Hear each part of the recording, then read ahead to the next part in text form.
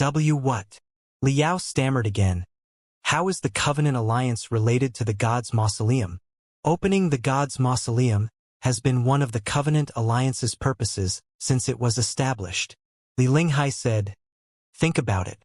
The people of the Covenant Alliance believe in the path of ultimate benevolence under the boundary of the three fundamental laws. They consider themselves as the simple tools of the primeval civilizations. So, the only significance of their lives is to wake up or resurrect the primeval civilizations.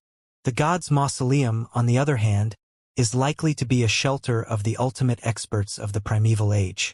Opening the God's Mausoleum means restoring the glory of the primeval age. When the Covenant Alliance learns of the God's Mausoleum, how could they not be interested in it? It does make sense. Liao scratched his head and said, that is to say, the Covenant Alliance's ultimate purpose is to open the God's Mausoleum and wake up the primeval experts. As long as they could achieve the purpose, it doesn't matter whether or not they can defeat the Imperium, or if the Covenant Alliance can survive the war. Exactly. That's why the Covenant Alliance is dreadful. Li Linghai smiled bitterly. I wouldn't be scared of the Star Glory Federation even if it were 100 times more powerful because it's a country of normal people, and we can understand each other's purposes and strategies.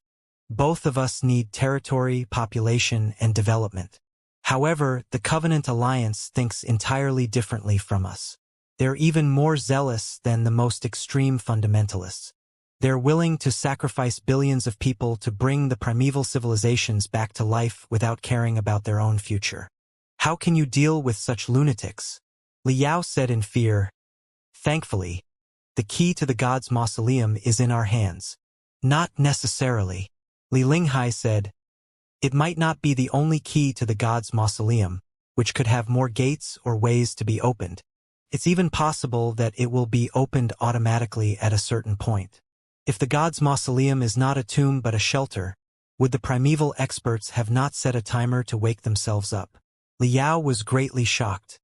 He remembered that when he traveled over a long distance in hibernation, he would wake himself up every couple of years to ensure that nothing was wrong. The similar facility of the primeval civilizations must have boasted similar functions. We don't have a lot of time, Li Linghai said. At the very least, the message that Wu Yingqi received from the Blood God was urgent. If the Blood God had a choice, he wouldn't have taught Wu Yingqi everything at great risks. So, I'm highly suspicious that the Covenant Alliance is not trying to conquer the Imperium. Cannot swallow the Imperium with a single war anyway. However, it's possible for the Covenant Alliance to claim the Supreme Emperor's mausoleum after heavily wounding the Imperium. Yes, in such a case, it would be understandable why the Covenant Alliance suffered brutal failures in the Imperium's counterattack earlier. Liao murmured, the Alliance of the Holy Covenant cannot be regarded as a normal country. It's a collection of lunatics that do not care about territory or people and only want to open the God's Mausoleum. Liao felt that the situation was getting tricky again, but his personal goal was clearer than before. First of all, he must help the reformists defeat the four families and restore the cultivators' influence in the general public of the Imperium. Secondly, he would stop the Covenant Alliance's conquest and maintain the balance at the center of the cosmos. Of course, he couldn't allow the Covenant Alliance to open the God's Mausoleum and wake up the terrifying primeval experts. If an external observer was to open it, it had to be him. By the time he figured out a way to open the God's Mausoleum without waking up the sleepers and get the whole book of Revelation, it would probably be the time for him to cross the Black Wall and explore the vast world beyond the Pangu universe. He was sure that the mysterious Earth would be revealed by then. Pangu and the Supreme Emperor represented conservativeness and stability, whereas Nuwa and the Blood God represented radicalness and rashness. Liao was undoubtedly on the latter side. It was not because he was reckless or influenced by the Blood God, but because he had analyzed it calmly and rationally. The greatest reasoning of the conservatives was that the flood might be wandering beyond the Black Wall and would destroy the Pangu universe the moment it detected the Pangu universe. However, the very existence of Liao had proved that the Black Wall was not insurmountable and that the information from the universe outside could come in. If Liao could transmigrate from Earth to the Pangu universe, would this place be a secret to the flood forever? Hiding here would still mean doom. Mankind did not have a choice except to face the challenge. I have to try to enter the divinity branching stage, even though my foundation is not stable yet. Infinite fire danced in Liao's eyes. He clenched his fists and declared, I will certainly reach the divinity branching stage. Few people have reached the divinity branching stage even in the Imperium, particularly the battle-type ones. Looking at Liao with complicated feelings, Li Linghai hesitated for a moment, but in the end, she still said, You're very courageous. However, the divinity branching stage is highly different from the divinity transformation stage in that it has a much higher demand on your understanding of the nature of lives. When I was possessed by Wu Qi, I was able to witness the wonders of the divinity branching stage, which was truly incredible. It's a difficult breakthrough from individual wisdom to collective wisdom. Intrigued, Liao listened attentively. You know that mankind is the offspring of 13 carbon-based lives, and our genes contained their best parts. However, not all of the carbon-based lives were individuals. Some of them, like the Hui clan, boasted collective wisdom, like swarms of bees. Li Linghai said, A single bee does not have wisdom but only simple reactions. But as their number reaches a tipping point, they will boast something that can almost be called wisdom. When their groups split and regather, wisdom can even spread among them like water. Such a life form does not have the concept of individuals. Small communities make up a big community, and big communities make up a tribe. It's like our body is made of countless cells, and the loss of several cells does not mean that we're dead. For the collective civilizations, the loss of half of their individuals does not mean that those individuals are dead. Individual wisdom and collective wisdom have their own advantages. Neither of them is better than the other. Human beings are individuals under normal circumstances, but with the genes of the Hui clan, we can activate certain techniques invented with the collective wisdom. That's exactly the mysteries of the divinity branching stage. You were attacked by Wu Qinxin in the headquarters of the Business Alliance of 10,000 Sectors in the 7 Seas Space Zone. Wu Qinxin was to some extent one of the individuals that Wu Qi controlled. Wu Qinxin, and some other people formed a small colony back then. Of course, collective wisdom, just like domain, has range limitations. Also, Wu Qi's soul was too broken for him to carry out the wonders of the divinity branching stage. Otherwise, you couldn't have defeated him if he had completely controlled the hundreds of bald experts in the gold crystal pyramid and combined them into one creature. Could you? Well, Liao was going to say disgusting, but then he changed his opinion and said, It's so amazing? Do you think that it's too much for you to bear? Seeing through his real thoughts, Li Linghai smiled and said, The nascent soul stage cultivators have already reached the limits of mankind in terms of physical and spiritual strength. The higher levels are more about the understanding of life and the universe, and many concepts are indeed hard to accept. After all, human beings are but grains of dust in the universe. How can a grain of dust not be shocked when it tries to understand everything? The divinity branching stage is all about activating the genes of collective wisdom and splitting your soul into thousands of parts while keeping all those parts in unity. The stages above the divinity branching stage is said to be about seeing through the falseness of the universe and finding the truth in it. It's even more mysterious and hard to understand. Attracted, Liao couldn't help but ask, Then what? Then? Li Linghai smiled and said, After you completely understand the truth and the falseness of the universe, I think this universe will be too small for you. You'll have to find other places to stay in. This is the conclusion that the blood god Wu Qi and I have made after studying many classics on training. The ancient people exaggerated a lot of stuff in their books, but as technology advances, we are closer and closer to the truth of the world now. All in all, how can we picture what's beyond when it's already so difficult to understand the universe as it is? There is no need to get ahead of ourselves. It does make sense. Taking a long breath in relief, Liao smiled. I'll just focus on training instead of thinking. I'll be a glittering grain of dust that illuminates every place that I float to. If you mean it, I'll believe that you'll go beyond the divinity branching stage and find the secrets of the universe someday. With a brilliant smile, Li Linghai said, but for now, it would be better for you to focus on improving yourself. Right, you can practice with Jialing in the rehabilitation room behind. There's something important that he would like to talk to you about. When Liao met Li Jialing, the young man had just finished a daily training session under 20 times the regular gravity. This military hospital was not a sanitarium, and people who were treating themselves in this place did not mind inputting more pain into themselves to stimulate the growth of their cells so that they could recover faster. However, even the one training room, which had the most advanced facilities and could cause the most pain, could not meet Li Jialing's needs. As if he were a hungry lion, he wandered among electric arcs and flames even though every inch of his skin was crying. Liao had been too busy modifying the gold crystal pyramid to talk to his little brother. After they saw each other again today, Liao sensed that Li Jialing had grown a lot without him realizing it. Li Jialing now had much more muscles than before, and his shoulders were broad enough to support a warship. Ripples were spreading out from his body and tearing apart the air all the time. The gold streaks in his skin that only glittered under lights further added to his dominance, suggesting that a young boy had evolved into a real man. The spacious number 1 training room was empty except for Li Jialing as well as the debris all over the ground. Liao scanned the ground and the data on the mainframe crystal processor nearby, only to discover that Li Jialing had torn down 100 spiritual puppets and more than 20 crystal tanks under 20 times the normal gravity in the past 5 minutes. He had punched those heavy tanks into pieces single-handedly. At this moment, dozens of flying swords were still dancing around Li Jialing and darting at his critical parts under the control of mini crystal processors. Li Jialing's body was huge, but he wandered among the dozens of flying swords relaxedly, as if he were a streak of gold light. Liao had a lot of complicated feelings seeing how much his little brother had grown since he was rescued from the city in the sky a year ago.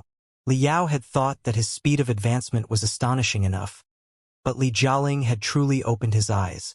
Couldn't be helped. Although Liao had encountered many fortuitous incidents and trained crazily, he did not have a great teacher or enough resources before the age of 18. His father was a remarkable refiner but did not know much about fighting, and Liao learned how to fight based on his real experience with the scavengers in the magic equipment graveyard. Li Jialing was quite different.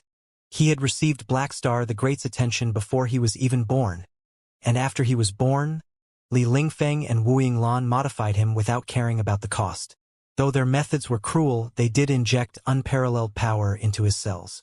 When the power met Wu Yingqi 2.0's legacy, they had amazing reactions and finally built such a dominating expert. Not that I'm not talented enough, but Jialing is simply too talented. Liao could only comfort himself like that. Brother Yao. Thanks to his keen senses, Li Jialing detected Liao even though Liao did not make a sound. He turned back in surprise. When he was distracted, his flawless dodging was broken, and the flying swords seemed to be hitting his critical parts. The young man, however, bit his teeth, and a gold spiritual shield expanded from his body, locking the flying swords, which could not press forward at all no matter how they tried. Good. Liao couldn't hold on anymore. He stepped into the training room and warmed himself up. Let me practice with you. I'll see how much you have grown in the past months. Really? Li Jialing was so excited that his nostrils were bulging. He roared, Okay. Brother Yao, I'm coming. Golden flames of spiritual energy soared from him, gathering the dozens of flying swords that came at him to Liao. Under the cover of the torrent of flying swords, Li Jialing rushed to Liao, leaving deep claw scratches on the ground. Liao could see nothing but golden flying swords. He smiled thirstily. His battle robe was immediately ripped into shreds, but his real body inside the robe flashed to Li Jialing's back from an unbelievable perspective and grabbed the barrel of a broken crystal tank. Ho! His upper half body naked, Liao waved the crystal tank that weighed dozens of tons and hurled it at Li Jialing, blowing the young lion up into the sky. It was far from the end. Right when Li Jialing lost balance, Liao stomped on the ground and knocked another 10 or so broken crystal tanks into the sky too. Then he leaped and threw the crystal tanks at Li Jialing one after another. Li Jialing was like a poor fly that was patted by swatters nonstop. He was immediately disfigured. However, after 6 tanks fell apart on Li Jialing, the 7th tank missed the target. Li Jialing had disappeared. Floating in midair, Liao narrowed his eyes and scanned the training field, only to see nothing, until a beastly vibe suddenly burst out right below him. Who? Li Jialing roared crazily. His skin was cracking and his hair was rising as he turned into a horrendous monster more than 4 meters tall. Metamorphosis. It was his talent that he received because of the 20 years of painful modifications on the city in the sky. Earlier, when Liao blew up the city in the sky, he had fought Wu Yinglan hard, and this skill left a deep impression on him. Li Jialing's transformation was even more violent and complete than Wu Yinglan's. Liao even felt slightly alarmed.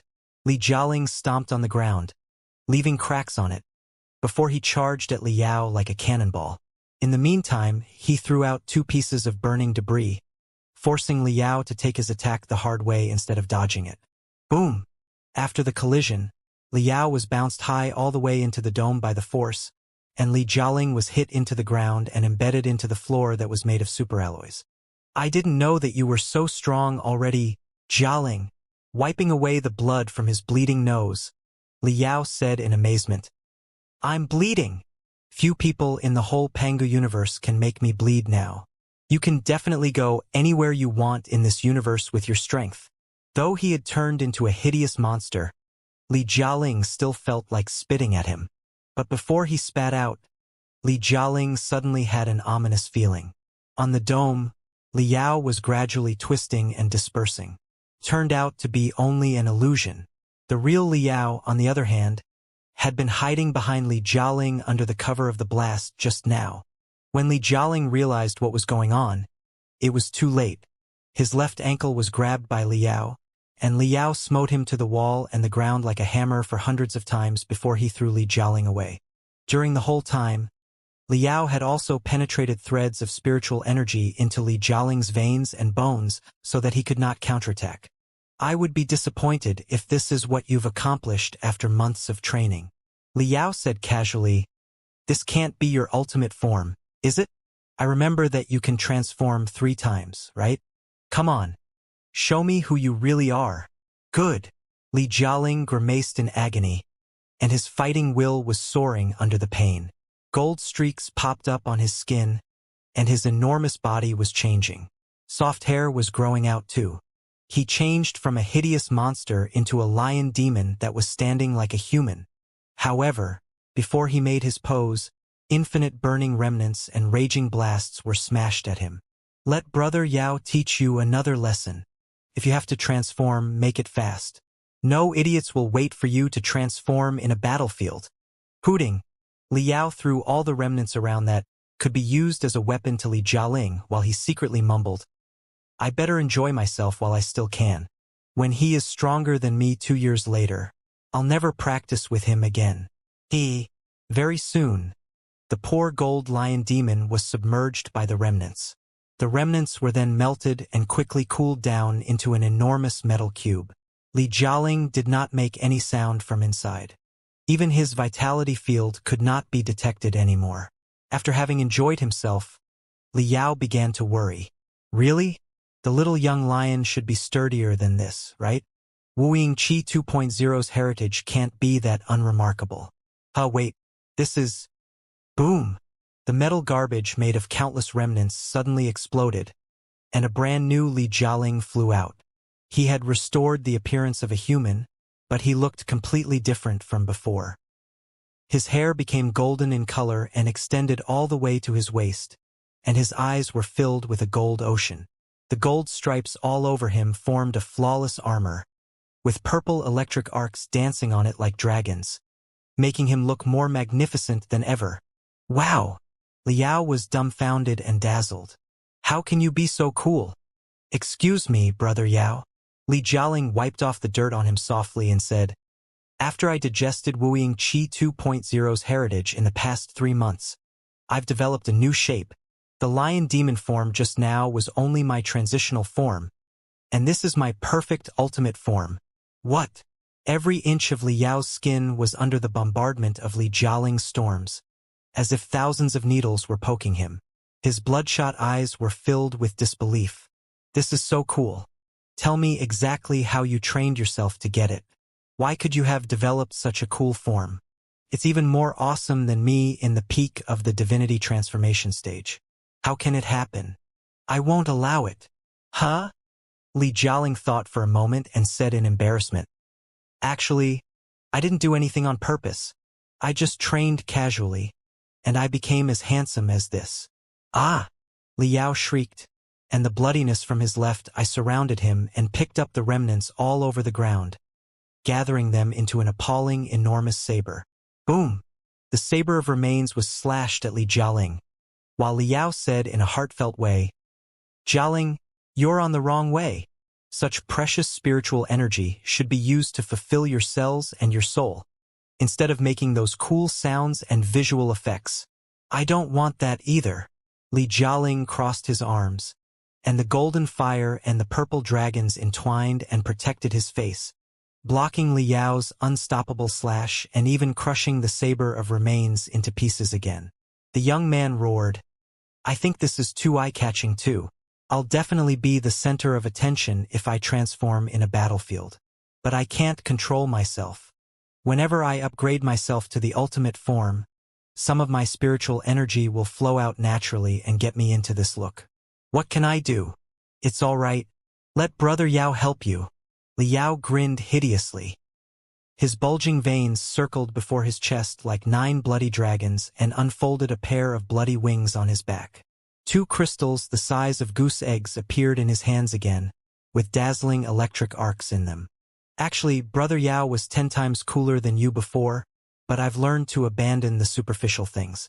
Now, let me teach this precious lesson to you. Boom, boom, boom, boom, boom, boom, boom. Li Yao stepped forward quickly. After every step, the enormous training field would shake as if it were about to fall, until he disappeared in the end, replaced by an overwhelming tsunami of blood. Li Jialing, on the other hand, unleashed his light and heat non-stop like a gold volcano that was erupting in the blood ocean. The two of them fought 100 rounds in the blink of an eye, while Li Jialing was knocked away by Li Yao dozens of times. Li Yao had been hit by Li Jialing's magnificent purple dragons too. Neither of them was really hurt, but the wall, the floor, the gravity control units, and the defense rune arrays all over the training field suffered. It was not like the training of 2 experts, but more like the mutual bombardment of 2 super arsenal warships in this tiny room. Very soon, shocking footprints, dents, and cracks had appeared on the floor, which was as soft as mud now. Enormous human-shaped marks could be found on the wall too. Some of them were even half a meter deep. Noises were bursting out everywhere. Both the gravity control units and the defense rune arrays were about to be crushed by the aftermath of their battle. The lights were also flashing, until all the illumination rune arrays exploded and the training room fell into darkness. However, a golden fire and a red tide were still colliding in complicated shapes, as if they were 2 lines that had tangled. Boom! After another astounding explosion, the defense rune arrays finally collapsed, and a huge part of the dome fell too. The whole training field was as vulnerable as if it had been soaked in water for 3 days, and it might collapse at any moment. Who? Both Li Yao and Li Jialing panted quickly in the darkness. This is exhilarating. Li Yao couldn't have sounded more excited. This is more like what Vulture Li Yao's brother and Wuying Qi 2.0's heir can do. I'm never more satisfied either. Li Jialing was even more ecstatic than he was. It seems that only Brother Yao can make me unleash all my potential. I feel great. I think I can still fight. Brother Yao, I know that you're not trying your best, are you? Just bring it on. Don't fear that you might hurt me. I'm fine. Really? Li Yao sounded doubtful. I've made some breakthroughs in the past months. I'm afraid I won't be able to control myself if I unleash all my power. It's fine. I can handle it, Li Jialing said eagerly. I'm confident in my ultimate form. Fine then. Liao took a deep breath and closed his eyes in the darkness. Then, thunderous music burst out from his abdomen, his head, and the air around him at the same time. This is... Li Jialing gasped hard. What's this? Music. Liao said matter-of-factly. Do you not know that my domain is triggered by music? The louder my background music is, the more powerful I will be. Together with the mental attack that I launch with my song as the medium, I'm unstoppable. In the past months, I've reviewed the battle with Wuxia and realized that cultivating and singing can definitely work together. So, I practiced a few new songs, but nobody was willing to listen to them. Long Yangjun, Boss Bai, and the Fist King ran away whenever I told them that I got a new song. Even Xiaoming and Wenwen have no time. It's great that I still have you, my good brother. Are you ready? If you are, behold my 120% soundwave attack. After a half-second daze, Li Jialing suddenly spewed out blood. Ouch! It hurts so much. No, Brother Yao. I don't think I can handle it anymore. I think I just suffered internal wounds. I can barely control myself anymore. I'm vomiting blood. I give up. Huh. Liao was disappointed. Seriously? I thought that your ultimate transformation should be something better. Yes, it should be. Brother Yao, you're right that strength is more important than superficialness. I'm too weak after all. Li Jialing said quickly. It seems that Brother Yao is always Brother Yao however stronger I've become. I'm no match for you at all. I can't take it anymore. Brother Yao, I have to treat my wounds. Oh? Is that so? Liao was suspicious. Did I really hurt you so heavily? Of course. The whole training field was almost blown up by you. And you think it was not heavy? Li Jialing hurried to run out. This is just a minor training game. We really shouldn't have torn this place down. I can't carry on anymore. Brother Yao, you're so much stronger than me. The young man turned back to what he was as he slipped out not like a lion but more like a weasel. 5 minutes later, in the medical room next to the training field, both of them were experienced fighters, so none of their wounds were critical. So, they simply treated each other without asking for a doctor's help. After they were done, they sipped medical drugs on the top of the medical cabins. Both of them laughed when they saw each other's miserable looks, but they grimaced in pain as their wounds were stretched when they laughed. Hey! After a while, Liao nudged Li Jialing and asked, the queen said that you had something important to tell. What is it that you're keeping so mysteriously? Li Jialing coughed and lowered his head in embarrassment without saying anything. Huh! Liao said, that's a rare reaction. It must be something special and important. Come on, tell Brother Yao. Brother Yao? Looking at the stripes that were vaguely flowing on his palm, Li Jialing made up his mind and said, after the battle just now, you should see that I'm no longer a boy but a real man. If I make a tough decision as a man, will you support me, Brother Yao? Oh! Liao blinked his eyes and grew excited. He patted Li Jialing's back and said, I completely understand you. Ha ha ha ha. Congratulations. It's indeed very important. What's her name? Whoever she is, Brother Yao will definitely root for you. Huh. Stunned, Li Jialing stammered. As she? What are you talking about, Brother Yao? The girl who turned you from a boy into a man. Liao found it odd. Weren't you going to share it with me? How could you have turned from a boy into a man without a girl? Could it be... Are you saying? Oh, I got it. No wonder you seem so reluctant and hesitant and ask for my support. Well, it's actually fine. I totally support you. Really. We're in a different time now, and men and women are the same. This is an age when human beings are about to get rid of their shells, and the communication of minds instead of bodies is more important. Maybe human beings will fall in love with information lives in the future. So, I definitely support you. Li Jialing opened his fingers and buried his face in his hands. It's my fault. I really shouldn't have put it so subtly. The young man said helplessly, let me just be straightforward.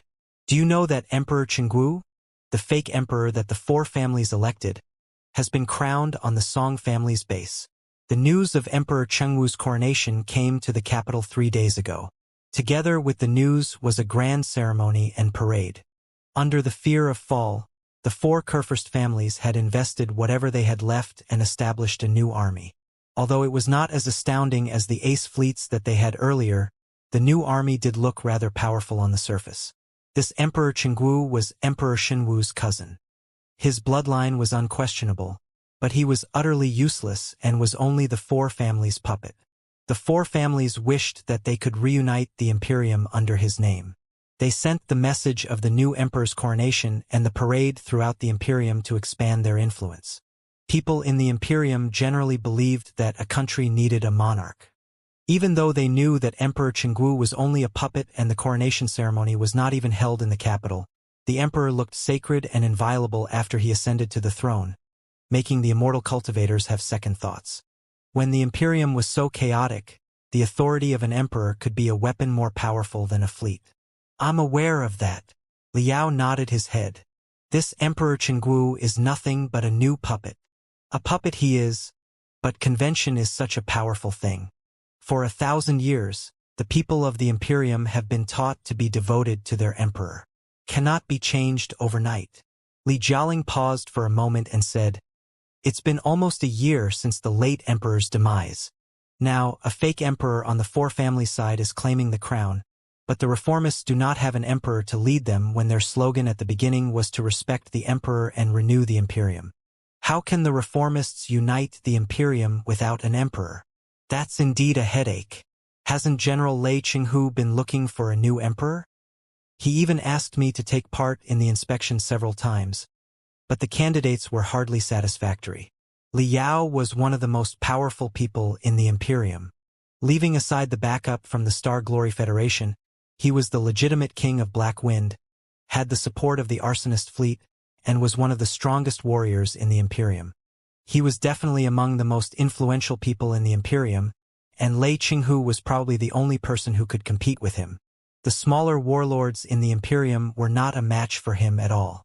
Therefore, though Liao was not a Kurfürst, he had the power of one.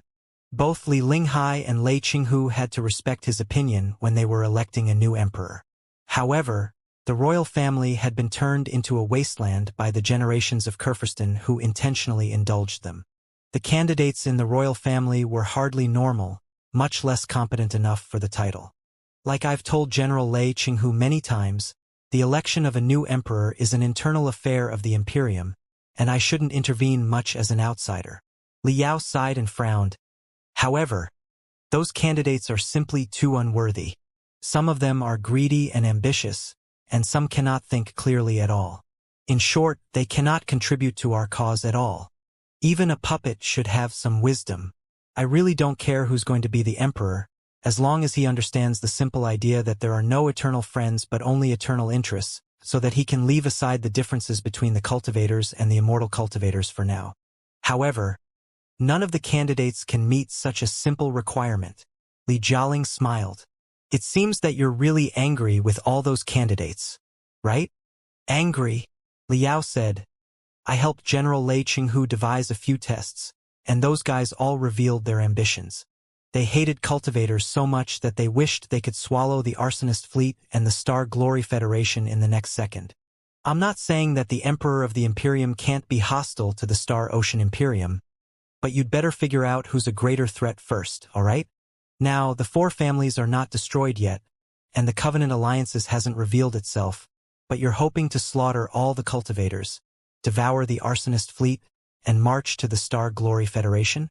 You could ask for a better way of death.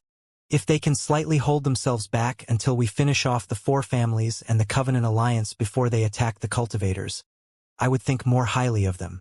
But now, not just me, even General Lei Qinghu is not satisfied with them. Yes, General Lei has talked to the Queen a lot in the past days about the new emperor. I heard his complaints all the time. Li Jialing smiled and said, Actually, General Lei attaches much more importance to the new emperor than you do, Brother Yao, and he's not just electing a new puppet. Huh? Brightly stunned, Li Yao asked with a smile. No puppets? Does Lei Qinghu intend to elect a sage emperor? That's General Lei's plan. Li Jialing nodded and said, General Lei believes that the decline of the Imperium in the past hundreds of years boils down to the imbalance between the monarch and his subjects, where the monarch was too weak and the subjects were too powerful. If the reformists elect a new puppet, would he be any different from the four families' puppet? Where would the reform be?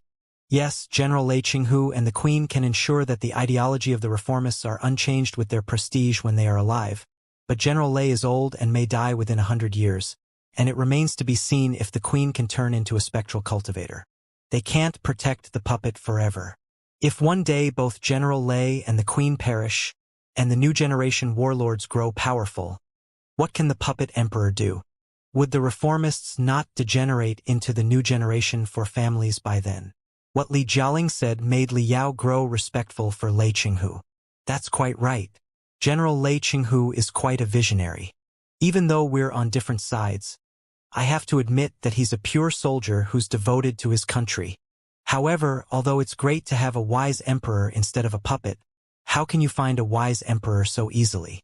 Hasn't General Lei Qinghu looked into the files on the members of the royal family already? I've read the files myself. Few of them are worthy enough.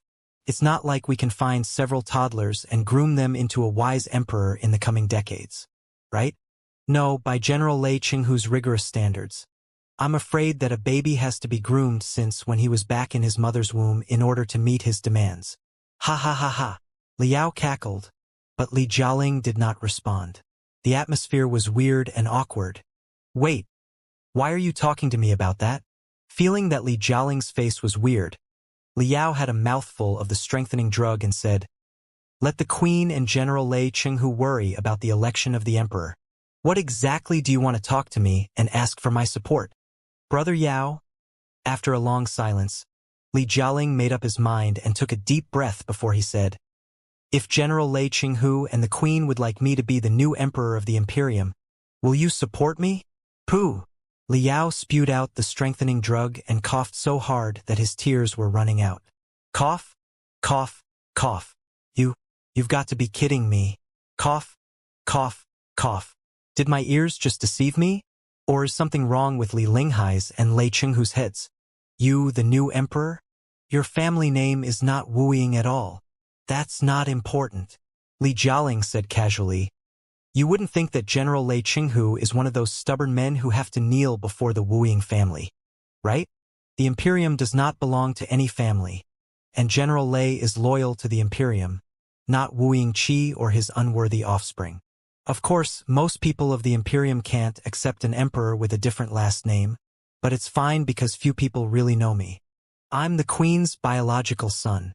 The Queen, Lei Qinghu, and the King of Black Wind will endorse that I'm the 13th son of the late emperor and that I was secretly sent out of the palace to avoid political conflicts. Now, I've returned to the capital after growing up in the Li family. Who can question my legitimacy? But Li Yao's head was a mess, and his computation ability was blocked, making it impossible for him to say anything. Never could he have thought that Li Jialing would bring up such a shocking topic. Brother Yao, do you want to say that the four families will expose me? Or that the royal family can examine my bloodline with advanced technologies?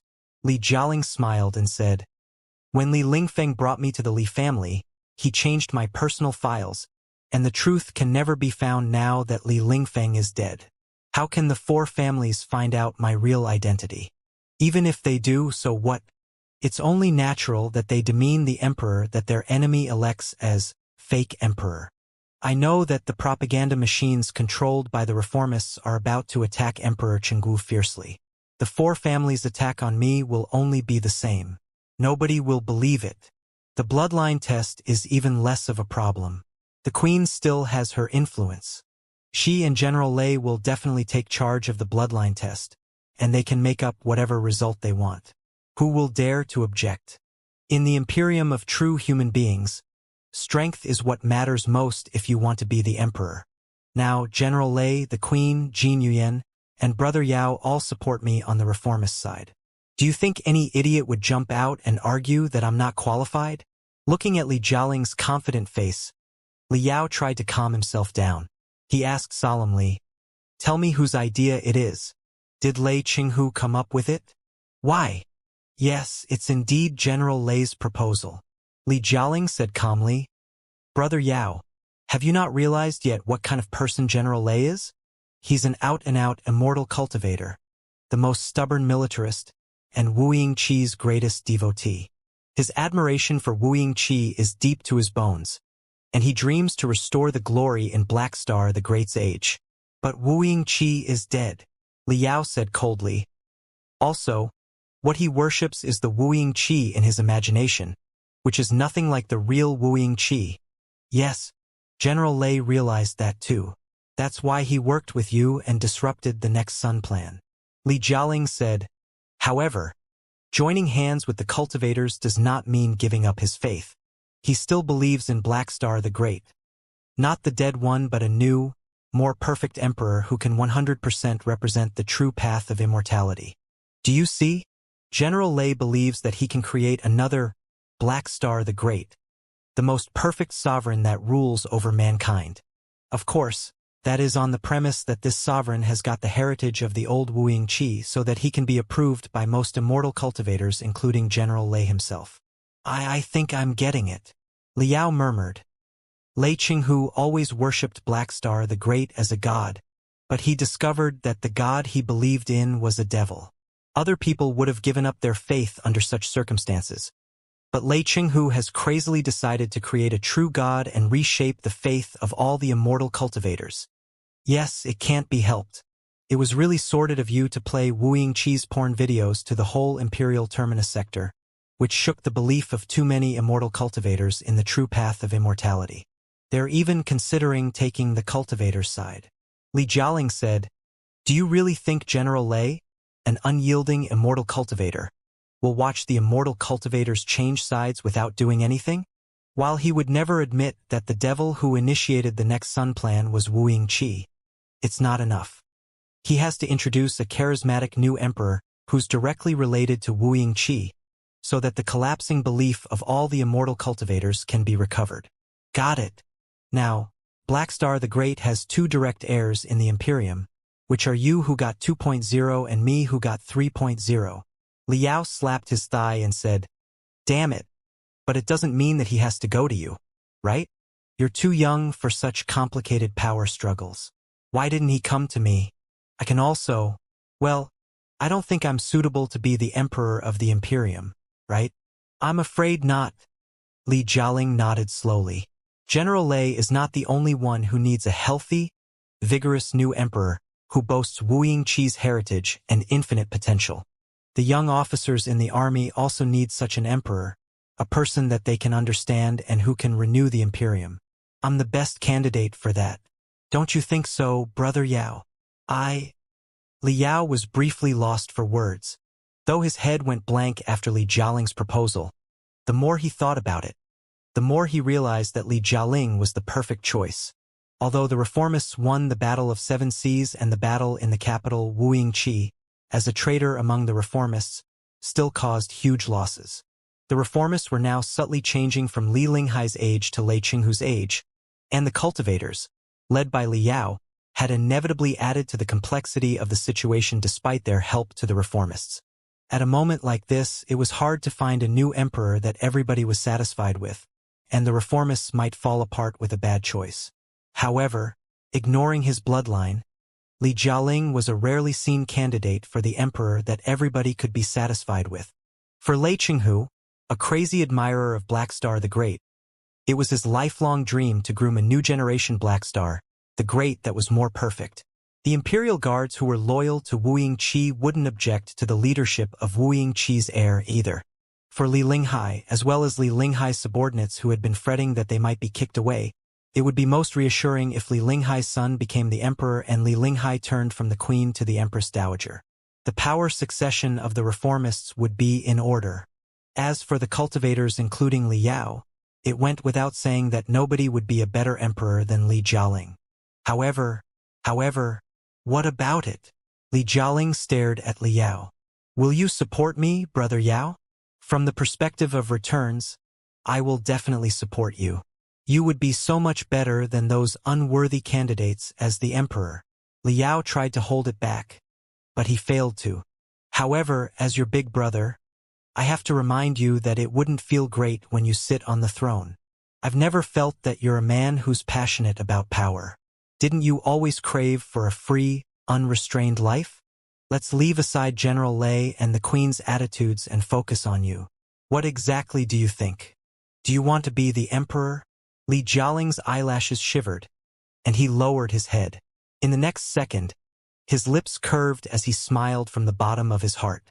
Thank you, Brother Yao. His eyes glittering, Li Jialing said sincerely. I know that you care about me from the bottom of your heart, and you want the best for me. You do not want me to shoulder the responsibility that might be too heavy for anyone to bear. However, like I told you just now, I've turned from a boy into a man, and a man has to shoulder responsibilities that he is expected to. It's true that I craved for freedom in the past, but do you know why? Because I had nothing back then. What else could a man who had nothing pursue except freedom? But things are different now. Now I have a lot of new things. I have friends, I have family, I have you, Sister Long, my mother, and so many other things that I do not want to lose and deserve to be fought for. How can I watch you fight, bleed, and sacrifice while I pursue freedom? It was indeed General Lei who proposed the idea that I became the next emperor, but before that, I had been thinking really hard how I could protect my family, my friends, and my home, and how I could fight as bravely as you.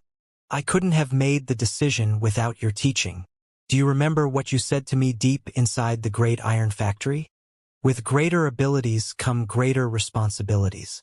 I've grown so much in the past year that I never thought that I could be as strong as I am today. However proud I am, I dare not say that it's all my own achievement. My power was not exclusively cultivated by myself, but more like endowed to me by fate. I cannot waste the power. I must use it to find and carry out my own beliefs. I will use it to change the whole universe. The young man roared desperately, and two purple flames darted out of his hands and hovered around his arms like two purple dragons before they went all the way along his veins to his head where they turned into a crown. At that moment, a vague halo appeared behind the young man, and he seemed to be a combination of the blood god, Wu Yingqi, and Li Jialing. It was impossible to distinguish them anymore. However, he became the young lion that Liao was very familiar with again in the next second. No, perhaps he was not so familiar with the young lion at all. You're very dangerous, Jialing. Scorched by the young man's power, Liao couldn't help but ask. It's great that you want to do something with your power, but I fear that you might be lost in the power. Do you know that you look like another Wu Yingqi just now? It's too dangerous. I can't even tell whether or not you're still haunted by Wu Yingqi. Yes, it's truly dangerous. Every time when the purple electric arcs and the golden flames flowed among my cells, a voice that sounded like Wu Yingqi 2.0 would whisper to my ears, making me wonder whether I'm 100% Li Jialing or some other things. The young man smiled at the flames and electric arcs in his hand for a while before he slowly retracted them and looked back at Liao. What about you, Brother Yao? Are you not as dangerous as the master of the gold crystal pyramid who has absorbed Wu Yingqi 3.0's power? Are you not scared that you would go crazy and lose your mind when you sit on the thorny throne as the sole balancer between the Imperium and the Federation? That you would not turn into another vicious dragon with black scales and bloody wings? If you know that it was dangerous, why did you accept Wu Yingqi 3.0's heritage?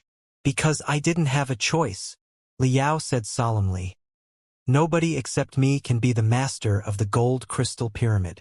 I do not want anyone else to take the risks of turning into a vicious dragon, particularly not you. Well said. That's also my answer. Just like you, I don't have a choice, Li Jialing said fast. First of all, the cultivators and the immortal cultivators are in a subtle relationship.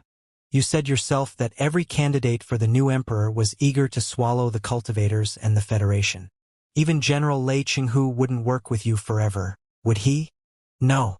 We're putting our disagreement aside only to deal with the four families and the Covenant Alliance. But one day, when our mutual enemies are destroyed, will the Imperium and the Federation start a war? No emperors can hold back their resentment at the cultivators and the Federation except me. Only I can treat the cultivators and the immortal cultivators equally. suppress the eagles who intend to annex the Federation, and bring real peace to the Imperium and the Federation. Also, haven't you been trying to reform the Imperium in the Cultivators' way? I know that you're adopting a bottom-top approach by gradually changing the general public. But it's impossible. The Imperium is too big and chaotic, and the true path of immortality has been spread for 1,000 years. It's hardly possible to change social customs. Your reform is bound to be caught in trouble. It may even raise friction between the Imperium and the Federation. The Imperium today cannot bear a bottom-top reform. We have to change the obsolete architecture from the top with new power and go down to the bottom. That's the only way. The Queen and General Lei Qinghu are naturally real reformists. On one hand, they're too old to lead the reformists until the completion of their cause, and on the other hand, they're too bound by the ideas of the immortal cultivators, and their reforms are too trivial. I'm not overestimating myself. I do not think I'm better than the Queen, General Lei, you, or Sister Long. No, I'm not nearly as good as any of you right now, but none of you can be the Emperor of the Imperium. On the other hand, I'm far better than any of the Emperor candidates.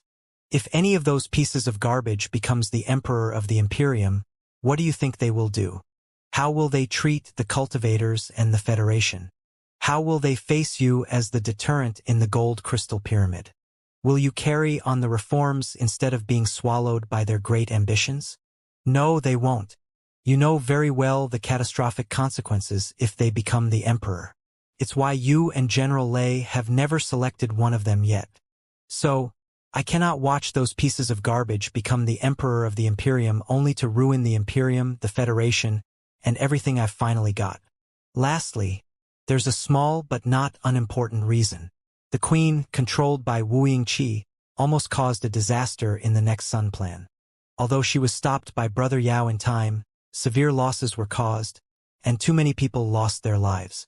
The Queen's crime is certainly unforgivable, but those who died because of her cannot be brought back to life even if she's cut into pieces. So, as her son, I should answer for her crime and atone for it every day for the rest of my life. Looking at the young man who was blushing in excitement, Li Yao was at a loss again. Or rather, he was about to be melted by the young man's passion. Have you really thought it through? Li Yao asked. Is it your final decision? Yes. Li Jialing declared resolutely. I've made my decision. Nothing can change my mind. Then it seems that... Li Yao smiled. I don't have a choice except to support you, right? Li Jialing also smiled. If you don't support me, Brother Yao, I'll have to cling to your thigh and beg for your support. Though many people are behind my back at this moment, what I need most is your support. Remember the other thing you said to me in the Great Iron Factory?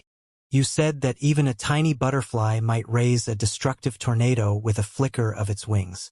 Come to think of it, maybe I'm the tornado that you've already raised. Now that you've started a tornado, how can you make it die down quickly? Sounds fair. Li Yao thought for a moment and looked at Li Jialing. Then answer my last question. What are you right now? Are you a cultivator or an immortal cultivator? I don't know. I've been bullied by the immortal cultivators since I was born, and Li Lingfeng and Wu Yinglan built me into a monster. I'm never fond of the true path of immortality. Li Jialing said, however, about the path of the cultivators, no matter how you sell it to me, I feel that it's still too unrealistic and impractical and requires too many lucky accidents. I remember what we talked back in the Emperor's Mausoleum, about how it would be best if we could combine the ideas of the cultivators and those of the immortal cultivators. Of course, I haven't quite figured out the details yet. If I'm lucky enough to be an emperor for several decades, I think I'll probably be able to find an answer. There was a guy named Lu Qingqin in the Federation who had a similar idea. He believed that both the ideas of the cultivators and those of the immortal cultivators were outdated and had to be revised. Li Yao said, I think you have a lot in common. Oh? Is that so? Li Jialing said in delight. I didn't know that there were such wise men in the Federation. Where is he right now? I think it's necessary that we invite him to the Imperium for our cause. Well, I think it would be tricky. Li Yao rubbed his nose and said, This man has already been killed, though not entirely. Part of his soul escaped, but I don't know where he is right now. I'm afraid that he can't help your cause in the Imperium anymore." Li Jialing and Liao stared at each other for a long time before they burst into laughter at the same time. "What a shame," Li Jialing said. "He could have given me new perspectives." "It's indeed a shame," Liao sighed. "Come to think of it, the ideas of many people, including Lu Qingqian's, had their shining parts. But why did we have to fight instead of discussing in peace to find out the best solution? They had to throw themselves at me and get themselves killed, making me feel upset and guilty. Why bother? Aren't we discussing in peace right now?" Li Jialing said. "Let's hope that we can learn from the past, and do not make the same mistake while we look for the most suitable path in the sea of stars." Liao stared at the young man for a long time again. "Something else suddenly occurred to me," Liao said. "When you become the emperor, I don't think you can use the name Li Jialing anymore, can you?" By saying that, he was expressing his support for Li Jialing. "I'm Li Jialing, and I'll always be Li Linghai's son and Liao's brother." The young man was not delighted at all after receiving Liao's support. Instead, he hesitated for a moment, as if he were going to cut himself loose from his past life and embark on a dangerous expedition. However, after a brief struggle, golden flames were ignited in his eyes, burning up all his hesitation. "But on the surface, I will be using a different name. I have to return to the Wuying family." The young man rose and opened the door of the medical room, allowing the scorching sunlight to dawn him with a burning armor. He looked back at Liao with the most brilliant smile. "From today onward, I will be called Wuying Ling." Spring had arrived in the Imperium. It arrived earlier to the underground world of the capital planet that had never witnessed spring than it did to the surface. Su Zhiqing, a former distinguished miner and a leader of Nepenthe, stood before the great iron factory that he found both familiar and strange, unable to believe that the place where he was born and brought up could turn into such a paradise. The suffocating factory had been added with infinite automatic assembly lines, and the purification and fashioning facilities here were state-of-the-art even in the whole Imperium. More than 85% of the workers did not have to waste their lives for the dangerous jobs anymore. But those workers were not fired. After training, they became new construction workers and created new living spaces by excavating the rocks around the great iron factory. Beautiful towns and industrial parks were established, transforming the dark slave factory into a model underground city of the Imperium. Even though Su Zhiqing had personally witnessed all the beautiful changes, he still found it hard to believe his eyes when the whole underground city was celebrating the opening of the brand new industrial park in the southern district. It was like a dream that had been going on for half a year and would still continue. When Liao, Long Yangjun, Li Jialing, and Xiaoming and Wenwen left earlier, they were ready to fight for 10 years, 20 years, and even a century. Their ancestors had struggled in darkness for 10,000 years. Why couldn't they wait for another 100 years? They did not expect the victory to come so fast. After only half a year, they were told that Liao secured a triumph on the surface and was about to win over the whole Imperium. At first, everybody was suspicious. It was understandable. They had been tormented for too long, and their previous resistances all ended up in destruction.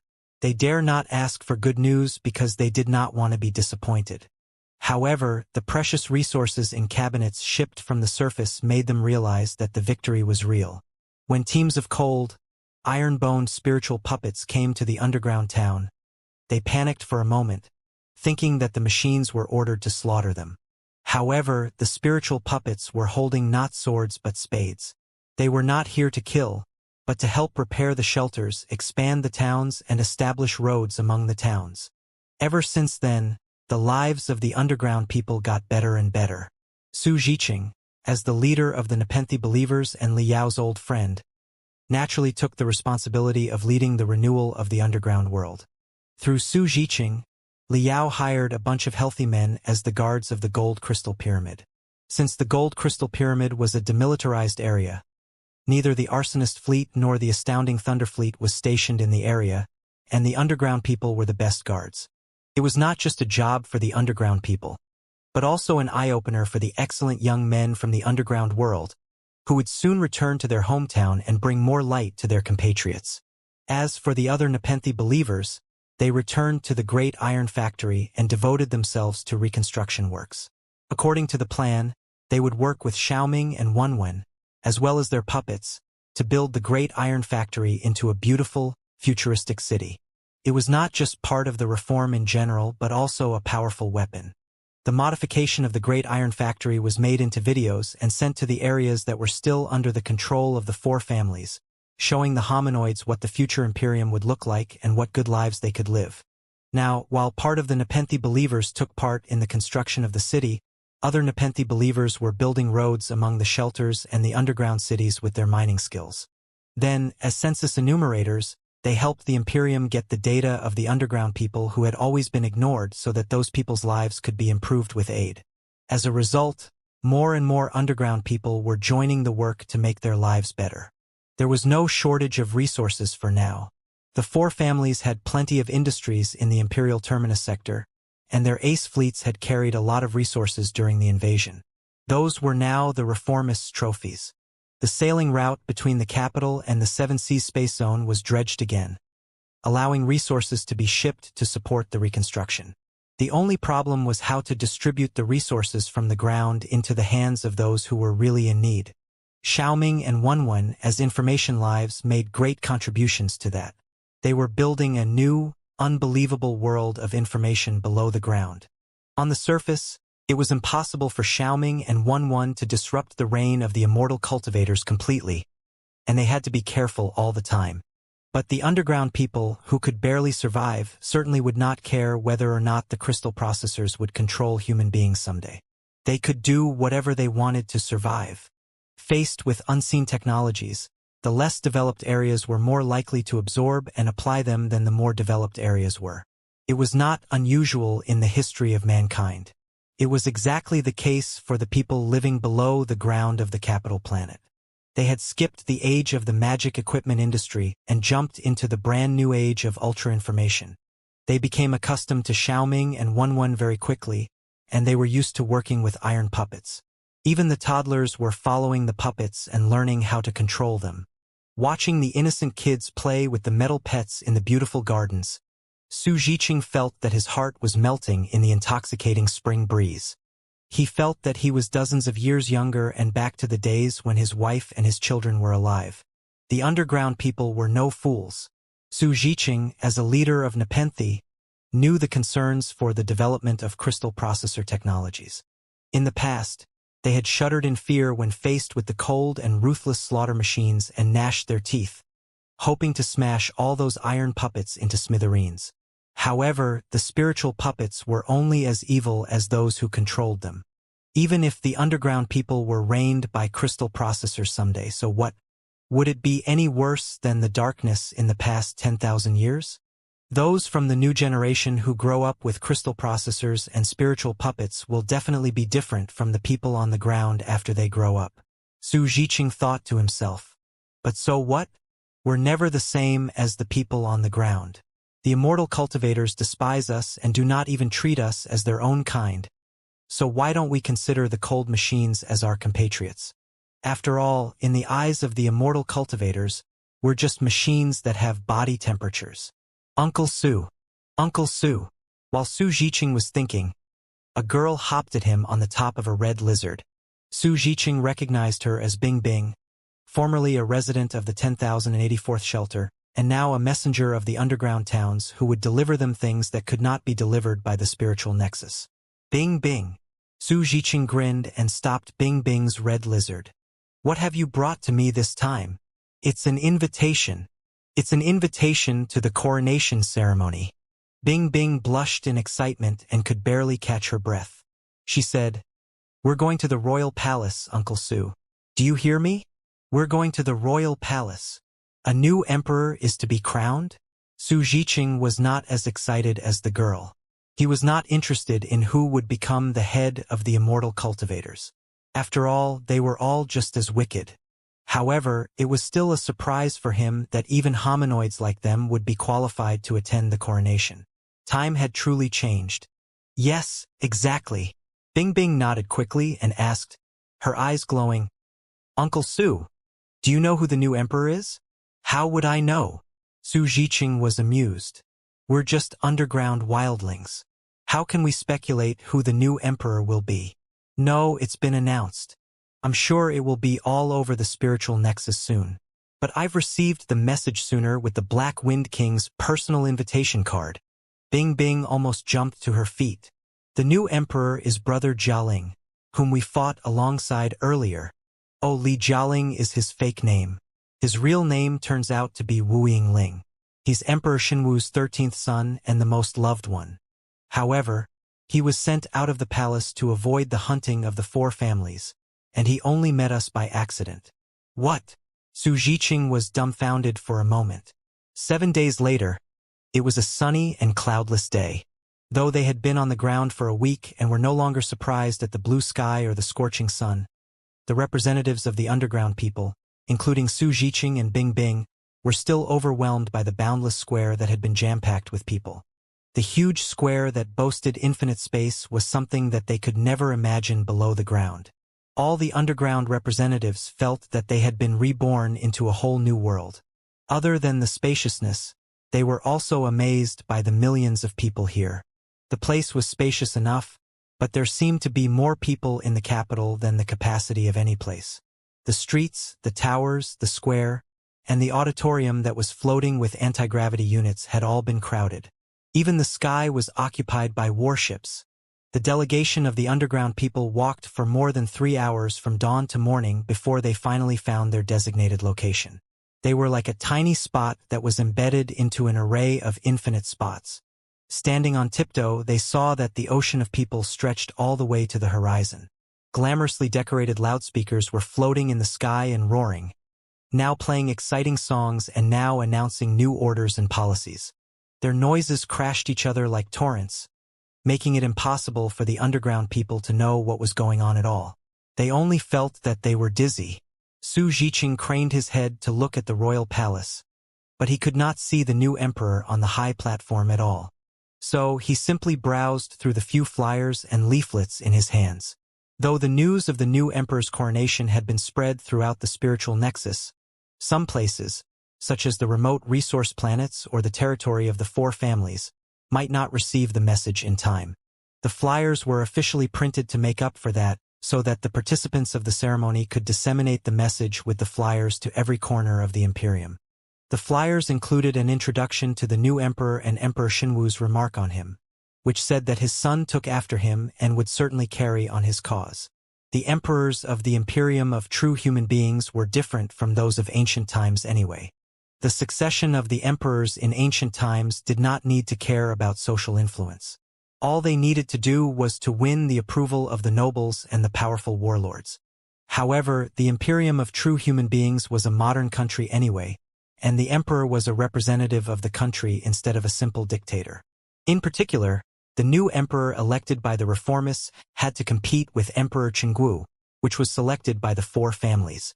Since Emperor Xinwu had been dead for a year, neither of the two new emperors seemed legitimate enough, so it was all the more reason to beautify this new emperor. So, these luxurious flyers introduced the life of the new emperor, claiming that he was the late emperor's 13th son, who had been raised in another family because his father feared that he would be set up. Bing Bing had told Su Zhiqing that earlier. Su Zhiqing was not at all interested in the flyers that were official and hence boring. What he carefully studied was the leaflets that were of a much lousier quality. The leaflets were also introductions to the new emperor, but they were much more exciting. There was no telling who published or spread them, but almost every participant of the ceremony was holding one.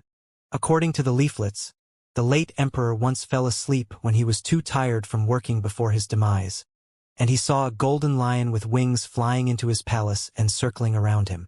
There was even a glittering star on the forehead of this lion. The black-starred lion gazed at him first, before it leaped out to the back of the palace. The late emperor woke up from his dream and got the news that the queen had given birth to his 13th son. Because of the unusual dream, the late emperor paid special attention to the 13th prince and secretly decided to let him inherit the crown. However, the spies that were all over the royal palace somehow spread out the unusual dream, and the four Kurfürsten certainly wouldn't allow the prince, who was the reincarnation of the black-starred lion, to grow strong. They decided to murder this 13th prince.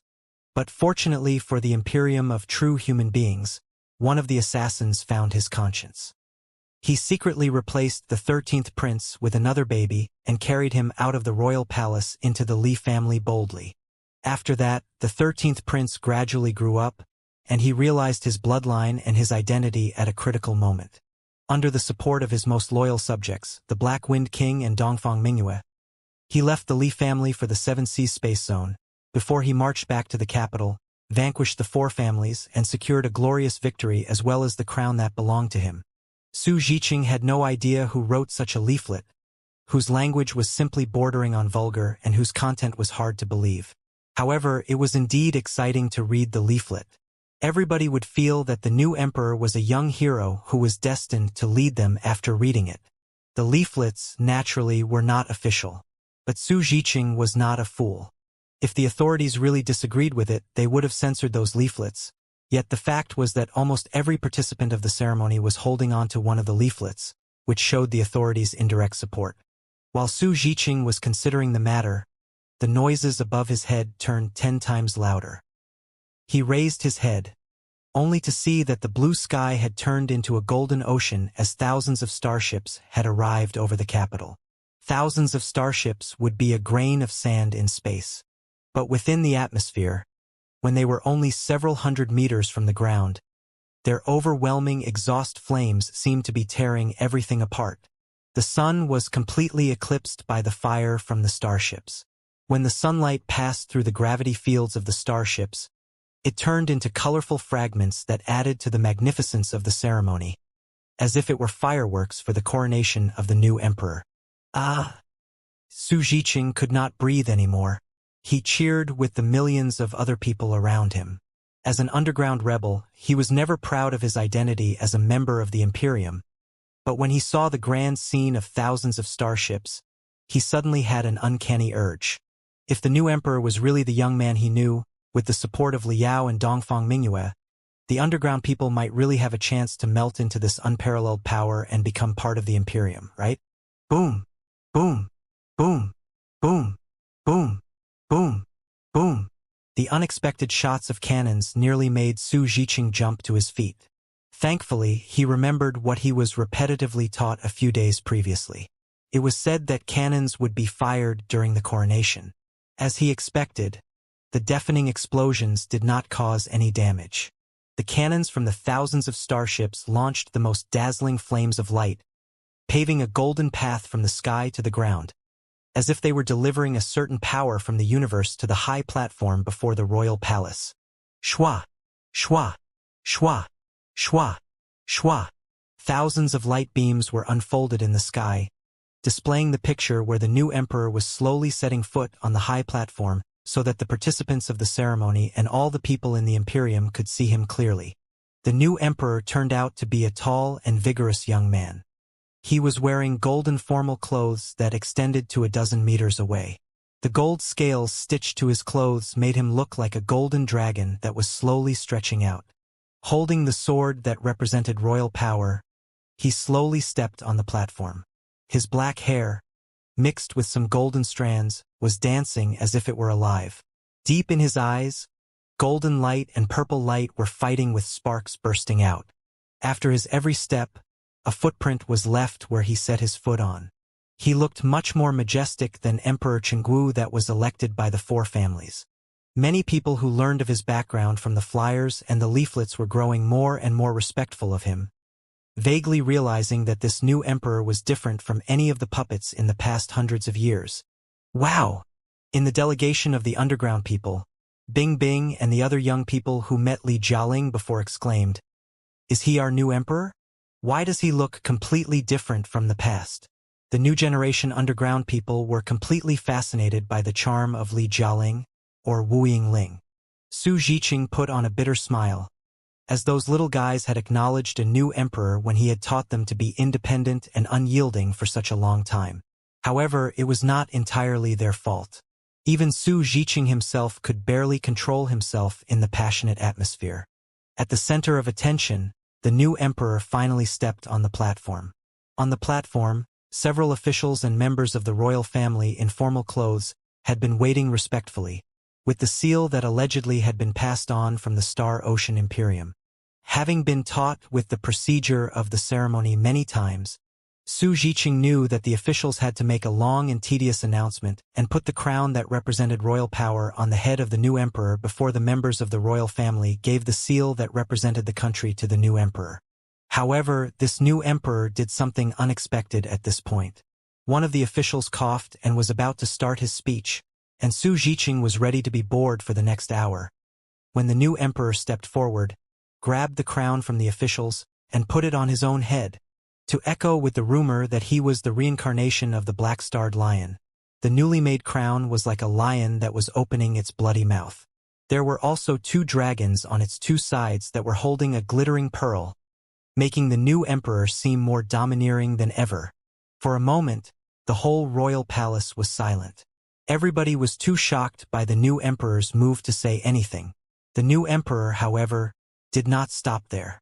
While everybody was dumbfounded, he grabbed the seal from the members of the royal family and pressed it on the first decree that he was about to issue, skipping all the redundant formalities and sending his voice to the whole Imperium. As he spoke in a deafening voice, glittering words popped up in the sky, allowing everybody to see it clearly. They were even more shocked than before. This is... Hearing the new emperor's voice and reading the rolling words, Su Zhiqing found it hard to believe his ears and his eyes. The new emperor had brought him more shock than the real sun did when he saw it for the first time. What do you mean? Bing Bing and the other young people from the underground, however, did not understand why the new emperor seemed so tough at the coronation ceremony. They asked curiously, "Uncle Su, what is the emperor talking about? Why does everyone seem so excited? Isn't it a good thing that the emperor is pardoning criminals?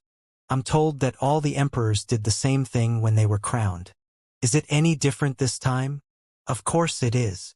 Holding back his dizziness, Su Zhiqing explained to the young people from the underground patiently. It's true that every new emperor pardoned criminals when they ascended the throne, but they never released those who might jeopardize their reign. However, the new emperor is mainly pardoning 3 kinds of people this time.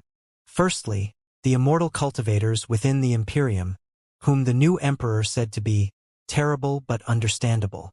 Many of them took the side of the cultivators because of the exploitation of the 4 families. In the Battle of 7 Seas and the Battle of the Capital, they proved their loyalty to the Imperium. So, the new emperor has given the clemency so that they can serve their country again. Secondly, the space pirates led by Boss Bai. Those space pirates were also forced to the wrong path by the 4 families. Now that a new emperor has claimed the throne, the Imperium is a place of fairness again. Those people can totally change themselves into loyal warriors of the Imperium. Why can't they be pardoned? Thirdly, the soldiers of the 4 families' ace fleets who surrendered in the Battle of the Capital. The new emperor said that those soldiers were deceived and threatened to attack the capital by the 4 illegal Kurfürsten. However, since he prevented the capital from being sabotaged under the support of the Black Wind King and Lei Qinghu, he has decided to give the soldiers another chance to atone for themselves by attacking the 4 families. Wow! The young people, including Bing Bing, did not entirely understand it, but it sounded quite awesome. Not just that, the pardon order was astounding enough, but the abolition order next is even more so, Su Zhiqing said in a low voice. You should know that the slavery system is kept in many sectors of the Imperium. Those who unfortunately became slaves have been as miserable as us. However, the new emperor has announced that the slaves under the control of the 4 families are all freed by him. Even more, if they stand up against their former owners, they can even get parts of their owners' properties and become citizens of the Imperium. Ah! The underground people, including Bing Bing, said in delight. That's fantastic. In such a way, the slaves under the control of the 4 families will definitely take our side and help us fight their masters. Su Zhiqing nodded his head first, but he put on a bitter smile again. The slavery system had been going on in the Imperium for 1,000 years. How could it be abolished by a simple royal decree? Also, not just the 4 families, but the immortal cultivators who claimed to be reformists mostly had some slaves in their houses. The warlords who took the reformist side in the end, in particular, might even have thousands of slaves in their far-flung territories. If the slaves controlled by the four Kurfürsten families were freed, what about the slaves controlled by the reformists? It was definitely a critical matter, and the foundation of the reformists would be shaken if it was not dealt with properly. That was why even Wu Yingqi had never thought to strike the four families when he held the power of the reformists, because the reformists would have suffered just as much. The abolition order released by the new emperor did not specify the arrangements for the slaves outside of the territory of the four families. Although it did not force all the immortal cultivators to liberate their slaves, it did mention that if anyone volunteered to liberate their slaves, they would receive abundant compensation, and that the earlier they did that, the more they would receive. Basically, the compensation was slightly higher than the value that a slave could create in 10 years. However, there was only one minor problem, which was that the compensation would be given as bonds that could not be redeemed until the four families were taken care of. Obviously, the new emperor was going to refill the national treasury and carry out the new policies including abolition with the fat of the four families. So, after the pardon order and the abolition order, it was the shocking mobilization order against rebels. After the coronation ceremony, the astounding Thunder Fleet, the Arsonist Fleet, and the former four families' ace fleets would march to the territory of the four families unstoppably and eliminate the illegal Kurfürsten as well as the illegal emperor to restore the glory of the Imperium. I really didn't see this coming. Looking at the spectacular image of the new emperor in the sky, Su Zhiqing had a lot of complicated feelings. He did not know that the young man whom he fought with would grow to such an extent one day. Whether the orders were the young man's own intention or the intention of Li Yao, Lei Qinghu, and other people behind him, they had at least brought new hope to the Imperium. The only problem was, did they really have enough capabilities to carry out their reforms? It was not only Su Zhiqing's question but also the question of the millions of immortal cultivators in the ceremony. The new emperor had brought them more shock than any previous emperors did. The pardon order, the abolition order, and the mobilization order would lead to paradigm-shifting reforms and painful changes to their lives. All the immortal cultivators were hesitating and wavering, wondering what they should do. Some of them were even secretly complaining. Is this little emperor crazy? Does he really think he is a powerful emperor when he's actually a puppet? Reconciliation with cultivators, abolition, and attacking the four families so eagerly? Why? The immortal cultivator's suspicion was understandable. After all, the new emperor was barely heard of until then. Nobody knew anything about him except the information on the flyers and leaflets that Li Yao and Long Yongjun wrote. However, in the next second they all learned it. As the last word on the decree was frozen into a gold mark in midair, the new emperor suddenly drew his royal sword and pointed it at the sky. Unparalleled power surged out of him in visible gold tides that swept across the whole royal palace above everyone's head. They could hear the roar of the new emperor and sense his overwhelming ambitions. The immortal cultivators who knew nothing about the new emperor shuddered palely. They had thought that the new emperor was only a puppet of the reformists and that it was Lei Qinghu and Li Yao who actually held power. Little did they know that the new emperor boasted such appalling strength. A new emperor with such remarkable abilities could not be a simple puppet. Before they exclaimed, an even more unbelievable scene had shown up. The new emperor's rising power attracted natural spiritual energy and affected clouds, gathering the clouds above him into a golden beast that looked like a half-lion and half-dragon. The lion-dragon made of golden clouds, like the representation of the new emperor's will, stared at the ground from the sky coldly. A moment later, the clouds slightly dispersed, as if the lion-dragon was opening its mouth, and a colossus with mirror armor all over its body slowly descended from the hole. It was exactly Black Hole's heart.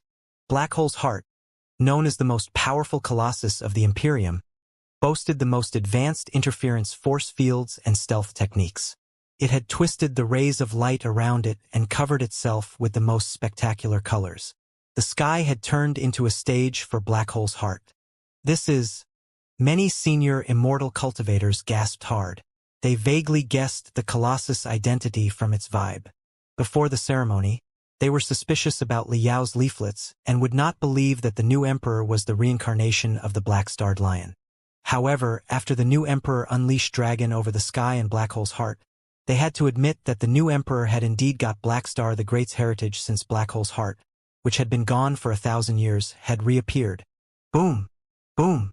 Another 2 deafening explosions burst out from the southeast and northwest of the sky, and 2 clouds of abundant spiritual energy floated to the new emperor. One of the clouds was gathered into a black tiger, whereas the other took the shape of a bloody vulture. They represented Lei Qinghu and Li Yao, the 2 most powerful men in the capital and the greatest supporters of the new emperor. The royal palace was enshrouded by the clouds of the lion dragon, the black tiger, and the bloody vulture, implying that the iron triangle of Li Yao, Lei Qinghu, and Li Jialing would suppress the whole imperium. Long live the emperor! Long live the emperor! Long live the imperium! Strength mattered most for the immortal cultivators. They might have secretly complained when they heard the radical pardon, abolition, and mobilization orders, but faced with the pressure of the Iron Triangle, none of them could put up any resistance. They could only cheer beyond their control. After a while, the whole royal palace was filled with roars. Everybody was cheering for their new emperor and the new era name. Starting from this moment, the emperor stepped into a new phase, and the era name was changed into Xianxia. At night, the whole capital was ablaze with the lights of celebration. Li Yao, however, was not interested in the celebration of the immortal cultivators. He simply stared at the lights from a high tower in the royal palace with a glass of juice in his hands. "Why are you here?" One of the spiritual puppets, which had been cleaning behind him, suddenly said in Xiaoming and Wenwen's voices, "Dad, you don't seem very happy. Are you dissatisfied with such an ending?" "I wouldn't say dissatisfied." Li Yao was used to Xiaoming and Wenwen's unannounced visit. He could even accept the weirdly shaped spiritual puppets calling him Dad now. Sipping the juice, he mumbled, "You know what? Just now, I slipped into Li Jialing's palace and enjoyed the special toilet for His Majesty of the Imperium of True Human Beings. That was definitely one luxurious toilet. All I'm saying is that I had foreseen countless worse endings before I came to the Imperium, like the destruction of the Federation or the end of the world. However, little did I expect that I could use the toilet of the Emperor of the Imperium of True Human Beings so blatantly. How can I be dissatisfied? It's just that Dad feels that it's not the best ending." This time it was Wenwen's voice. "In your plan, you should defeat all your enemies in a glorious battle, awaken all the bottom-level people in the Imperium, and convince the immortal cultivators of taking the side of the cultivators. It will be best if the Imperium joins the Federation as part of the Federation. However, as it turns out, you have to manipulate an immortal cultivator emperor as a cultivator for your purposes, and this emperor might be unwilling to be manipulated by you forever." "Well," Li Yao scratched his head. "Now that you put it that way, my plan does sound unrealistic. I don't know. Maybe I'm just worried that the incomplete victory of this battle will lead to greater problems in the future. I'm worried about the relationship between the cultivators and the immortal cultivators and between the Federation and the Imperium. I'm worried that Wu Yingqi and the Blood God will return and turn me or Li Jialing into a vicious dragon. I'm worried that the opening of the Supreme Emperor's mausoleum will be catastrophic. I'm worried that my ultimate identity and the mysterious Earth are related to the flood. I'm even worried." Li Yao did not know what to say. "That Xiaoming and I will betray mankind?" asked Wenwen. "No, that's not what I meant. I know that you're both good kids." Li Yao paused for a moment but continued, "But we're different civilizations anyway, and we have different understandings about what's good. Even if we both think we're doing a good and righteous thing, we may still have conflicts. It's true that I'm worried about that. Tell me, Xiaoming and Wenwen, shouldn't I be worried? Why do I feel that there are too many problems for me to resolve?" "You should be worried, but not too much," Wenwen said. "Contradiction is the only momentum to push life and civilization forward. Exploring the unknowns, discovering problems, and working them out are exactly the recurring steps of evolution. Every living person and civilization has problems. Only the dead people are problem-free, and only the gone civilizations are absolutely harmonious and perfect. Xiaoming and I find problems and settle them in our database and algorithms every day. That's our greatest pleasure. We can't imagine the day when we can't find any logic error, because it will mean that our lives are no longer of any significance. Why would we live on if we're already perfect? From another perspective, if you're dissatisfied with this ending, what about another one? You resolved all the problems that mankind was faced with. Everybody lived in a perfect country and had no worries. Li Jialing, Lei Qinghu, and all of us became your puppets that absolutely worshipped you and would never betray you. Henceforth, mankind would have no challenges, no threats, and nothing unexpected, and everything was under your control. Is this the perfect ending that you're looking for? Liao thought for a moment and shuddered in coldness. This ending seems even worse. Liao said, deep in thought. So, on the trip to the Imperium, although we didn't get the best ending, we've got a least bad ending, haven't we? Yes, Dad. Xiaoming and Wenwen smiled at the same time. Most of the time, the least bad ending is the best ending. Then, let's cheer for the least bad ending. Liao grinned, feeling greatly relieved after the talk with the two little kids. Finishing the juice, he stared at the spectacular capital and murmured, how can Vulture Liao remain a hero without thrilling challenges? Wu Yingqi was too weak for me.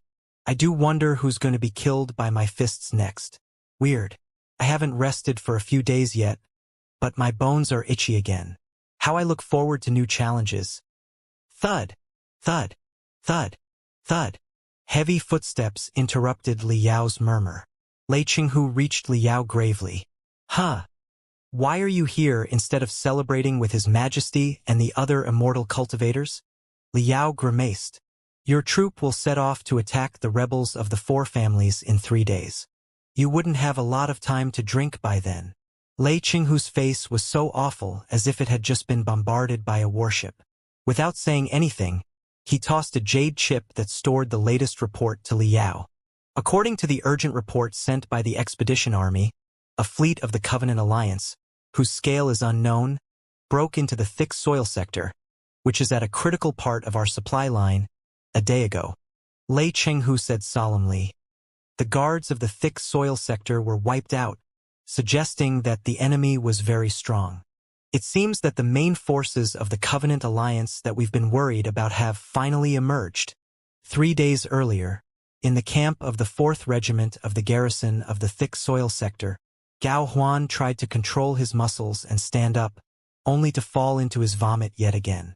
As if 10,000 burning needles were poking his eyes. He saw Jiang Shui's face that he had been dreaming about again. The medic said that he had recovered. All his broken cerebral nerves had been connected, and his burnt brain was healed. However, only Gao Huan knew that he was sicker and sicker, because everybody, including the man who was roaring at him and who was as brawny as a gorilla, looked more and more like Jiang Shui, his wife. But the smell from the gorilla's mouth slightly woke Gao Huan up and made him realize that it was not his wife but his boss, Song Jingang, who was a captain of the regiment. Captain Song, be smart. Gao Huan heard the man behind the desk speaking in a creepy tone. Don't you know what's going on? We're in a reform. Fuck reform. Fuck the emperor. Fuck Lei Qinghu. Fuck Liao. The captain threw profanities as skillfully as usual before he bashed the desk and shouted. I don't care if you have reformed or not. I simply dislike you. You shameless traitor. Ah, the man behind the desk said. Are you going to avenge General Yun? I never knew that you were so loyal to General Yun and your family. Fuck the general. Fuck the family. The captain roared again. I never care about the family or any jerk that suddenly became my boss because of the superior's command. I simply hate the traitors like you. You're even more disgusting than this drunkard. The captain pointed at Gao Huan, and Gao Huan managed to smile. But the captain simply spat again. What can I do? The man behind the desk crossed his fingers without being infuriated. He continued unhurriedly. You know what General Yun did? When the whole expedition army was undergoing the reform, he hoped to instigate a few officers from the four families to hijack a few starships and escape back to the territory of the four families. TSK, TSK, TSK. How idiotic. If he had succeeded, those starships would have been destroyed on the way, and too many innocent people would have died because of him, including you and me. Don't forget that we're both from the 4 families. Is that why you ratted in the military department and sold out the 4th Regiment? The captain roared. All the people with the surnames Li, Song, Yun, and Dongfang in the 4th Regiment have been arrested. Calm down. They're not arrested. They are only isolated for investigation. After it's figured out who's involved in General Yun's defection plan, the rest will be set free. The man behind the desk smiled and said, "The new emperor is about to be coronated. In this subtle situation, isolation is good for them. It's better than them talking to other people about their plan. General Yun and I are brothers, but to save more brothers, I had to do what I did." Hehe. You had to? I hardly think so. You saved the lives of so many brothers, but more importantly, you proved your loyalty to the reformists, my acting commander. The captain sneered. If you're having such a thriving career among the reformists, why on earth did you get me out of the dark dungeon? Keep isolating me. Let the dogs of the military department bite me. Shoot me with General Yun if you want. Please, Brother Jingang. I don't know why you're so prejudiced against me. I thought we were good bros in the same trench. The acting commander opened his hands and said sincerely, "Listen, I want to save you. I really do. Do you have any idea how many people you've pissed off? Many of them are trying to kill you for your association with the 4 families. I want to save you. In 3 days, the new emperor will be crowned, and he will definitely pardon many people. By then, General Yun's defection will be unimportant. No other people will be involved. But there are 3 days to go. We have to survive these 3 days. You have no idea how much pressure I'm bearing and how many people want to quietly kill you. I need a reason to protect you, so I said to them that Song Jingang's team was the best reconnaissance team in the 4th Regiment. No, the whole garrison of the thick soil sector, and that this goddamn mission could only be accomplished by him. So, instead of torturing you in the dark dungeon and killing you for no good reason, they'd better set you free because I needed you. This is the last chance for you and your team. Do you understand?" "Hold on a second," the captain asked. "How is it related to my team? Most of the soldiers from my team are not from the 4 families. But some of them are," the acting commander said. "Besides, if their captain has been conspiring with the 4 families, they will all need some vetting and purging, won't they?" The captain gnashed his teeth. "Are you threatening me?" "Not threatening, but persuading," the acting commander said. "Or rather, not persuading, but begging. I'm begging you to hold back your temper and get your ass out of here with your team to accomplish this mission. Only in such a way can you save yourself as well as your team." After a long silence, the captain said solely, "You only took the mission because you were eager to make contributions as a newly appointed commander, and you're asking us to carry out the risky mission for you so that you can be promoted, right?" The acting commander smiled. "Brother Jingang, it's a miracle that you're still alive with your meanness." After another long silence, the captain clenched his fists but eventually lost his spirit. "I'll need a supersensitive agent." "He's right before you." The acting commander pointed at Gao Huan and said, "He's the best supersensitive agent in the 4th regime. Everybody says that he has a dog nose. He can detect the weakest changes over the longest distance better than any magic equipment can." "You've got to be kidding me." The captain jumped to his feet. "Everybody knows that he is completely ruined after his wife was taken by the people of the Covenant Alliance. His brain was burnt by excitants and industrial alcohols. You want me to take this drunk cat to investigate the unchaotic valley, the most dangerous place on this planet? He'll only get everyone killed. He's still drunk even now. I said that soldiers should not be married, and even if they are, a married couple should not be put in the same unit. Look at him. He used to be my best soldier. Drunk cat, do you hear me? I'll be happy if you can rise and punch me. He can't work anymore. Just let him rest in the hospital before he drowns himself in alcohol. Where is Yun Hao? He's a supersensitive agent too. Get him for me." "I don't think I can. You know how he's related to General Yun. He's a dangerous suspect.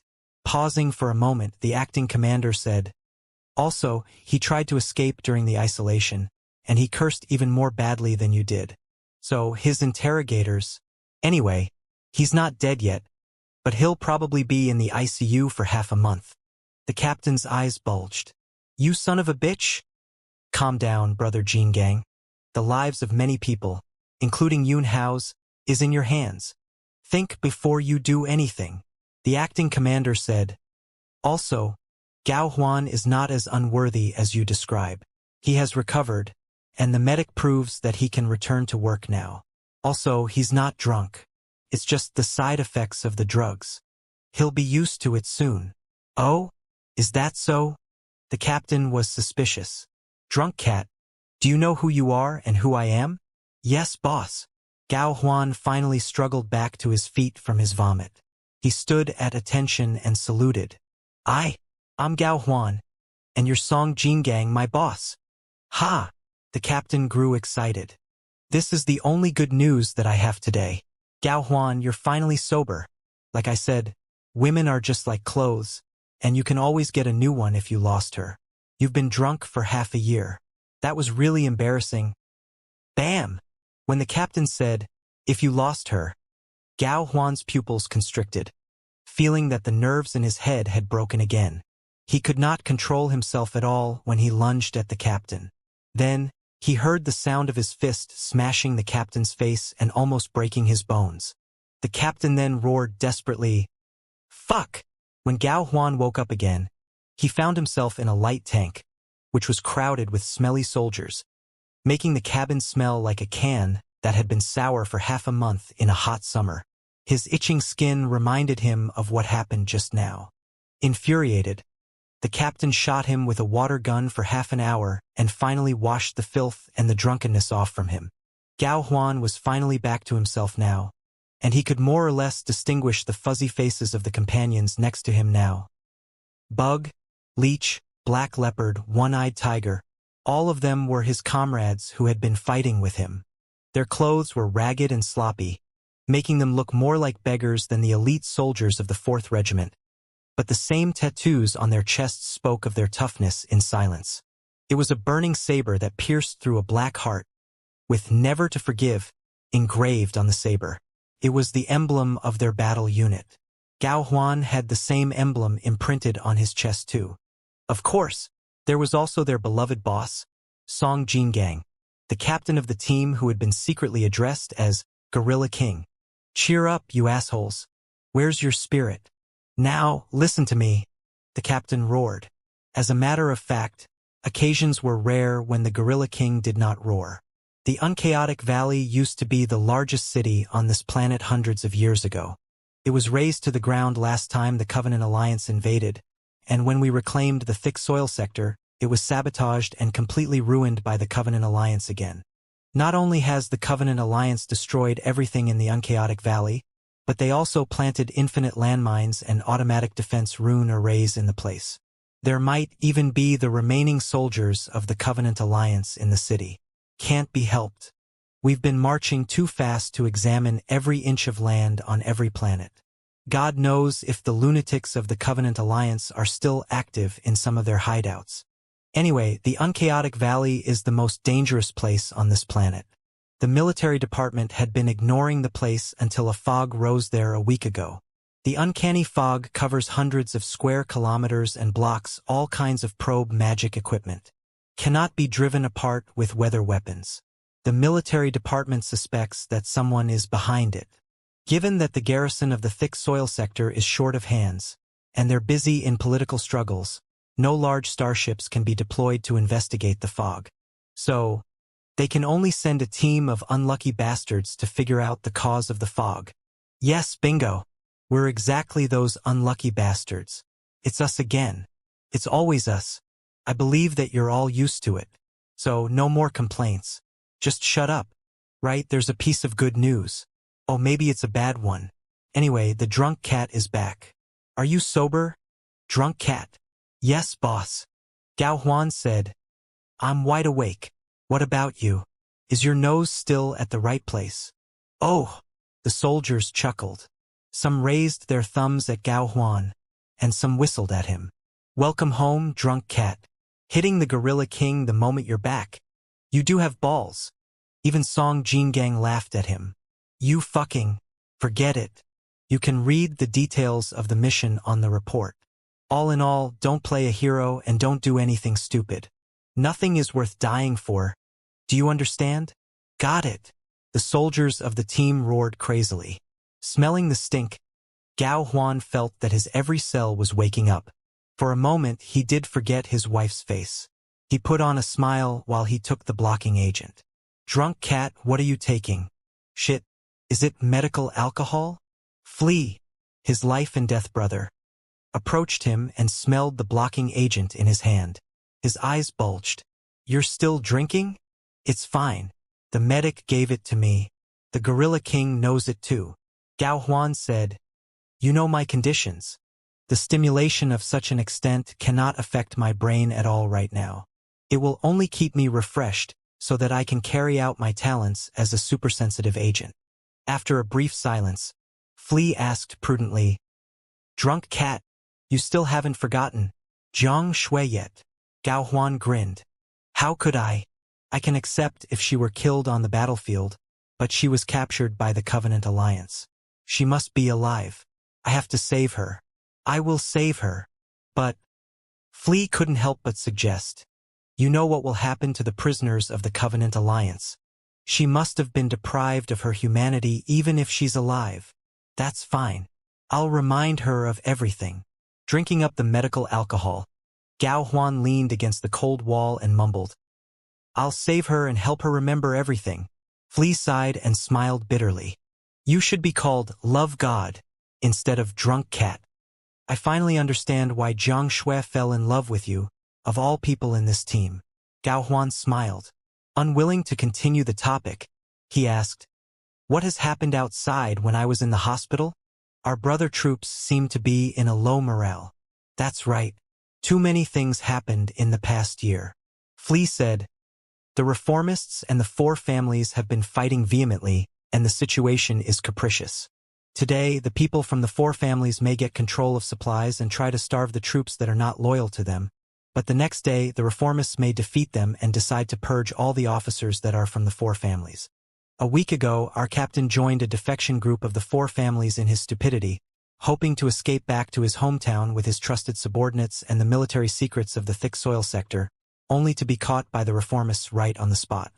As a result, many people in our team are now kept isolated for investigation. All in all, the Gorilla King is not wrong. The Emperor is an asshole. Soon, the Imperium will have 2 emperors, so double assholes. How can you keep a high morale when you don't know who you're serving? The situation in the thick soil sector is not the worst. I was told that the troops of the reformists and those of the four families even attacked one another in other sectors, completely forgetting that they were both parts of the expedition army. Thankfully, the Covenant Alliance has been crushed by us. Otherwise, if the Covenant Alliance sends an army back, the Imperium will have to give away the 100 sectors that it has swallowed in the previous counterattack, and the whole expedition army will be wasted. Forget it. None of that is our business.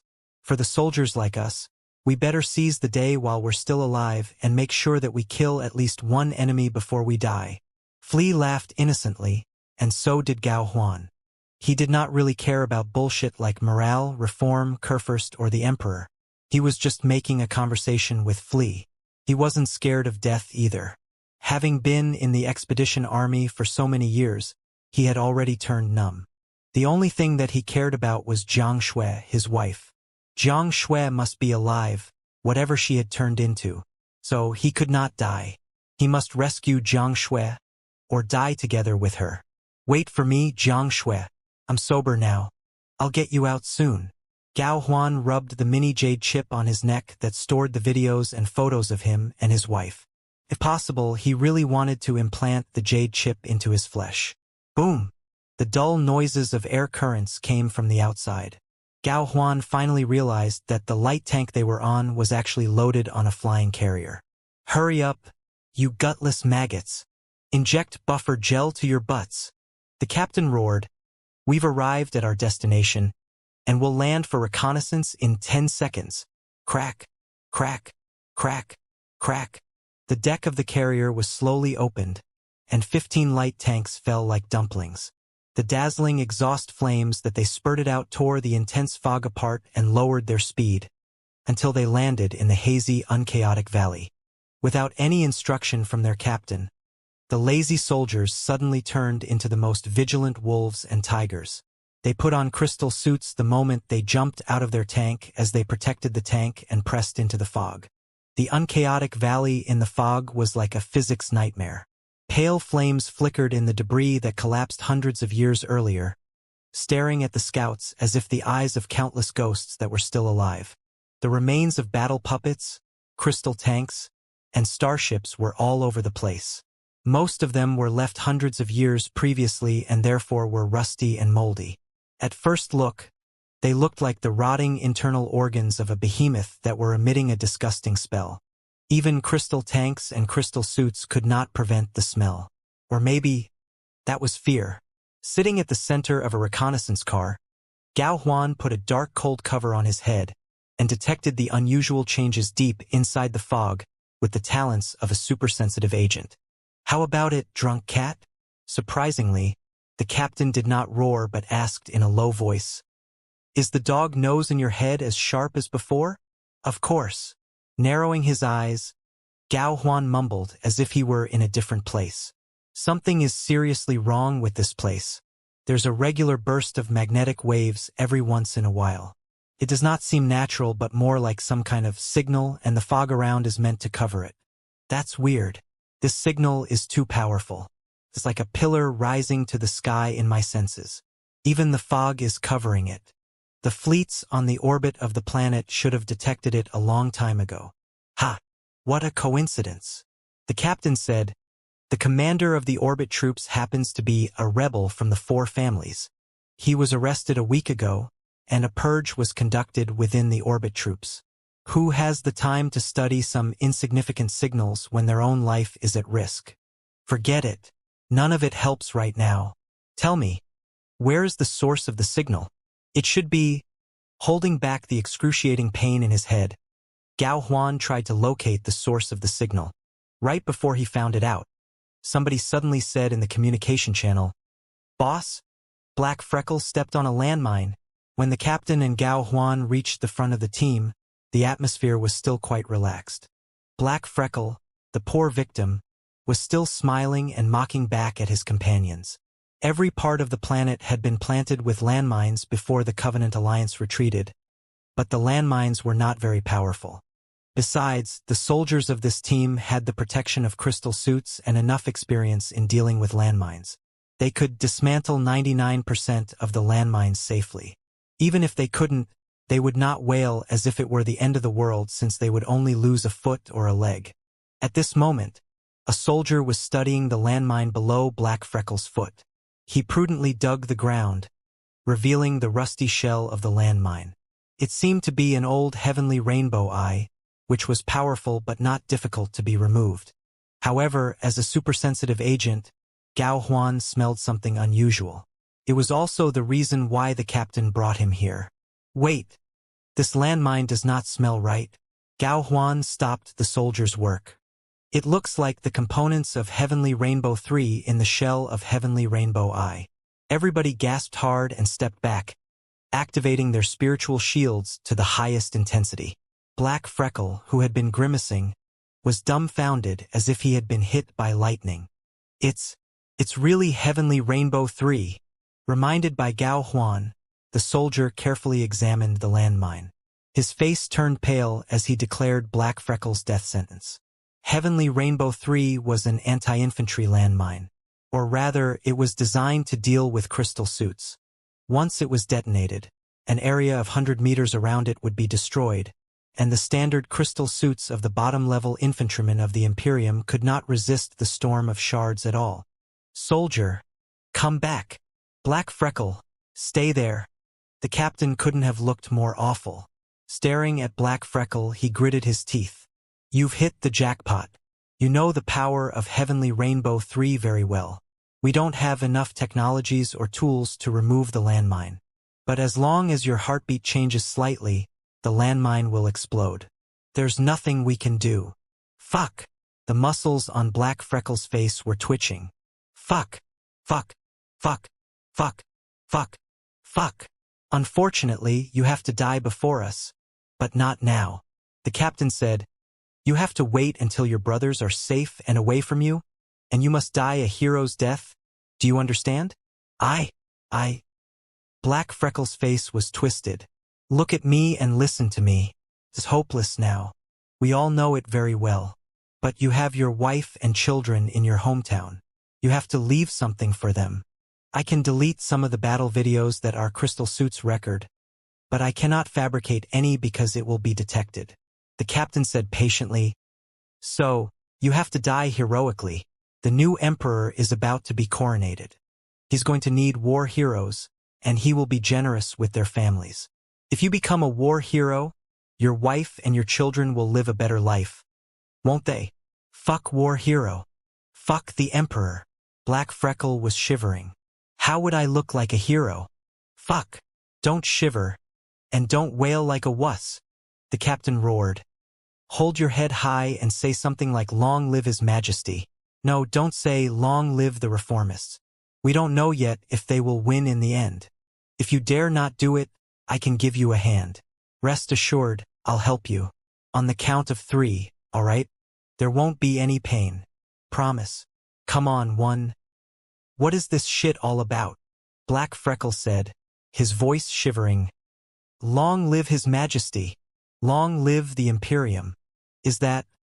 Before he finished, the captain suddenly drew his gun and blew up Black Freckles' head.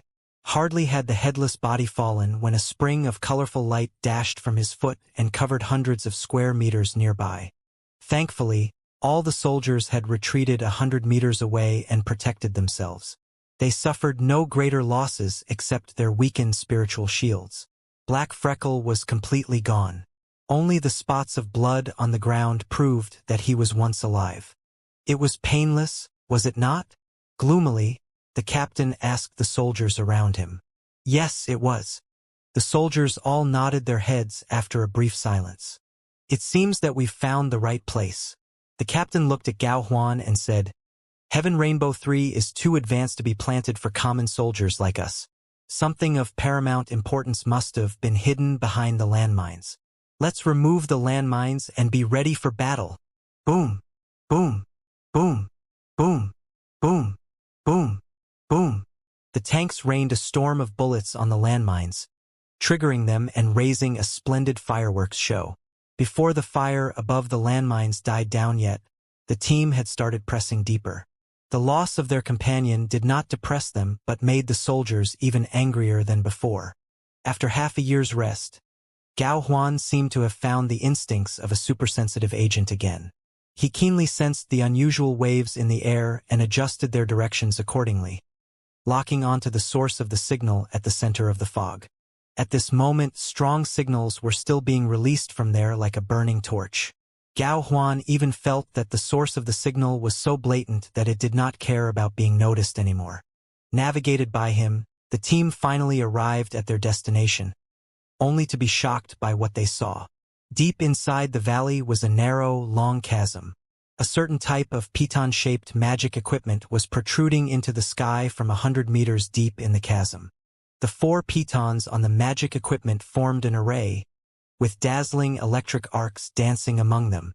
Even more dreadfully, deep inside the chasm, below the weird array whose purpose was unknown, countless hibernation capsules were densely placed like bug eggs.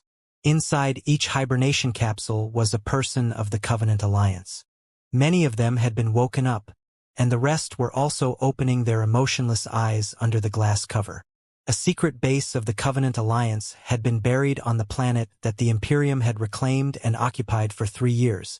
When the secret base was discovered by the team, the ritual of the Covenant Alliance was close to completion. Infinite electric arcs were soaring to the sky like an upside-down waterfall, tearing apart the clouds and gathering into a chaotic vortex that seemed to be leading to another world. Something with immense spiritual waves was landing on this planet through the vortex. Now, even the people who were not as supersensitive as Gao Huan could tell that it must be a beacon or even a space gate. Those sons of bitches hit a super teleportation array, or whatever that crap is, on our planet. The captain cursed again. How is it possible? What kind of super teleportation array is this? Or is it a brand new space gate? Why can it send signals into space through the atmosphere without being detected by the morons in the military department? What do we do, boss? Are we going to fight them or not? Flea's voice was shaking, which was understandable. The soldiers of this team were all fearless of death, but they were only here for reconnaissance anyway. The people of the Covenant Alliance who were waking up were 10 times more than themselves, and launching an attack right now would be suicide. Their mission did not include destroying the enemy's important facilities. Of course, the captain glared at Flea and roared while pointing at the vortex of electric arcs. Do you not see the gap over there? If we do not interrupt their summoning, who knows what will be teleported to this planet? We might all be killed by then. Fight them and blow that eyesore up into pieces. Let's kick those bastards back to their homes. The captain grabbed 2 cannons that were thicker than his thighs and fired like a crazy gorilla. The other soldiers also roared and charged like tigers, catching the people of the Covenant Alliance unprepared. However, the people of the Covenant Alliance did not know what panic meant. They immediately counterattacked with their advantage in number. For a moment, the whole unchaotic valley was consumed by fire.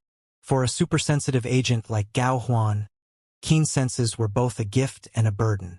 They could detect the waves dozens of kilometers away with this ability, but in a battlefield, they would take hundreds of times more blast and pain than normal people would. At this moment, the battlefield turned into the most splendid painting in Gao Huan's eyes. Everybody was like a burning torch, and tsunamis of spiritual energy were rising in his brain, overwhelming him as if he were a sinking boat. But at this moment, as if lightning struck in his head, he suddenly saw her among the thousands of enemies. Although he could barely distinguish anyone at this moment, and although his optic nerves and his brainwaves had been blasted by the shock of spiritual energy, making him feel that the world was swirling, burning, and exploding, he was sure that he was not mistaken. That hue of redness could only belong to his wife. It was Zhang Shui. Zhang Shui. Gao Huan's head went blank as he roared in ecstasy. Cannons were firing, bullets were flying, and the altars and the teleportation of the Covenant Alliance were collapsing. The battlefield couldn't have been more chaotic. Gao Huan did not know how he passed through the battlefield, or how many times he was hit. He could see nothing but the redness. After stumbling and falling, he finally made it to her alive. She was a female soldier with a red mole on her eyebrow. Rigid and indifferent, she looked as mechanical as all the people of the Covenant Alliance around her. Gao Huan, however, couldn't help but cry, "Zhang Shui, I knew that you were not dead. I knew I could find you. It's me. It's me." The female soldier, unmoved, raised her saber and aimed at Gao Huan's neck. However, Gao Huan's tears raised a subtle reflection in her frozen eyes, making her saber hesitate for a moment. Because of the brief hesitation, Gao Huan was not killed. Right when the thoughtfulness in the female soldier's eyes was gone, and she was ready to behead Gao Huan, a cannonball exploded next to them and blew them in different directions. "Retreat! Retreat!" In his trance, Gao Huan did not know who was exclaiming. The enemy's teleportation array has taken shape. It's pointless to ruin the ground facilities now. Let's report to the military department now. Gao Huan thought he had slept for a long time when he relived his life with his wife in the dream. But when he opened his eyes again, he found that he was still in the light tank that smelled like a sour can, next to his defeated, blackened companions. Gao Huan soon figured out their situation through the light beams. There were 15 armed tanks when they set off, but only 3 escaped from the unchaotic valley. Behind them, the sky had been riddled with wormholes, through which the starships of the Covenant Alliance were arriving. Some of their commanders had even landed and were sprawling all over the planet like a tide. This planet is doomed. Chances are that the whole thick soil sector is over. Flea's left eye had turned into a bloody hole, but he was still laughing. It seems that the Covenant Alliance has summoned their main troops to this bloody planet through a new teleportation technology. There are other portals for the Covenant Alliance besides the unchaotic valley. They're 10 times more than the garrison of this place. We can't win this war. Holding back his sickness, Gao Huan asked, "What do we do?" "Return to our base." Our base was the focus of the enemy's bombardment. It's already been blown up, Flea said to Gao Huan. Now the whole planet is occupied by the Covenant Alliance. Our reconnaissance mission is unimportant now. We better try to save our own lives first. But Gao Huan wanted to ask where they could possibly run to if the whole planet was occupied by the Covenant Alliance and their base was destroyed. "We'll go to the Long Wind Canyon. There's a spaceport that has been abandoned for decades. General Yoon and his accomplices hid 3 fast shuttles there with fuel and everything as their backup plan." The captain grinned. With the blood on his face, he looked even more like a gorilla. He said cockily, "Those interrogators of the military department did not elicit that information from me at all. Is this?" Gao Huan thought for a moment and asked, "Is this desertion?" "Of course not." The captain smiled shamelessly. "The garrison of the thick soil sector is about to be destroyed due to the new teleportation array or whatever it was that the Covenant Alliance had hidden earlier, and we're the only people who have witnessed it in person. This piece of intelligence is very important, all right? So we're not deserting. We are delivering the precious intelligence to His Majesty, Lei Qinghu, the Black Wind King, and the other bastards in the capital. We're going to be heroes." Gao Huan was rendered speechless. His head was a mess. Boom, boom, boom, boom, boom, boom, boom. Suddenly, several fireballs rose behind him, and their blasts made the 3 tanks hobble on the uneven mountain road. "Damn it! The Starship is after us again," the gunner roared. "I cannot lock onto it at all on this bumpy road. Also, our cannon is too weak. Unless we stop the tank and transmit all the spiritual energy to the cannon, it's impossible to shoot the Starship down. We can never make it to the Long Wind Canyon if it tails us." There was nothing but silence in the tank. "Let me stay." Staring at the burning horizon behind him, Gao Huan suddenly said, "Give the tank to me. You'll all go to the other 2 tanks. I'll cover up for you." "Have you lost your mind?" Flea grew anxious. "You will die if you stay. We have to go." "No, I can't go." Gao Huan smiled. "I saw Xianxia just now. It's really her. I'm not crazy. I cannot leave her alone here." All the soldiers were stupefied, but none of them dared to question him. Not after they saw the hope in Gao Huan's eyes. "Wake up already." Flea, his best friend, was still hoping to talk some sense into him. "Even if she is really Xianxia, so what? How are you going to save your wife when this whole planet has been occupied by the Covenant Alliance? Besides, she's been brainwashed by the Covenant Alliance, and all her feelings and memories about you are gone. Why would she go with you? There will only be 2 possibilities if you stay. You will either die, or even worse, you will also be captured and brainwashed by the Covenant Alliance. Then what? You and your wife both serve the Covenant Alliance? Isn't it pointless?" "No, it is not." With the fire of devotion running in his eyes, Gao Huan said, "I will not forget my wife even if I'm brainwashed. Also, I don't believe that Xianxia has forgotten me even though she's brainwashed. Do you know that she recognized me just now? She really did. I'm not drunk, and it's not my illusion. I saw the light in her eyes. She recognized me. She was not completely brainwashed. So, as long as I can find her in the Covenant Alliance, I will definitely restore her feelings and memories as well as mine, and we're going to escape together. Do you really think you're a love god?" Flea's bloody eye socket was almost spewing out a fire as he glared at his best friend. "I know that you haven't recovered at all. You're absolutely crazy. Someone, help me tie him up in case he does crazy things again." "Don't tie me up. Let me go." Gao Huan's eyes were bloodshot too, making him look like a ferocious wolf. "You need someone to cover the retreat for you, and I have reasons not to leave, so I'll stay. Flea, don't argue with me, or none of us will get to go. Boss, stop the tank, please. You know I'm not crazy. I simply can't watch Xianxia suffer here. I really saw her just now. I really did. Please trust me. I won't return to the capital as long as she's here. It's impossible." Stop the tank? The captain gave the order after a long silence. They accelerated in a turn to temporarily escape from the Covenant Alliance's starship. Then, they found a hideout where all of them crammed into 2 tanks and left most of the ammos as well as an intact tank for Gao Huan. Cut the crap. Go now. Don't stop me from finding my wife. Gao Huan grinned at the captain and Flea glared at him, and his face suddenly collapsed. That's right. All of you. Get the hell out of here. Before Flea said anything, the captain suddenly shut the door from the outside and stood next to Gao Huan. Boss! Gao Huan looked at his captain at a loss. Why are you looking at me?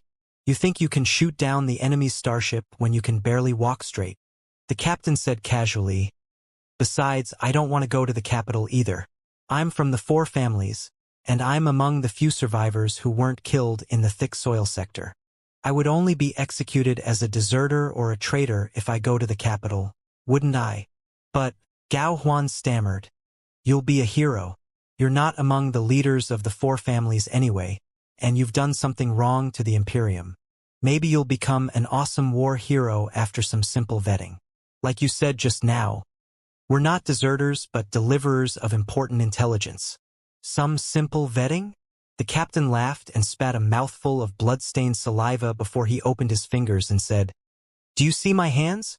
They're born to kill people, not to write confessions and fill out forms. When the dogs of the military department interrogated me, I swore that I would never be vetted by anyone ever again. Neither the Emperor nor Lei Chenghu or the fucking Black Wind King will ever make me write a single word of confession for them. Boss! Gao Huan did not know what to say. If so, you can escape back to the Song family's territory. Didn't you say that General Yun stacked multiple shuttles? You could separate with them and go home. Forget it. The way I see it, the 4 families are even more worthless than the reformists. Emperor Chenggu won't survive for long. The captain waved his hand and said, Besides, you know how I always piss people off. I wouldn't have been kicked to the front line to defend the thick soil sector with you if I had friends in my hometown in the first place, would I? Ha ha ha ha. All in all, forget it. The world in the rear is not suitable for me. This place is good. Boss! Captain! Gorilla King! Hearing his laugh, all the soldiers couldn't hold on anymore.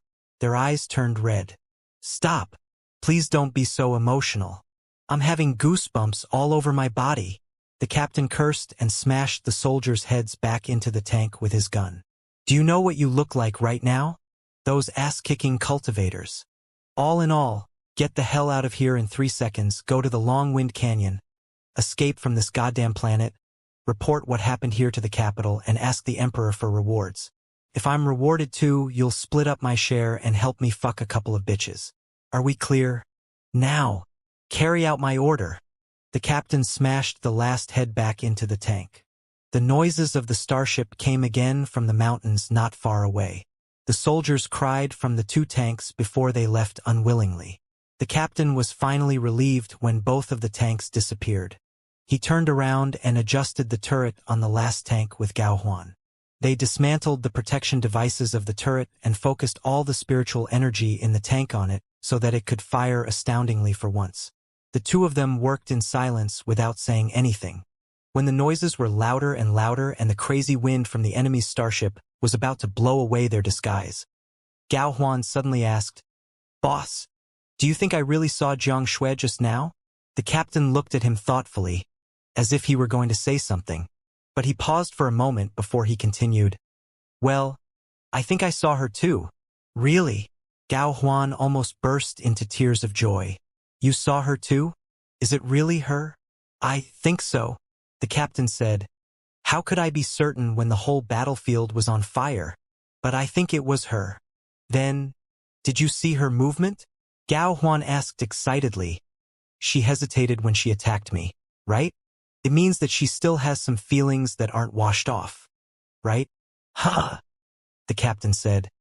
Now that you pointed it out, I think that's exactly what happened. You're not lying to me? You're really not lying to me? Gao Huan finally shed tears. You're my boss. You can't lie to me. Of course I'm not. Have I ever lied to you? The captain narrowed his eyes and looked at the sky. I will definitely go to hell and be broiled there after I die if I lie to you. Well, Gao Huan was more or less embarrassed after the captain swore to him. After a long time, he said while blushing, "Boss, do you think I can get Xianxia back? Can I bring back her feelings and memories?" The captain stared at Gao Huan for a long time, until he laughed in the end. He patted Gao Huan's shoulder and said in an unprecedentedly gentle voice, "Don't be silly. Even God will have goosebumps seeing how much you love your wife. You won't die. Like you said, you'll find your wife in the Covenant Alliance, wake up her feelings and memories, and escape from the shithole. Really, I promise you that it will happen."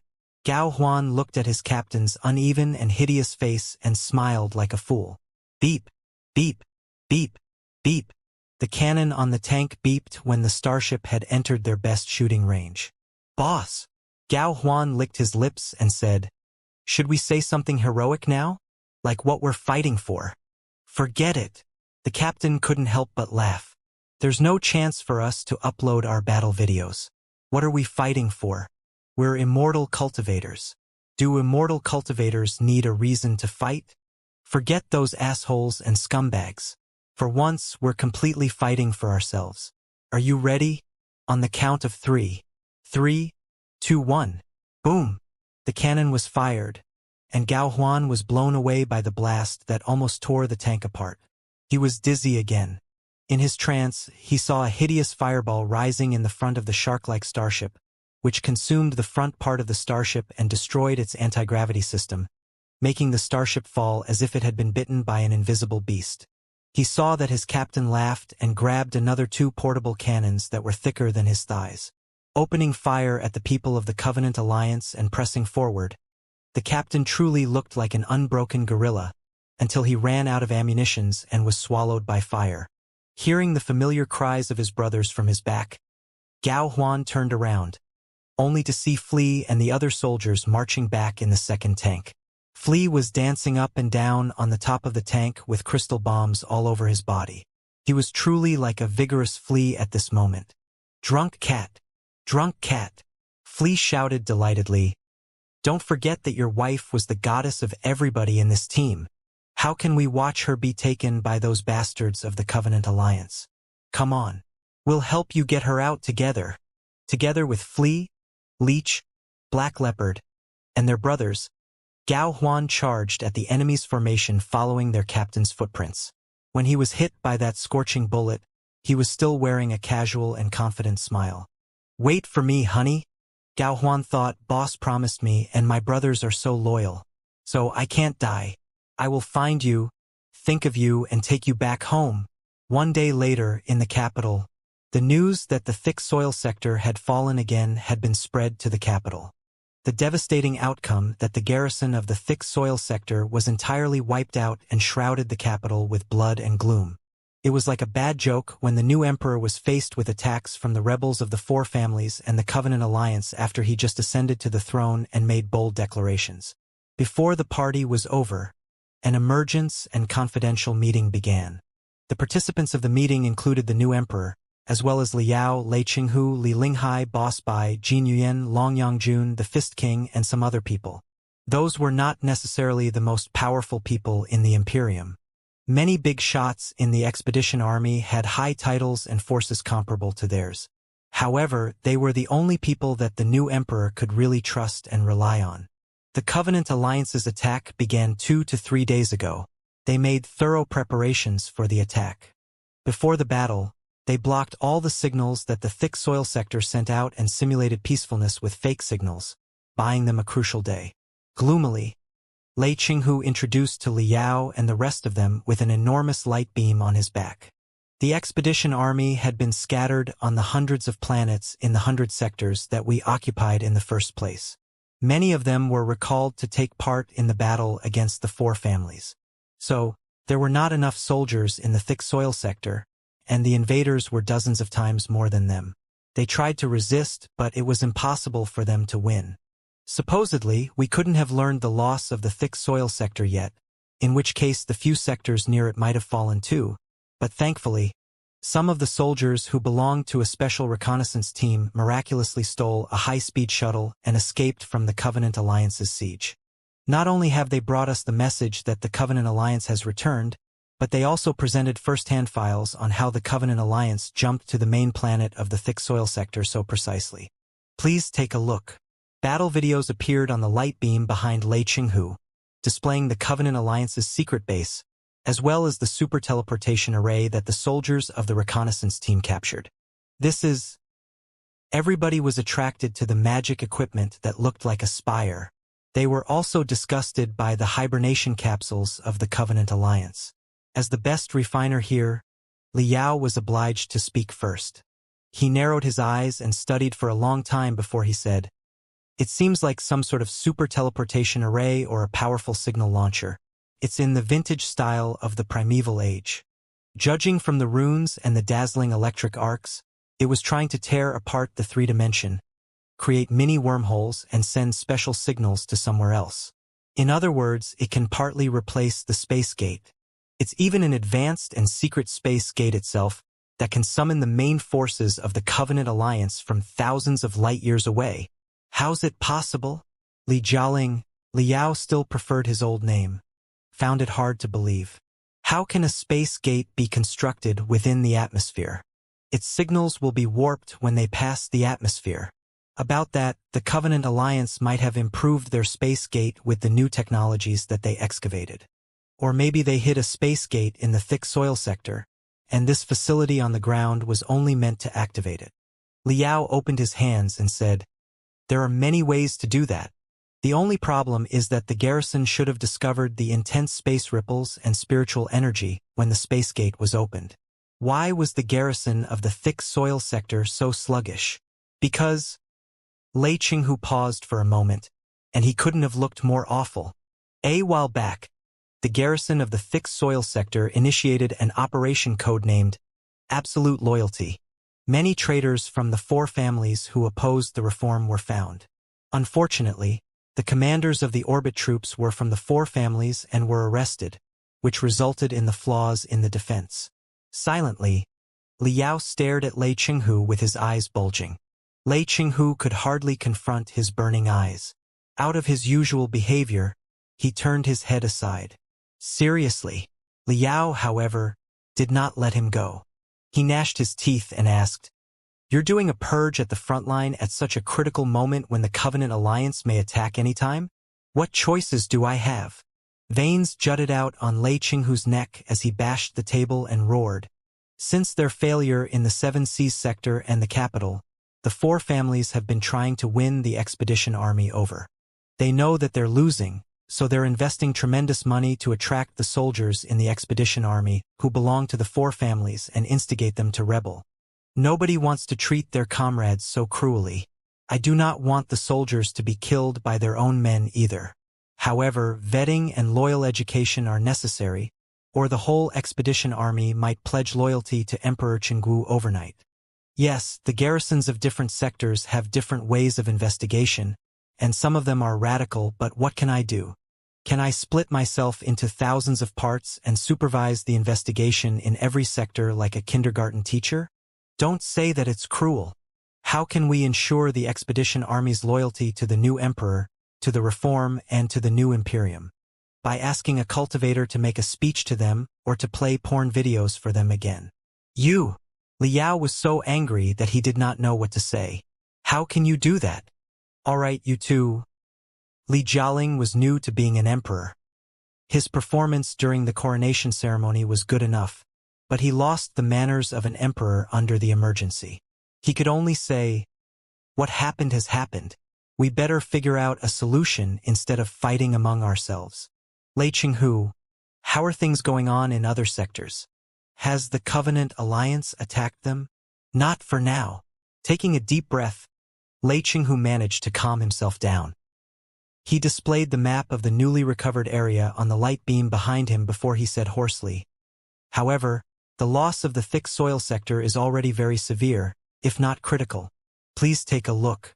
The thick soil sector is an intersection of many sailing routes in the newly recovered area. It's a transportation hub for different battle areas, so a lot of resources have been stacked there. The fall of the thick soil sector has not only made us lose a lot of precious resources but also disrupted the supply to the front line. Earlier, the troops from dozens of worlds rested and replenished in the thick soil sector when they marched, and if they have to choose a different route, they will have to consume 20% more fuel and resources. More importantly, after occupying the thick soil sector, it's like the Covenant Alliance has smashed a nail into the heart of our newly recovered area. They can attack all the nearby sectors with the sector as their base. Lei Qinghu clenched his fists as he talked. I tried to explain to the Council of Elders a year ago that our battle up until then had been going on too well. Our expedition army was projected to more planets and more sailing routes when the main forces of the Covenant Alliance were not destroyed yet, and we lost our mobility. Lei Qinghu said coldly. Now, the main forces of the Covenant Alliance have been gathered into a fist that can punch anywhere they want, but we have to divide our army to defend 100 sectors simultaneously. It's possible that none of them can be secured in the end. Then, naturally, Liao asked, can you abandon part of the newly recovered area and gather our forces to fight the main forces of the Covenant Alliance? Or at least to defend the most critical locations? It's very difficult. It was the best strategy a year ago, but it's not an option right now. It's not a military problem. It's a political one. Lei Qinghu shook his head and said, we're different from the Covenant Alliance. The people of the Covenant Alliance are a bunch of lunatics and machines who do not care about consequences. They can abandon dozens of sectors without any hesitation and bury themselves for years, if not decades, for the best opportunity of a comeback. But we can't do the same. We're the army of the Imperium. We're the guardians of mankind that represent the glory of our civilization. Now, the new emperor has just been coronated, and the Imperium is about to be ushered into the most splendid age. But we're retreating from dozens of sectors and making those worlds fall into darkness again? If so, the new emperor and the Imperium will be in too much of a disgrace. We can't explain to the people, and the rebels of the four families will definitely attack us with that excuse or even instigate the expedition army to take their side. Liao was very angry, but there was nothing he could say as he realized that the newly recovered area was indeed a headache for whoever controlled it. The two emperors supported by the reformists and the four Kurfürsten families respectively were fighting for the legitimacy of their right to the throne. For the people of the Imperium of true human beings who believed in survival of the fittest, strength was the best justification. If Li Jialing lost tremendous territory just after he claimed the crown, it was true that many people would be disappointed and many experts might change their sides. The four Kurfürsten families certainly wouldn't hesitate to mock either. Why was the newly covered area impenetrable when it was under the control of the four families, yet it was immediately conquered when the reformists got it? If resistance failed and the enemy claimed a few sectors, it would be easier to explain. But if the reformists retreated from dozens of sectors without fighting at all, wouldn't it be treason? The political consequences that it would cause might even collapse the regime of the reformists. We have to say that the Covenant Alliance chose the best timing. Lei Qinghu said gloomily. I thought that they would attack when the Battle of Seven Seas or the battle in the capital was most heated, but they waited patiently until two emperors were confronting one another in the Imperium. The confrontation of two emperors means that it's impossible for the reformists and the four families to negotiate. They have to destroy each other and will never work together to resist the Covenant Alliance. Liao was silent. He had to admit that Lei Qinghu was right. Royal power was supreme in the Imperium of true human beings. Even the four Kurfürsten had to exert their dominance through the royal power. The immortal cultivators could compromise in their beliefs. For example, Lei Qinghu could cooperate with Liao even though Liao was a cultivator.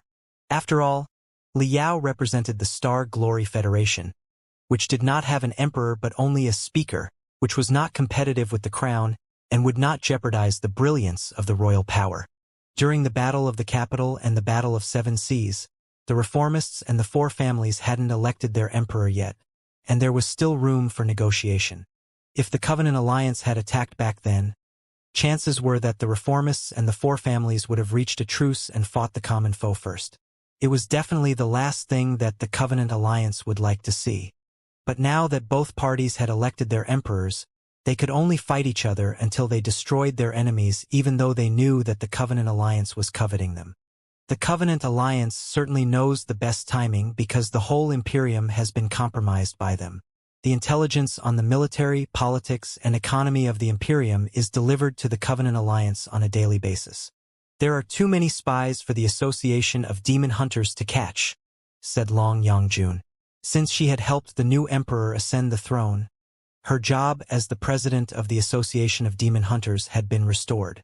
Furthermore, as Yu Wushuang, the head of the other special agency of the Imperium, was involved in Wu Yingqi's scheme and being secretly investigated, Long Yangjun's rival was gone, and she became the sole leader of spies of the Imperium.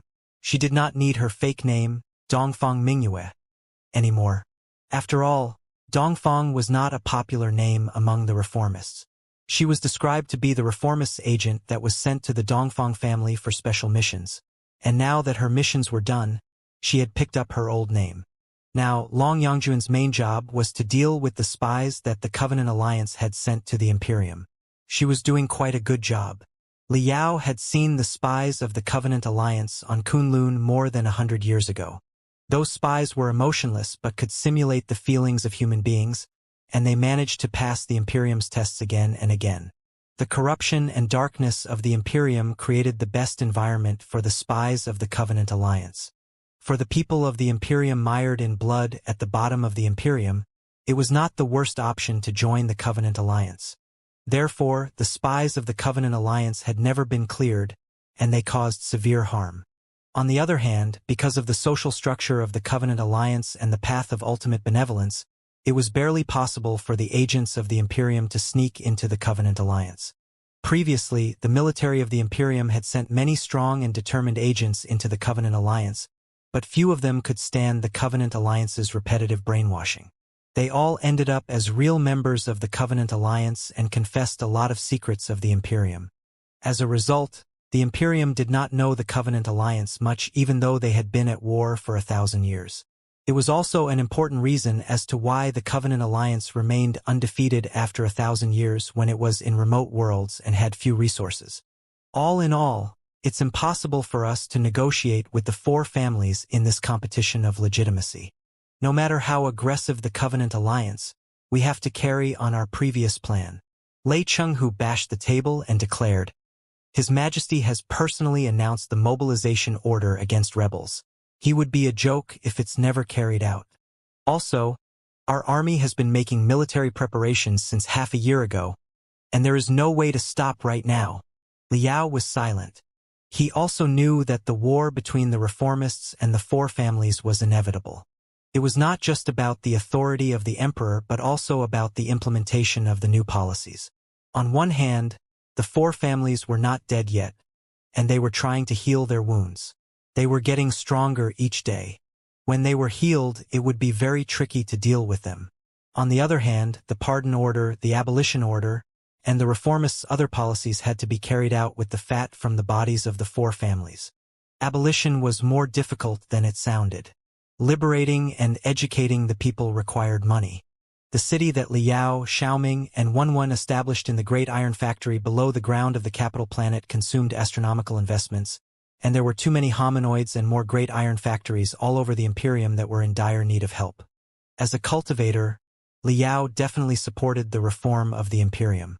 He certainly couldn't try to get money from the reformists like Lei Qinghu, Li Linghai, or Li Jialing. If they did not kill the four families and acquire their money, where could they find the investments for their reform? Without money, the pardon order, the abolition order, and the subsequent reform policies would be jokes, and the foundation of the reformists would be changed. Eventually, even the national interests of the Star Glory Federation might be at risk. So, Liao could only agree with Lei Qinghu that the battle against the four families had to be carried out even if the Covenant Alliance was turning the newly recovered area upside down. "So, we're going to fight on two sides at the same time?" Looking at the map behind Lei Qinghu, Liao asked, "To be faced with the military pressure of the Covenant Alliance and the four families simultaneously?" "Yes. In the best-case scenario," Lei Qinghu said, "if the expedition army can stall the Covenant Alliance in the newly recovered area, and the army that I command can crush the last capable troop of the four families, we'll be able to take our time to deal with the Covenant Alliance. However, now that the Covenant Alliance has emerged at such a tricky moment, they certainly wouldn't watch us finish off the four families. Li Linghai coughed and said, I'm very suspicious that the Covenant Alliance's target is the newly recovered area. If they really wanted those sectors, they wouldn't have burnt those sectors to the ground when they retreated a few years ago. Is the debris of any significance to them even if they can get it back? General Lei Qinghu said in his report to the Council of Elders that the Covenant Alliance was implementing a strategy, hoping to win the war once and for all. I agree with him. If it's true, the Covenant Alliance's target won't be the newly recovered area or the expedition army. It might be the capital. That's right. Skipping the hundreds of sectors in the middle and stabbing the heart of the Imperium sounds like a suicide strategy and will never work out at other times. However, now that most of our forces have to be deployed to eliminate the rebels of the four families, and the remaining forces are scattered in the dozens of sectors in the newly recovered area, the capital will be unprecedentedly undefended when the final battle between us and the rebels of the four families begins, and it will be the best moment for the Covenant Alliance to cut our throat. Li Linghai was the Empress Dowager of the Imperium of true human beings right now, but in front of her allies, she considered herself the former leader of the reformists and did not cover her sharpness at all. While talking, she displayed the defense of the whole Imperial Terminus sector at present. Once upon a time, the Imperial Terminus sector was the most impenetrable stronghold. Every inch of it was armed to the teeth. Pitifully, when the four families attacked the Imperial Terminus sector, all the defense lines apart from the capital planet were destroyed, and the solar storm that happened later further ruined them. In the following half a year, the reformists had been too busy reorganizing themselves to repair the defense lines. The capital had never been more lightly defended in the past 1,000 years. If Lei Chenghu was to mobilize the best fleets to launch an expedition at the four families' territory, the capital wouldn't have enough troops to resist the assault of the main forces of the Covenant Alliance. That's it. Looking at the map of the capital, Liao was deep in thought. So, the Covenant Alliance's ultimate purpose is the capital? I remember that General Lei Qinghu told me that the Covenant Alliance had been an uncreative, abnormal country that lacked the vigor of a real society. They must be bordering on collapse after 1,000 years and have to fight a final battle with the Imperium. Assuming that the Covenant Alliance's target is the capital, even if they can take it, so what? Most of the immortal cultivators would never surrender to the Covenant Alliance. They would keep on fighting in other sectors until the last soldier on the last planet of the last sector dies. Even the four families wouldn't surrender either. The war would last for at least decades. If the Covenant Alliance is bordering on collapse, occupying the capital won't help. Can they keep attacking for 100 years? So, as I've told you before, I'm suspecting that the Covenant Alliance's ultimate target is not the capital, but the entrance to the Supreme Emperor's mausoleum. Li Linghai said, the Covenant Alliance unexpectedly occupied the thick soil sector to wreak chaos on the expedition army, which will create an opportunity for them to attack the capital. However, attacking the capital is just another distraction.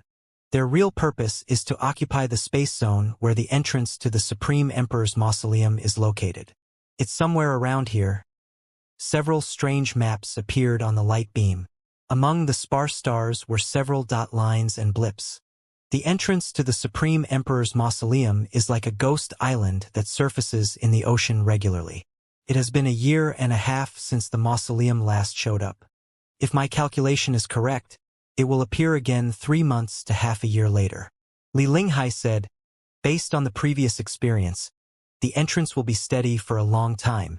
If the Covenant Alliance are really planning to sneak into the Supreme Emperor's mausoleum, this will be their best opportunity over the past hundreds of years. I believe that you've all realized that the Supreme Emperor's mausoleum is not just the place where the Supreme Emperor is buried, but also the place that countless primeval experts are sleeping in. The Covenant Alliance, on the other hand, is a fanatic organization that worships the primeval experts rather than a normal country. Their goal is to wake up all the primeval experts. Everybody was shivering when they heard about that. One could only infer what their enemy wanted to do when their enemy was normal, but who could tell what a bunch of inhumane lunatics would do? I'm still confused. How can the entrance of the Supreme Emperor's mausoleum be so unpredictable? Frowning, Liao pointed at the map and said, the possible location of the entrance crosses 2 sectors. That's a wide range. Also, you said it would appear 3 months to half a year later. Is it going to be 3 months or half a year? Why is the entrance to the Supreme Emperor's mausoleum so mysterious? Can you explain it in a more reasonable way? Of course. While the entrance to the Supreme Emperor's mausoleum is mysterious, it can be explained with natural laws, as long as you break the stereotype in your head and understand it from a higher dimension. Li Linghai grabbed a piece of paper and 2 pens. She shook the paper and said, let's assume that this paper is a universe. Then she rolled the piece into a round paper ball. Now it's a high-dimensional universe. She then drew a black circle around the paper ball with one of the pens. This is the trajectory of a certain object that is moving at an even speed in this high-dimensional universe. Look at the trajectory. It's clear and patterned. As long as you know the location of an object and its speed, you can calculate where it will be in the next second. For example, if I draw a red spot here, it will always move along with the black circle, right? Yes. Liao observed it carefully. The math was pretty easy even for elementary school students. But he still did not understand what Li Linghai meant. So? Li Linghai smiled and unfolded the paper ball. All the wrinkles were removed, and it was a piece of paper again. On the piece of paper were countless black spots that used to be part of the black circle. However, they were now sparse and disorganized, like the doodling of a little child. The red spot, on the other hand, appeared on one of the black spots independently. What about now? Looking at Liao, Li Linghai asked, assuming that the moving pattern of the red spot does not change, can you still tell me where it's going to be next? Liao was lost for words. Of course, he could not predict it, but he more or less understood what Li Linghai meant now. The entrance to the Supreme Emperor's mausoleum is like this red spot. It has a fixed pattern of movement, but the pattern is not a 3-dimensional one but comes from a higher dimension. Li Linghai said, when the pattern of the higher dimension is projected into our universe, it becomes the black spots on the paper that seem to be randomly distributed. At first look, the entrance to the Supreme Emperor's mausoleum is unpredictable and completely violates the laws of our universe. But actually, it has its own patterns, although we can barely conclude the patterns. After all, we're nothing more than ants on this piece of paper. Thankfully, the Blood God and the Supreme Emperor grasped part of the patterns with the files on the entrance to the mausoleum from the primeval age, so I can roughly estimate the range of the next black spot. That's right. Back in the primeval age, the ultimate experts of the Pangu clan and the Nuwa clan had grown interested in the entrance to the mausoleum. Of course, it was not a mausoleum yet, but more likely a super jump point. A super jump point? Liao asked. What's that? Normal space jumps are like this. Li Linghai folded the piece of paper in halves. A super space jump, or a multiple space jump, is like this. Li Linghai folded the paper again and again until it was only the size of her fingernail. You're saying that? Liao thought quickly and immediately understood it. If we can fold the space again and again, we'll be able to jump tens of billions of light years away. Furthermore, with our current space jump technologies, we'll end up in the tiny pond that is the Pangu universe however we jump.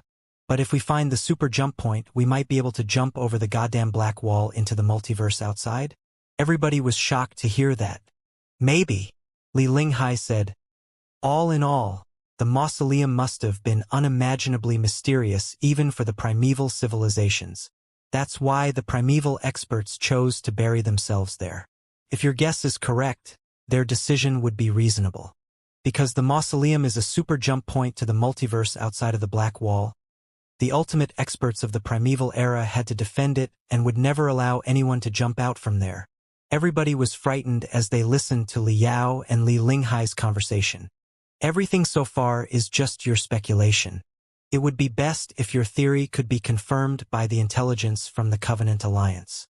Frowning deeply, Lei Chenghu sighed and asked, we'll still have to fight in a dark fog if there's no detailed intelligence but only questionable speculations. Right, Black Wind King, what's the response of the Star Glory Federation? Will you send reinforcements to help us eliminate the rebels of the four families? About that, Liao coughed and said, You all know that the Star Glory Federation is a democratic country. It's an important decision whether or not to intervene in the civil war of the immortal cultivators, and the Parliament is still discussing it. However influential I am back in the Federation, I cannot stop the Parliament from making a democratic decision. Can I? Brother Yao, say no more. We all know that it's an outrageous request to ask the Star Glory Federation to assist the Imperium of true human beings. Biting his teeth, Li Jialing said, If any of us were the leader of the Federation, we would barely be able to persuade the people to make such a risky decision. If the Federation decides to ignore the conflicts at the center of the cosmos, that will be completely understandable. I can only say that if the Federation does send their troops to the center of the cosmos, I'll always remember the friendship, try my best to protect their safety, and meet your demands. Anything will be negotiable. Besides, the Reformists and the Star Glory Federation are on the same boat at this moment. Once the Reformists collapse, whether the four families or the Covenant Alliance wins, they will definitely consider the Federation their next target. Or even worse, if the Covenant Alliance finds the mausoleum and wakes up hundreds of primeval experts, it will be the doom of mankind. Can the Star Glory Federation survive it? The Federation is too weak to impose influence on the center of the cosmos except right now. Now you can play a critical role. It's a great opportunity for you. So, Your Majesty, you do not have to be so yearning. Lei Qinghu coldly interrupted Li Jialing and said, Do the immortal cultivators really have to beg for the cultivators for help? We can still defeat the rebels of the four families and the cultivators without the Star Glory Federation. Even if the primeval experts are woken up, so what? We'll teach those people who should have died a lesson that we're no longer the slaves we used to be hundreds of thousands of years ago. General Lei Qinghu, we should stop arguing between ourselves. Liao clenched his fists and made a decision. I cannot make a decision for the Parliament of the Federation. To be honest, I'm wavering too whether or not the soldiers of the Federation should shed their blood at the center of the cosmos. However, I do have a solution about sneaking into the Covenant Alliance and acquiring critical intelligence. General Lei Qinghu, if I can get intelligence from the Covenant Alliance or even disrupt their pace of attack so that they will be slowed down for a couple of months, will you be able to finish off the four families in the meantime? Why, of course. With dazzling brilliance in his eyes, Lei Qinghu snorted. The main forces and the elites of the four families have been destroyed in the Battle of Seven Seas and the battle in the capital. The remainder of them is absolutely worthless. I can finish them easily as long as I have enough time. But Brother Yao, how are you going to do it? Li Jialing asked earnestly. Are you trying to resort to the sunspot plan that Wu Yingqi 3.0 left? Exactly. Liao murmured. It's highly risky, but we don't have a choice. Only if we get tremendous intelligence on the leadership of the Covenant Alliance, find out their plan, and even raise a riot within the Covenant Alliance, can we save the precious lives of the soldiers of the Imperium and the Federation. To prevent the soldiers from dying miserably like the garrison of the thick soil sector did. The plan is worth a try however risky it is. Liao smashed his fist on the table, leaving a deep dent on it. The special meeting lasted a whole night. Lei Qinghu, Boss Bai, and other leaders of the military discussed the details of their march. Li Linghai and Liao exchanged more secrets on the Supreme Emperor's mausoleum, whereas the Fist King offered his input to the automatic defense system of the capital. When the meeting was over, the sun was already rising in the east. Everybody left the royal palace with a heavy heart. Long Yangjun, however, invited Liao to her shuttle, claiming that she would take him to somewhere special. To the Association of Demon Hunters? Frowning, Liao said in the cold wind, Forget it. I prefer to explore the secrets of the Gold Crystal Pyramid and figure out the details of the Sunspot plan in the next couple of days. The sooner I get the intelligence on the leadership of the Covenant Alliance, the sooner I will grasp the pace of the Covenant Alliance's attack. Countless people will be saved. If you're going to sneak into the Covenant Alliance to obtain intelligence and stir trouble, shouldn't you get a deeper understanding of the Covenant Alliance first? Long Yangjun said with a smile. Come on. It won't be a waste of your time. Liao knew that Long Yangjun was fond of making jokes, but she was trustworthy on critical matters. He pondered for a moment and got into Long Yangjun's shuttle. The shuttle flew agilely in the early morning mist. Soon, it left the downtown area that was full of skyscrapers and moved all the way to the ocean, before it slowly landed on an island that was not far away from the shore. Looking down at the island, Liao realized that the island was quite huge with many white buildings on it.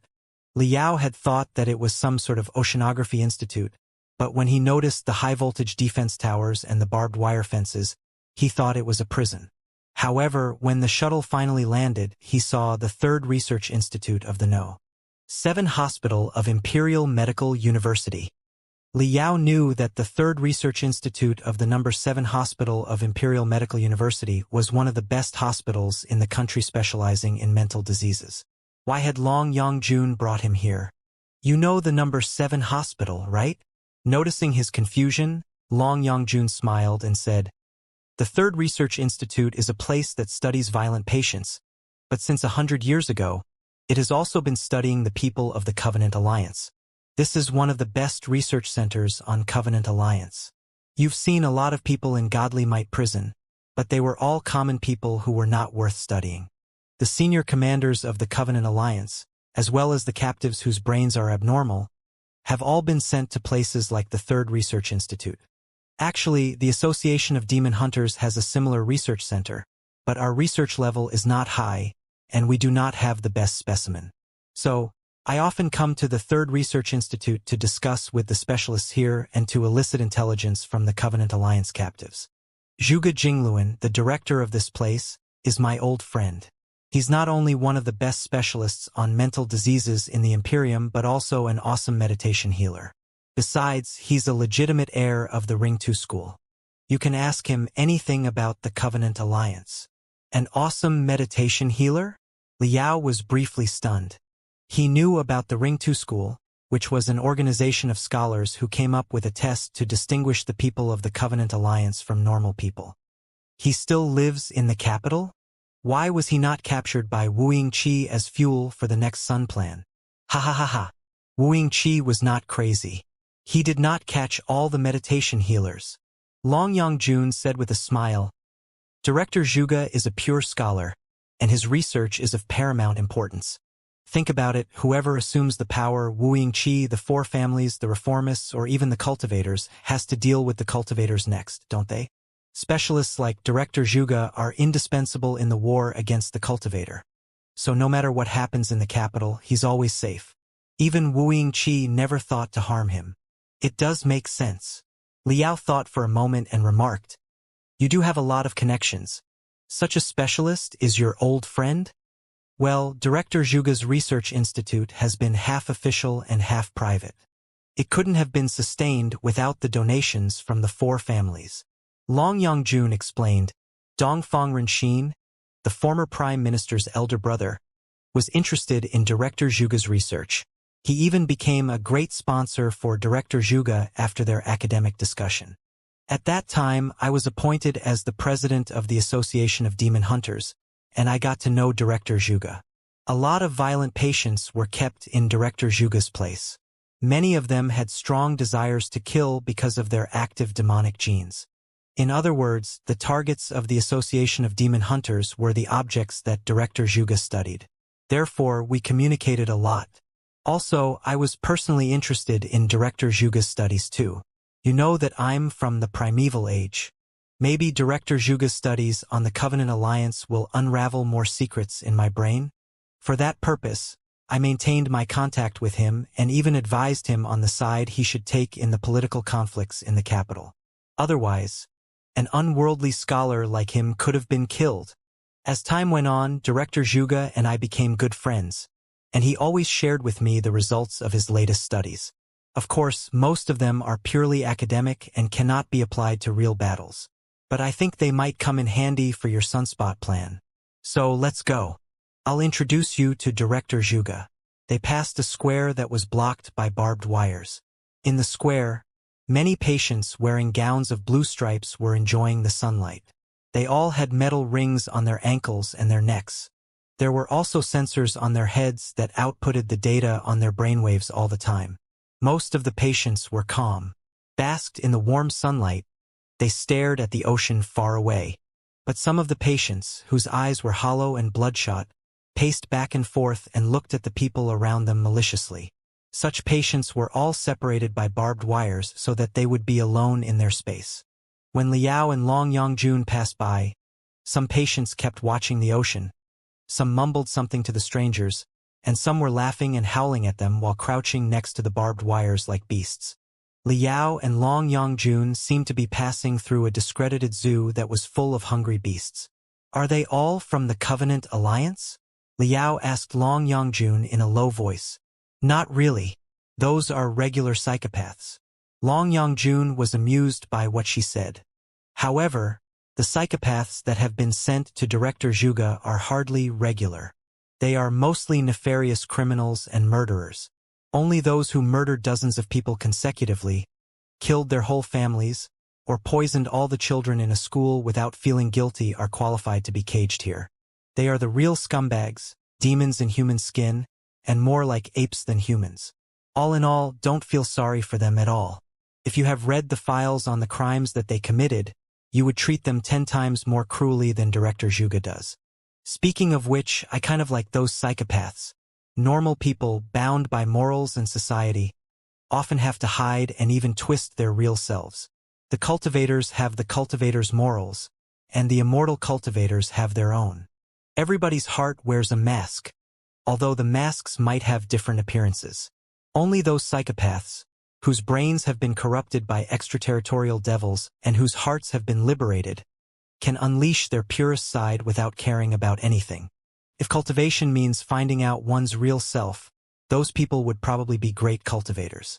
Did you know that when the solar storm Wuxia raised swept across the whole Imperial Terminus sector, few people in the Third Research Institute, both the patients and the doctors, were hardly affected? Some of the severest patients had no reaction even though they were directly exposed to the brainwashing waves. A person cannot die twice, and a collapsed building cannot collapse again. A patient whose mind has completely collapsed can't be brainwashed. Can he? Comparing those psychopaths with the people of the Covenant Alliance is the greatest feature of the Third Research Institute. We always say that the people of the Covenant Alliance are inhumane lunatics, but we can hardly study them directly. We can only find another bunch of inhumane lunatics who are easier to find and study. By juxtaposing the two groups of lunatics and studying their similarities and differences, we can explore the mysteries of the Covenant Alliance with the psychopaths as a frame of reference. That's Director Zhuge's approach. Led by Long Yongjun, Liao finally found Zhuge Jingluan, the mental specialist who had been staying away from politics. Zhuge Jingluan was a typical devoted researcher. His hair was even messier than Liao's, and his filthy gown was stained with suspicious stains and fluids. There was no telling when he last washed his face because the wrinkles on his face were laden with dirt. He looked absolutely no different from the targets that he researched on outside. Apparently, he was one of the researchers who were interested in nothing except their studies. No matter what happened outside or who became their boss, they wouldn't even bother to bat an eye. Vulture Liao, the Black Wind King, was one of the most awe-inspiring names in the Imperium, but when Long Yongjun introduced Liao to him, he greeted Liao simply and rubbed his hands, not knowing what to say. He was closer to Long Yongjun, probably because Long Yongjun had been offering him funding and specimens since she held the power of the Association of Demon Hunters again. His eyes glowed the moment he saw Long Yongjun. Ignoring Liao, he asked, "President Dongfang, you've come at the best moment. We've just improved the Ring 2 test, and the accuracy has been increased by more than 2.5%. Would you like to take a look?" He talked so proudly as if he were a big boy who just invented a new game. A new generation Ring 2 test? Of course I would. Long Yongjun coughed and looked at Liao. However, Director Zhuge, as I told you last time, Dongfang Mingyue, was a fake name that I used when I worked as a spy. My real name is Long Yongjun. You'd better call me President Long. Of course, President Dongfang. Your name is Long Yongjun, right? Got it, President Dongfang. Zhuge Jingluan rubbed his hands in excitement. This way, please, President Dongfang and Black Wind King. Liao and Long Yongjun looked at each other before they followed Zhuge Jingluan into the test area on the third floor underground. Bound by the path of ultimate benevolence, the people of the Covenant Alliance did not have feelings, but to sneak into the Imperium, they could simulate feelings vividly. The Ring 2 test was exactly a method in mental studies to distinguish real feelings from simulated feelings. It was also the last defense line for the Imperium to resist the spies of the Covenant Alliance. For hundreds of years, the Covenant Alliance had been revising their simulation techniques and deceiving the Ring 2 test for generations. The Imperium, on the other hand, had been upgrading the Ring 2 test too, trying to make it keener and more accurate, so that it could distinguish the spies of the Covenant Alliance that were hiding among the normal people. Zhuge Jingluan brought Liao and Long Yongjun to a mirror whose back was transparent. On the other side of the mirror was a test room where the researcher and the test taker were seated. The researcher was a young man who was wearing a gentle smile. The test taker, on the other hand, was a ferocious middle-aged man who had a beer belly. The researcher typed on his mini crystal processor and smiled at the test taker now and then, indicating that he was well trained. The test taker, however, was bound to his seat by metal ropes, agitated and uneasy. His hollow eyes emitted beastly light now and then while he growled. The desk between the two of them was an enormous tablet where abstract patterns that looked like colorful swirls were changing splendidly all the time. Illuminated by the colorful tablet, the cold wall and the white ceiling looked like the brain of a psychopath. Those colorful patterns were exactly Ring 2. Sorry, but I cannot cancel those messy spots of light. The researcher finally finished typing the last rune on his mini crystal processor. He rubbed his neck and smiled at the test taker apologetically. You're not dazzled, are you? Tell me, what do they look like? What the fuck is the meaning of this? Like a trapped beast, the test taker asked warily. Has the test begun? Is this part of the test and I have to say it? Huh. No. Don't be anxious. Relax. Just relax. The researcher opened his hands and said, this is just a regular examination. You know that this is the best asylum of the Imperium, and you're lucky to be sent here with all the crimes you committed. However, we have to ensure that you do not harm other people. Therefore, look, I don't know what those light spots and patterns are either. It's the work of the obnoxious people above me who think they're smart. My job is to turn on the switch and ask whoever sits before me questions every day. Then you'll enjoy the sunlight and the ocean, and I'll go home after work. Simple as that. This is just my duty. Let's just get it over with, all right? Relax. Take a deep breath and be ready to answer questions. Okay? The test taker murmured again and nodded unwillingly. The researcher smiled and turned on another piece of mini magic equipment on the desk that looked like a combination of a magnifier and a telescopic sight. Through the device, the test taker's eyeballs, as well as the reflections in them, could be clearly seen. What's that? What the fuck is that? The test taker grew anxious again. Relax. It's just an unimportant gadget. I've been working in this room for 3 years, and I never care what it is exactly. Let's just ignore it and get going, shall we? Clearing his throat, the researcher asked. The first question. Imagine that you see a green wasp on the back of your hand when you unintentionally raise your arm. What will you do? Wait, a green wasp? How can a wasp be green? Should it be yellow? The test taker frowned. If it's green, it can't be a wasp. What's this question? A linguistic trap. No. Don't be anxious. Relax. It's just a common question. Nobody cares whether a wasp is yellow or green. It could have been a typo. The researcher waved his hands and said, Don't care about the details. Just follow your guts and tell me your first reaction. I will slap it and kill it. The test taker craned his head and stared at the researcher. Is it the correct answer? The researcher smiled. There is no correct answer in this place.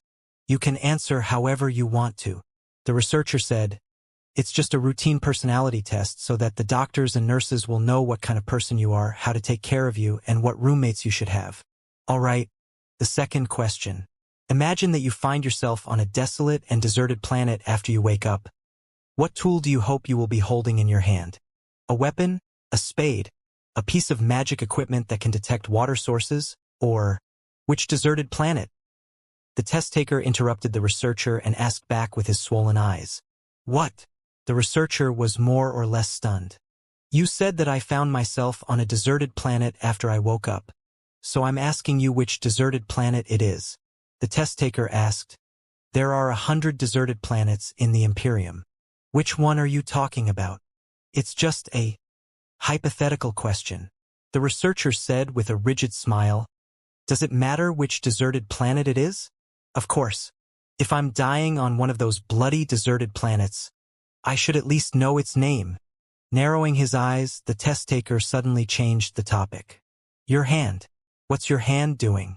Why have you been knocking on the desk since the beginning? Is it part of the test? Do I have to properly react to that? No, no, no. The researcher stopped his unconscious knocking and managed a smile. Don't be nervous. Don't be nervous. Fuck. I'm not nervous. I'm not nervous at all. The test taker grew furious. As long as you stop knocking that stupid desk with your goddamn finger. In the test room, their conversation went on in a weird atmosphere. The topics went deeper and deeper, changing from the instinctive reactions to the dilemmas that did not carry answers. Outside of the room, Liao observed it with great interest and asked, Director Zhuge, what's the point of those questions? Can you identify a person of the Covenant Alliance with those questions? Exactly. Zhuge Jingluan pointed at his head and said, I divide the mind of human beings into rational thinking and emotional thinking.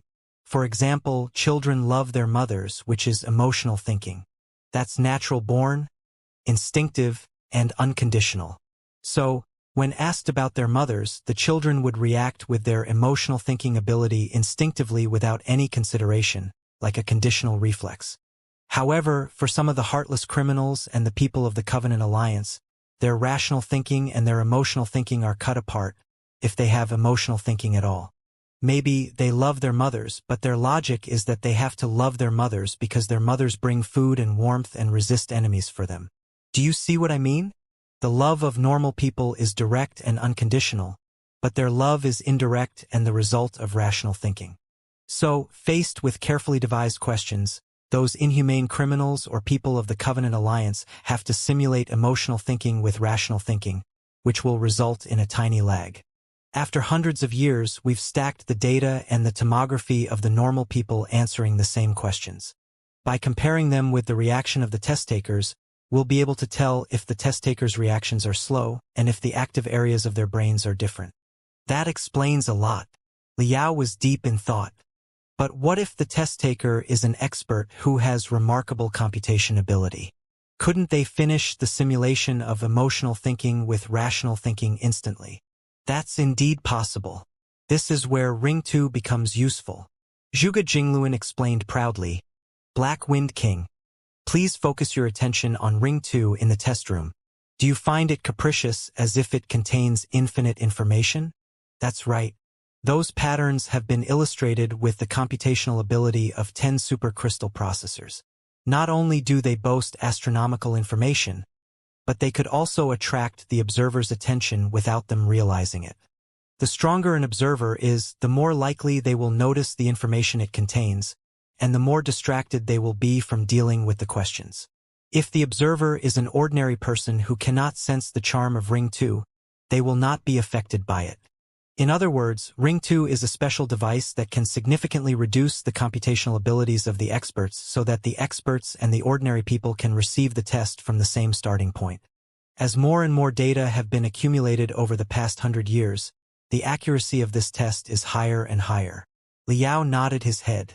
In the test room, the researcher, enshrouded by the glamorous colors, continued asking questions unhurriedly. Imagine that you find your mother lying in a pool of blood when you're back home, and a suspicious person is jumping out through the window. Will you save your mother or chase after her murderer? My mother!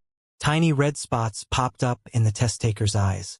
Laughing like a wolf, he said, Then I'll probably chase the murderer and see who he is exactly. What's this? A lousy joke? How many more stupid questions do I have to answer? We're almost there. There are only the last few questions to go. This is my favorite question.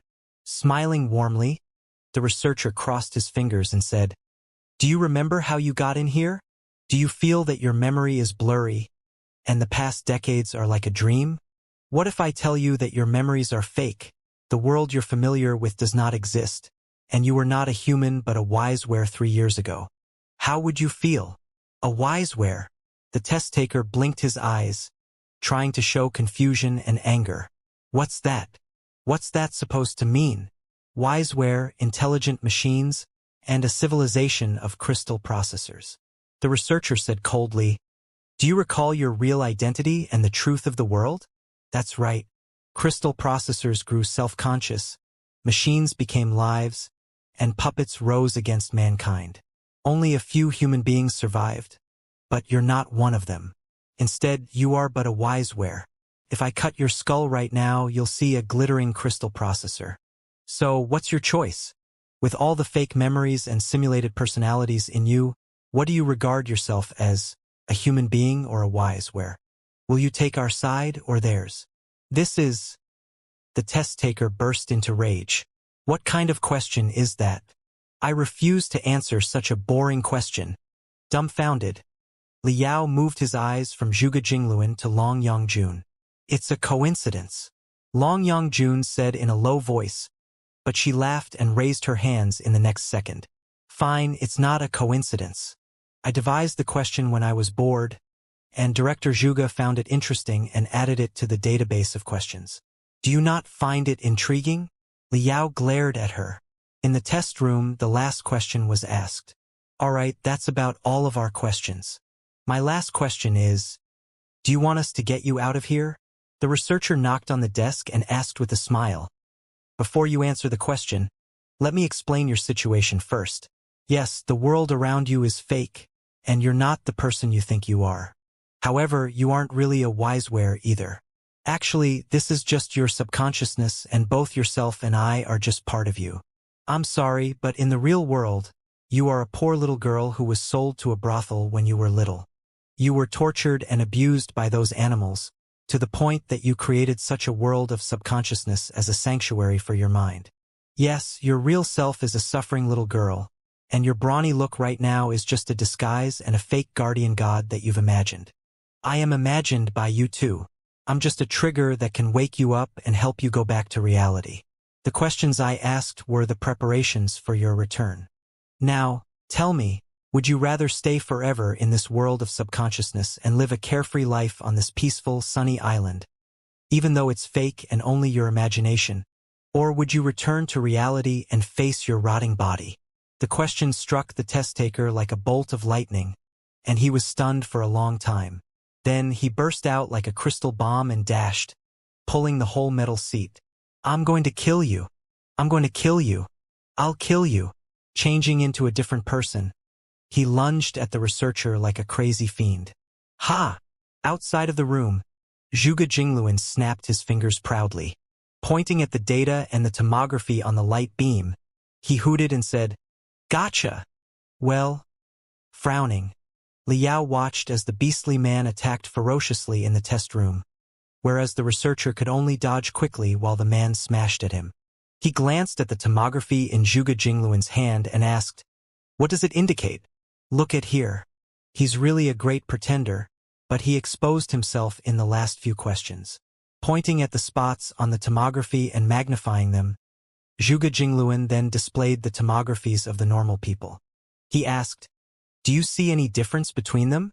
He was so condescending that he did not seem to be faced with the powerful Black Wind King, but with some ignorant kid as a teacher.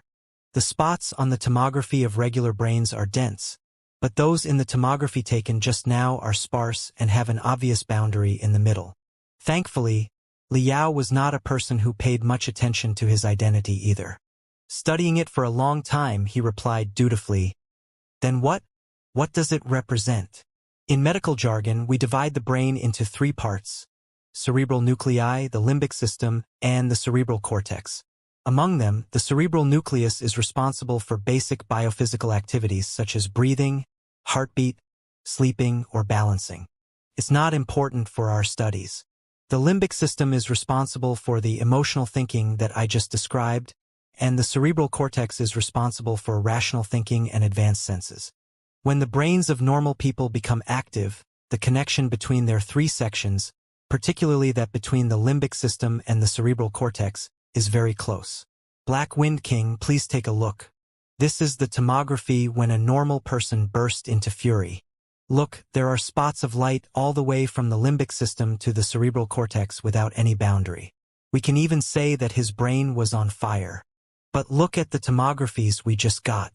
Look, the spots in the limbic system are lackluster, but those in the cerebral cortex are very brilliant. Also, there is a clear boundary between them. It's like his limbic system and his cerebral cortex are divided into two independent systems.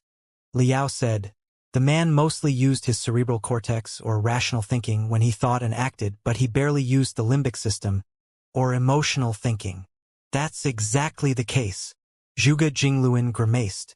We encountered some very unlucky patients before, whose left hemisphere and right hemisphere had to be separated as a treatment for their severe brain injuries. Do you know that even if all the nerves between the two hemispheres of the brain are cut off, the patient won't die and can even live a normal life, although they may become weird?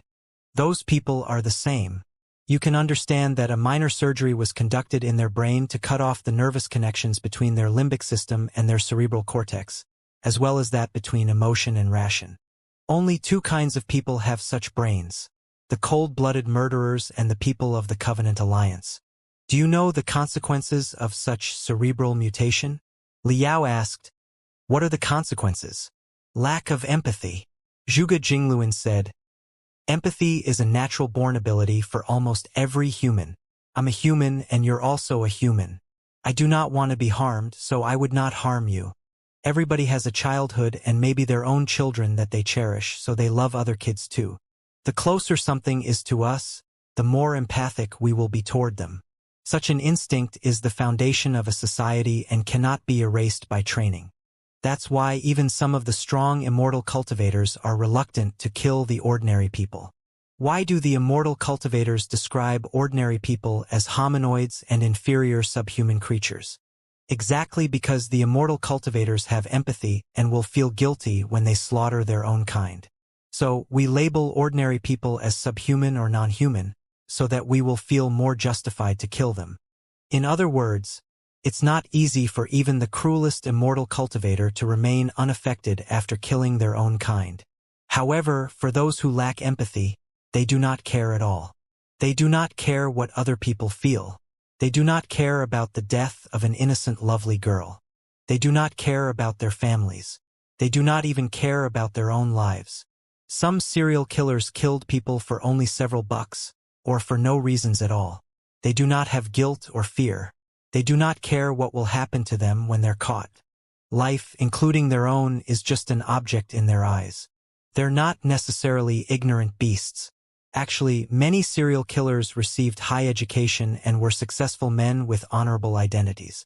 They did not have to kill at all, but still they got themselves into prison. However, they were not scared at all even when a bullet penetrated their skull. So, the real purpose of the questions we devised, excluding the fake ones, is to find out what exactly a test taker cares about. For example, when a normal person finds a wasp on their hand, they will dodge or drive it away, because they don't want to get hurt. Who would care about the color of the wasp? Also, waking up in a desert, witnessing one's mother be killed, or finding the whole world changed. When a person, their family, their home, or even the whole world is under threat, how can they not care if they are normal? But let's look at the tomography of our test taker. He did not care at all when he was on a deserted planet, his mother was killed, or the world was destroyed by a Wiseware rebellion. He did not care at all. Agitation. When his cerebral cortex was actively thinking, there was nothing but agitation in his limbic system. He cared nothing around him, even if he were really a Wiseware that had a crystal processor in his head. It's the classic behavior of apathy. That explains a lot. I finally get it now. Taking a long breath, Liao said, So, you reached the conclusion that this test taker is from the Covenant Alliance. Zhuge Jingluan stared at Liao for a long time and smiled mysteriously. No, he's not. He's just a cruel and perverted murderer. Zhuge Jingluan smiled and said, although he cared none of the previous questions, he was still hurt by the last one, which slightly made him reveal his sympathy. He finally looked like a human in the end. Dumbfounded, Liao did not know what Zhuge Jingluan meant. The last question? The one where he was a poor, abused little girl who was sold by her parents? What's special about that question? Of course, our questions are all well-grounded. There's indeed a poor girl who was sold by her father, the test-taker's daughter. Zhuge Jingluan displayed the picture of the test-taker in the past, who looked like a graceful gentleman. Look at him in the past. He's quite gorgeous, wasn't he? He was a popular middle school teacher. Wow. Liao looked at the picture and then at the beast in the room that was pressed to the ground, finding it hard to believe that they were the same person. However, on second thought, the man answered the questions logically and reasonably, which indicated a high level of education. But such a well-educated man sold out his own daughter. Until he turned 40, this test-taker was a common middle school teacher. But unfortunately, his friend took him to a casino, where he lost all his money and owed a huge debt. Zhuge Jingluan said unemotionally. Since then, the cruelty and heartlessness had been awakened in him. At first, he sold his daughter to gangsters to pay for his debt. After his wife and his mother found it out, he brutally murdered the two women and calmly faked the crime scene, pretending that the gangsters killed them when they failed to collect their debt. He's exactly such a scumbag. He was not concerned even when he was asked the question where his mother was lying in a pool of blood. But pitifully, while he's a fiend, he's not a man from the Covenant Alliance. Deep in his heart, he still felt slightly guilty for his daughter, so he collapsed when he was hit by the last question.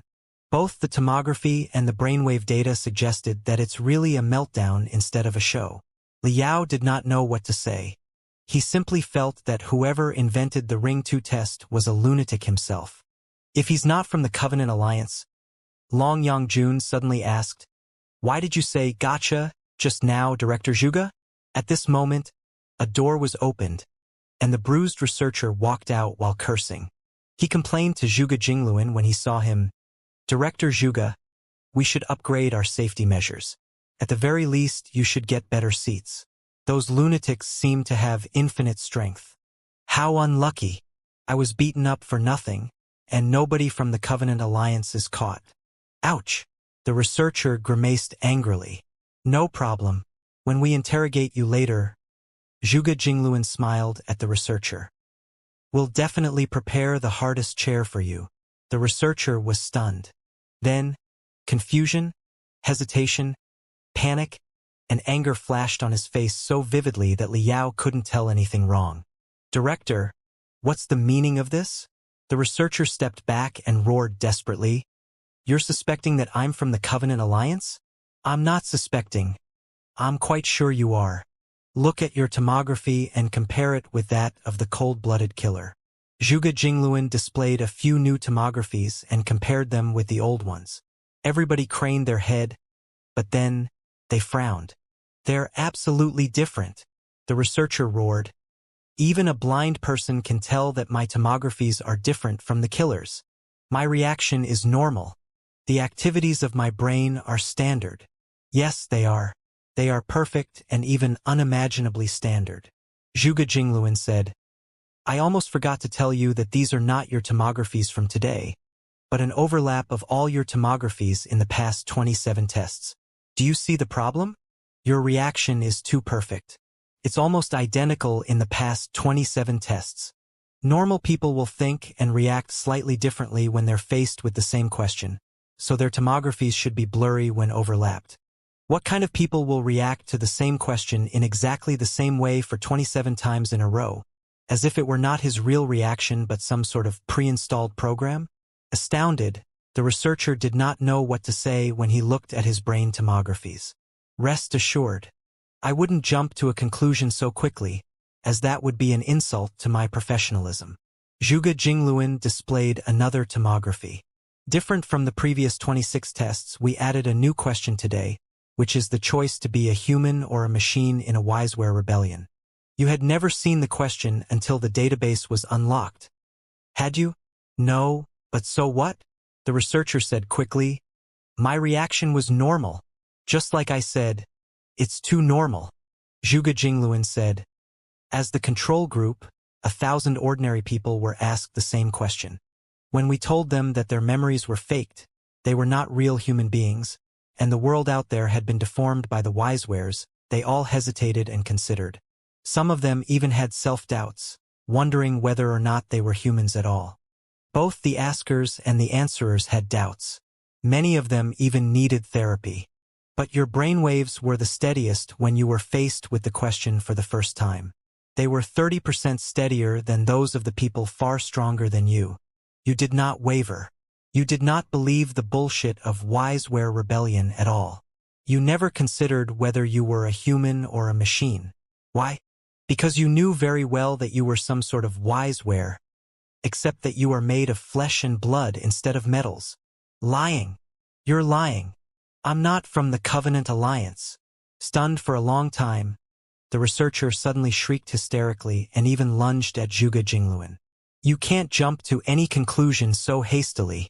I'm a living human. Long live the Imperium. I'm not from the Covenant Alliance. Naturally, Liao and Long Yangjun wouldn't allow the crazy researcher to hurt Zhuge Jingluan. But their help was unnecessary. Several brawny security guards seized the researcher and shackled him before they dragged him down. The researcher struggled and howled like a normal person that had been wronged. His roar could still be heard when he was long gone. I'm not from the Covenant Alliance. I'm not. Look. Zhuge Jingluan rubbed his hands and grinned at Liao and Long Yangjun. A spectacular show, isn't it? This guy has lurked here for 3 years and passed 6 versions of the Ring 2 test. But he's finally exposed in the new version. Oh, I must thank President Long's question on the Wiseware Rebellion. It's really interesting. Wait, I almost forgot. You're not President Long. You changed your name. I should call you President Dongfang, right? Forgive me, President Dongfang. It's President Long, said Long Yangjun while holding her forehead. Wait. I still feel that it's inappropriate. Looking at the blood left on a corner when the researcher was dragged away, Liao asked, You determine whether or not a person is from the Covenant Alliance based on the tomographies and random questions. What's your accuracy? Would good guys be wronged? For example, what if he is determined and wouldn't be influenced easily? Or what if he is a man without imagination and cannot understand the Wiseware Rebellion at all? Or maybe, even if he is a cold and heartless man, it doesn't mean that he will necessarily commit crimes, no? Take the middle school teacher just now. If his friends hadn't taken him to the casino, he might have lived his life in peace instead of turning into a murderer. Wouldn't he? So what if your Ring 2 test is wrong? It can't be 100% accurate, can it? Zhuge Jingluan looked at Liao in surprise, as if he was shocked by the childish question. Of course there are errors. This is a game where our enemy and us are constantly trying to outsmart each other.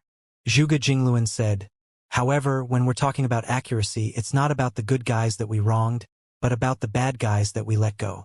The good guys, let's call them good guys for now, are potential lunatics and criminals anyway and take up no more than 5% in total. They're the necessary sacrifices in this war. Liao got it now. It was better to wrongly kill 1,000 good guys than to accidentally let a bad guy get away. Necessary sacrifice was also a phrase that immortal cultivators always talked about. Liao's eyes turned cold. He disliked director Zhuge Jingluan, who was cold and heartless in his bones and did not care about lives himself either. It's an interesting test and a great eye-opener for me, Liao said coldly. Then, Director Zhuge, have you considered another interesting question? If a spy from the Covenant Alliance can work in your institute for years, how can you make sure that you're not another spy that is hiding more deeply? Of course, you may have passed the Ring 2 test countless times, but it's pointless. As the creator of the test, you definitely know its flaws.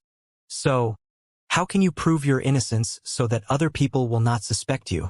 Liao thought that the question would be tricky for Zhuge Jingluan, but the director of the asylum raised his thumb at Liao with glowing eyes. Good question. It's very hard to prove. That's why there is more than one research center that works on the Covenant Alliance, and why the Ring 2 test has thousands of different versions. Black Wind King, you should know that there is not an official, authoritative agency on the studies of the Covenant Alliance in the Imperium, right? Why do we not have an official agency to deal with the rival that has haunted us for 1,000 years? The reason is simple. If an authoritative agency existed, all the Covenant Alliance needed to do would be to infiltrate it and alter the standards of the Ring 2 test. Then we would be screwed. Now, we don't have an authoritative agency, but we have dozens of half-official agencies working at the same time and introducing different versions of the Ring 2 test. The leaders of those agencies, including me, have been testing each other regularly. It's rather troublesome, but it guarantees our safety. Of course, this cannot prevent the Covenant Alliance from infiltrating us. After all, with their advanced technologies, some of them might be able to pass the tests of dozens of different agencies. That person could be me or President Dongfang or Black Wind King. Ha ha ha ha. Who knows? Or rather, maybe the Imperium and the Covenant Alliance do not exist, and the world around us is faked with the memories and data indoctrinated into us. Instead, the Wiseware Rebellion is actually the truth, and we're just intelligent machines of the latest model. If we open our skulls, we might really find glittering, gem-like crystal processors in it, right? President Dongfang, Black Wind King, do you want to open your skull and see what's inside? Ha ha ha ha. When Zhuge Jingluan laughed, he sounded like an oinking pig, but it was one of the most horrible things that Liao had heard. Director Zhuge? Narrowing his eyes, Liao asked, are you sure that you're not influenced by the psychopaths around you? Or maybe, are you a hopeless psychopath too? How do you know? Zhuge Jingluan replied in a stun. I'm indeed a severe psychopath. I spent almost 100 years in 13 asylums on 7 planets. What? Liao found it hard to believe. Then how did you become the director of this place? Very simple. Zhuge Jingluan winked at Liao and said, the last asylum I stayed in was not carefully managed. At that time, a doctor named Zhuge Jingluan came to study me, and I ate him up from skin to bones. I even fried his brain and his internal organs. How delicious it was!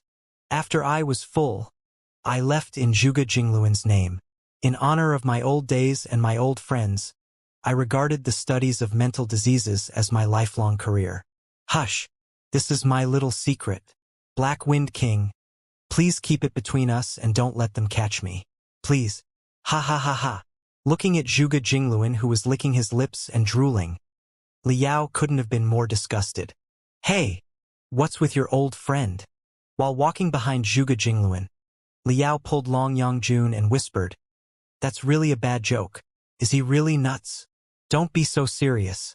How can he really be a psychopath? But I wouldn't say that he's entirely sane.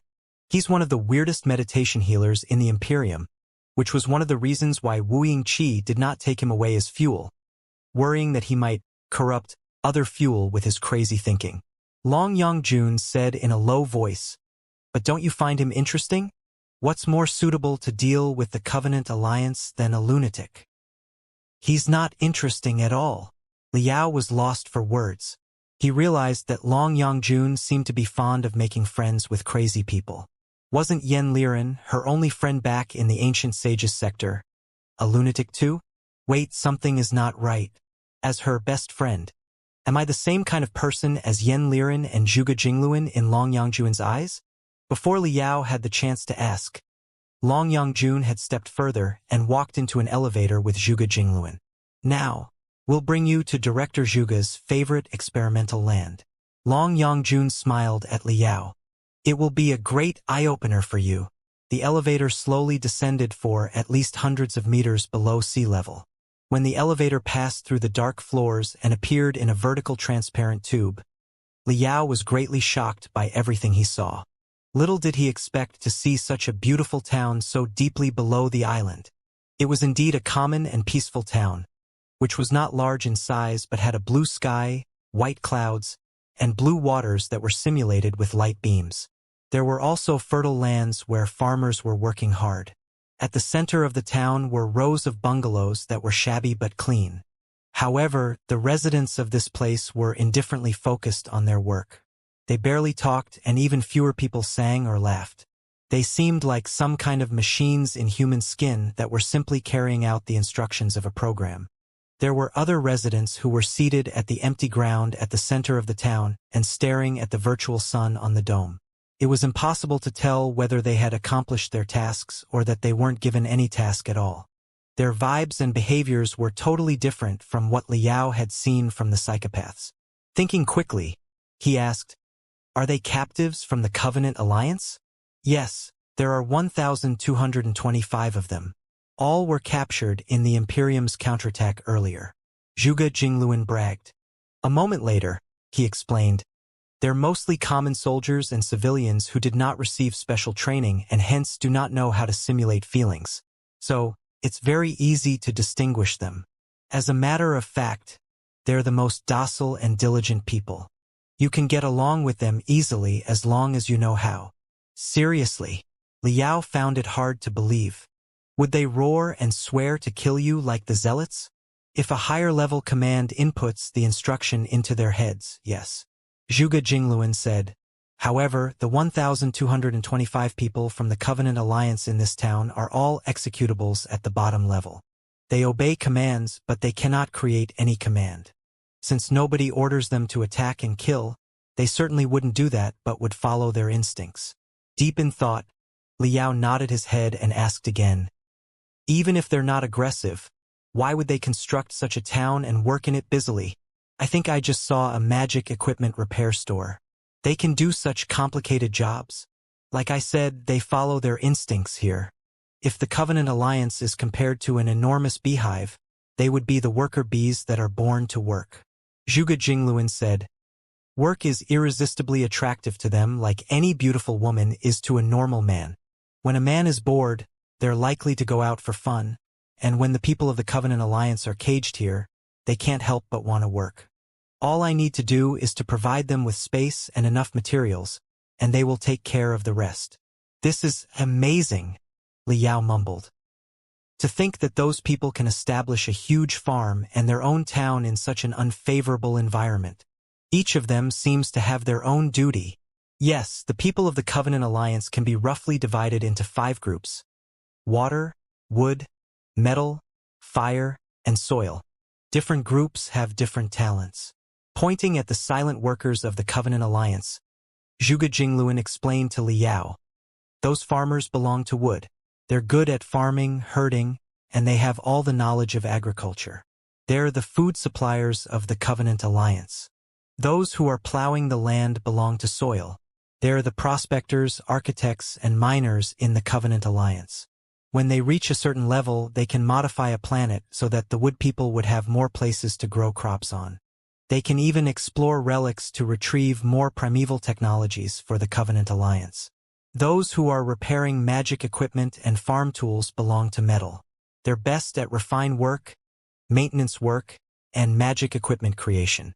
They're the weapon suppliers of the Covenant Alliance. Their works include the enormous warships thousands of meters long. Those who are enjoying the sunlight in the square belong to fire. Don't think that they're lazy. They're just taking a break from their training. They're all the most brutal and fearless warriors. They make up the majority of the Covenant Alliance's army." Zhuge Jingluan pointed at the captives of the Covenant Alliance and introduced them to Liao. Liao waited for a long time, but Zhuge Jingluan did not continue.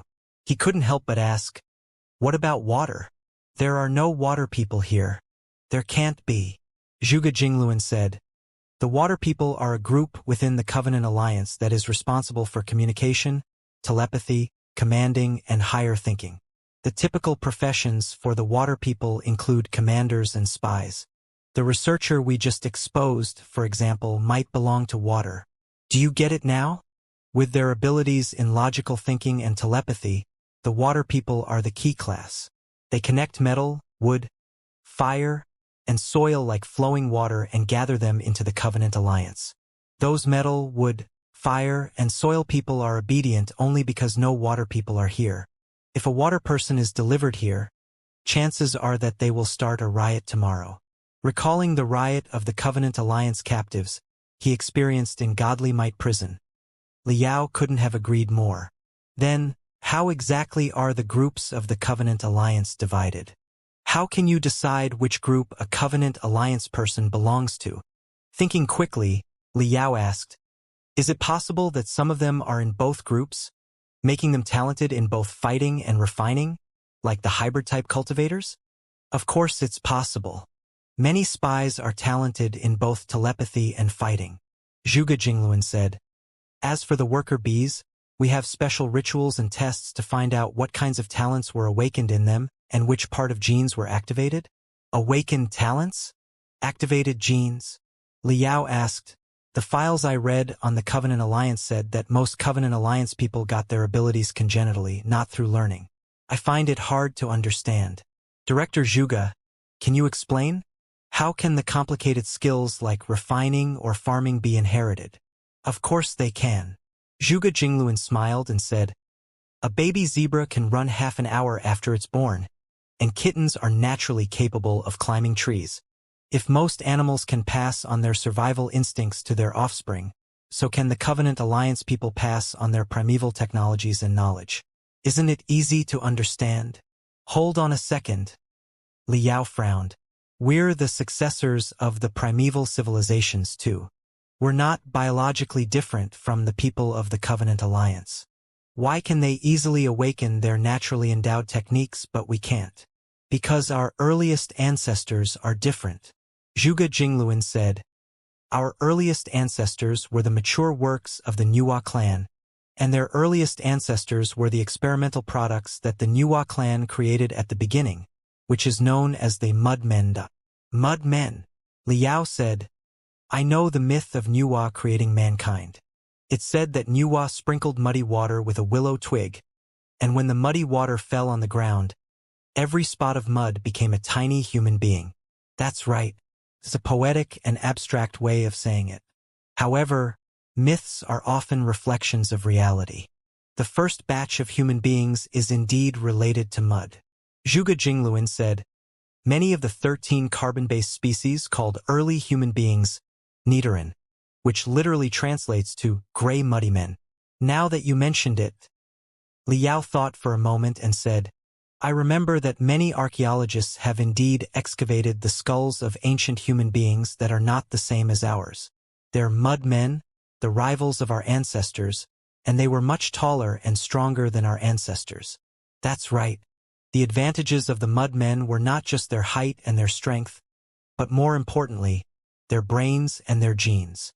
Zhuge Jingluan said, the Nuwa clan implanted tremendous techniques and knowledge into the genes of the mud men. As soon as the mud men grew mature, they would secrete specific hormones that helped them awaken their talents. They would know how to farm, refine, and fight. It's safe to say that the mud men were natural-born farmers, miners, and warriors. Like tigers are born to hunt, zebras are born to run, and cats are born to climb trees, they were born to work as instructed. It was exactly the purpose for which human beings were created. They were supposed to reproduce and expand on their own so that they could serve the Pangu Alliance, their master, for all eternity, right? It does sound very impressive. Liao thought for a while and asked, but just now you said that the mud men were flawed first-generation humans. What were their flaws? Their lack of creativity and curiosity.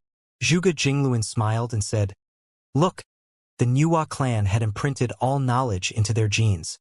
It was enough for them to deal with most of the animals and plants apart from the 13 species of the Pangu Alliance. They were almost perfect and invincible. So, they did not need curiosity or creativity. They acted based on their natural instincts like ignorant beasts, and they never knew the real significance of life. Maybe they could build a warship barehandedly or transform a terrible planet into a habitable one, but they would never consider the significance of their work. It's like when a leopard pounced upon a zebra. The leopard was only thinking to live, and nothing else. What exactly is creativity? Creativity is the ability to make consecutive mistakes. You may make 100, 1,000, 1,000,000 absurd mistakes, but one of those mistakes will lead to unexpected, amazing changes. That's evolution. That's creativity. The mud men did not have such an ability. Their knowledge and skills were all blessed. Their form bordered on perfection. They did not consider changes, nor was it necessary for them to change. They did not have curiosity, and nothing deserved their curiosity. If they were to reproduce for 10,000 years, the first generation and the last generation would be absolutely the same without any evolutions or mutations. Liao gradually got it. Inheriting talents through genes and maintaining curiosity and creativity were probably two incompatible directions of evolution. The Pangu clan was very satisfied with the Mud Men, but the Nuwa clan frowned at their product. Zhuge Jingluan continued. Perhaps a lot of extraterritorial devils had already found their way into the heads of the members of the Nuwa clan. With their devotion to passion and chaos, how could they have liked the Mud Men? So, the Nuwa clan spoke to the other 13 primeval clans that the Mud Men had fatal flaws and were not suitable as servants for the Pangu alliance, and that they needed new generation human beings that were more balanced, independent, and creative. The Pangu clan did not really like the idea, but since it was the Nuwa clan's job to create human beings, they had to respect the Nuwa clan's opinion and agreed to let them create a new batch of human beings. Just like that, the wise men, our earliest ancestors, were created. The deficiencies of the wise men are obvious compared to the Mud Men. Our ancestors were slim and prone to anger and fear. They were not even as strong as gorillas. Without tools, they could even be killed by tigers or lions. More importantly, the Nuwa clan removed the naturally endowed techniques in their genes. So, every wise man had to learn the necessary skills from their seniors on their own. Once they died, the skills they finally learned would be gone, and the newborn wise men had to start from scratch again.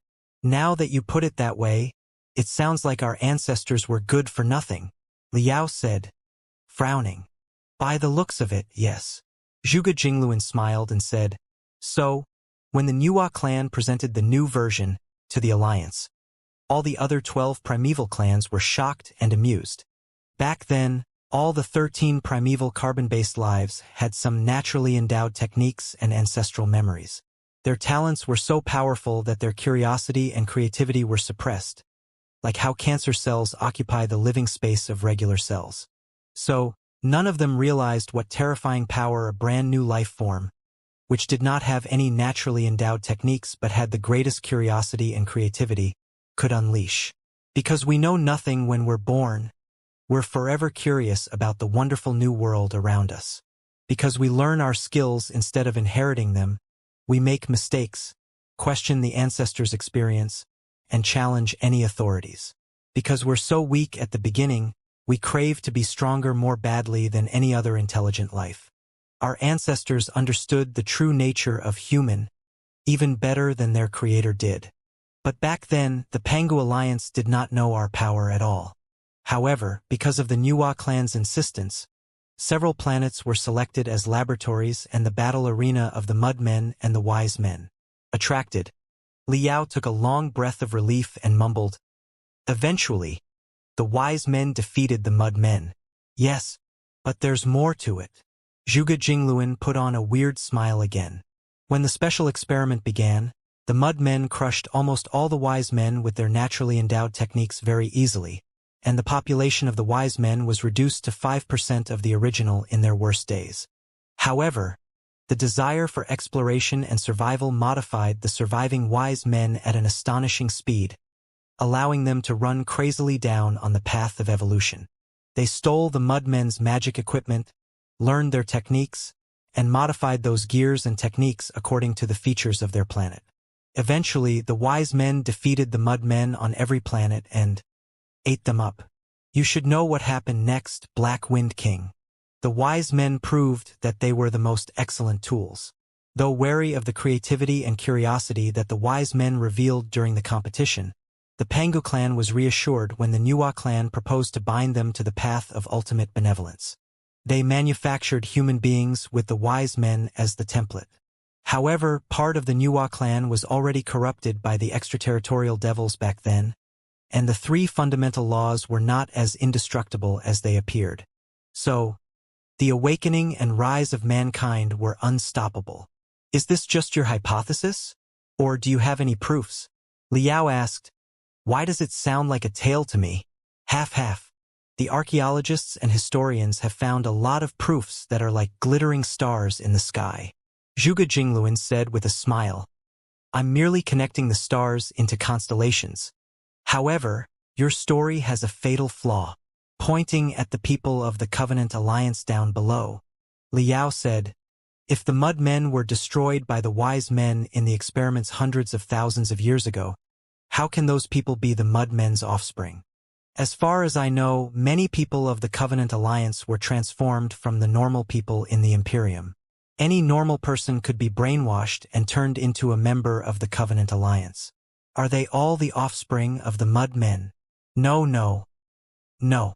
I'm afraid that you didn't hear me right, Zhuge Jingluan said calmly. I didn't say destroyed. I just said that the wise men swallowed and assimilated the mud men. They're both our ancestors, except that the genes of the wise men take up a greater percentage. You can understand that 90% of our genes are from the wise men and 10% are from the mud men, except that the genes from the mud men are usually suppressed. It's just like demons, another subspecies of mankind. We actually carry a lot of demon genes, and we can mutate into demons after we take chaos water, can't we? In fact, there are so many mysteries in our genes that even the best geneticist can only translate 30% of our genes. They even believe that more than 50% of our genes are useless garbage. But is it possible? Does the successor of the primeval civilizations and the most perfect carbon-based life carry 50% of garbage genes? No, it's just an excuse for the specialists' ignorance. I believe that the 50% unknown genes are the hope of our evolution, which include part of the mud men's genes. An interesting theory. Liao remembered the body fundamentalist, a special profession among the cultivators, who could activate their ancestral genes and change into primeval forms. Liao himself had seen the primeval ancestors in his meditation and got some memories and heritages from them. In other words, were there mud men genes in his body too? Interesting. It's true, because modern people all have their own different talents. Zhuge Jingluan said, some are good at refining, some at fighting, some at math, and some are naturally interested in geology or history. They also need studying, but they can study hundreds of times faster than other people can, and they can always distinguish themselves after the same training from the same teacher. It cannot be simply explained with a high IQ. Actually, it's the part of mud men genes that are still working.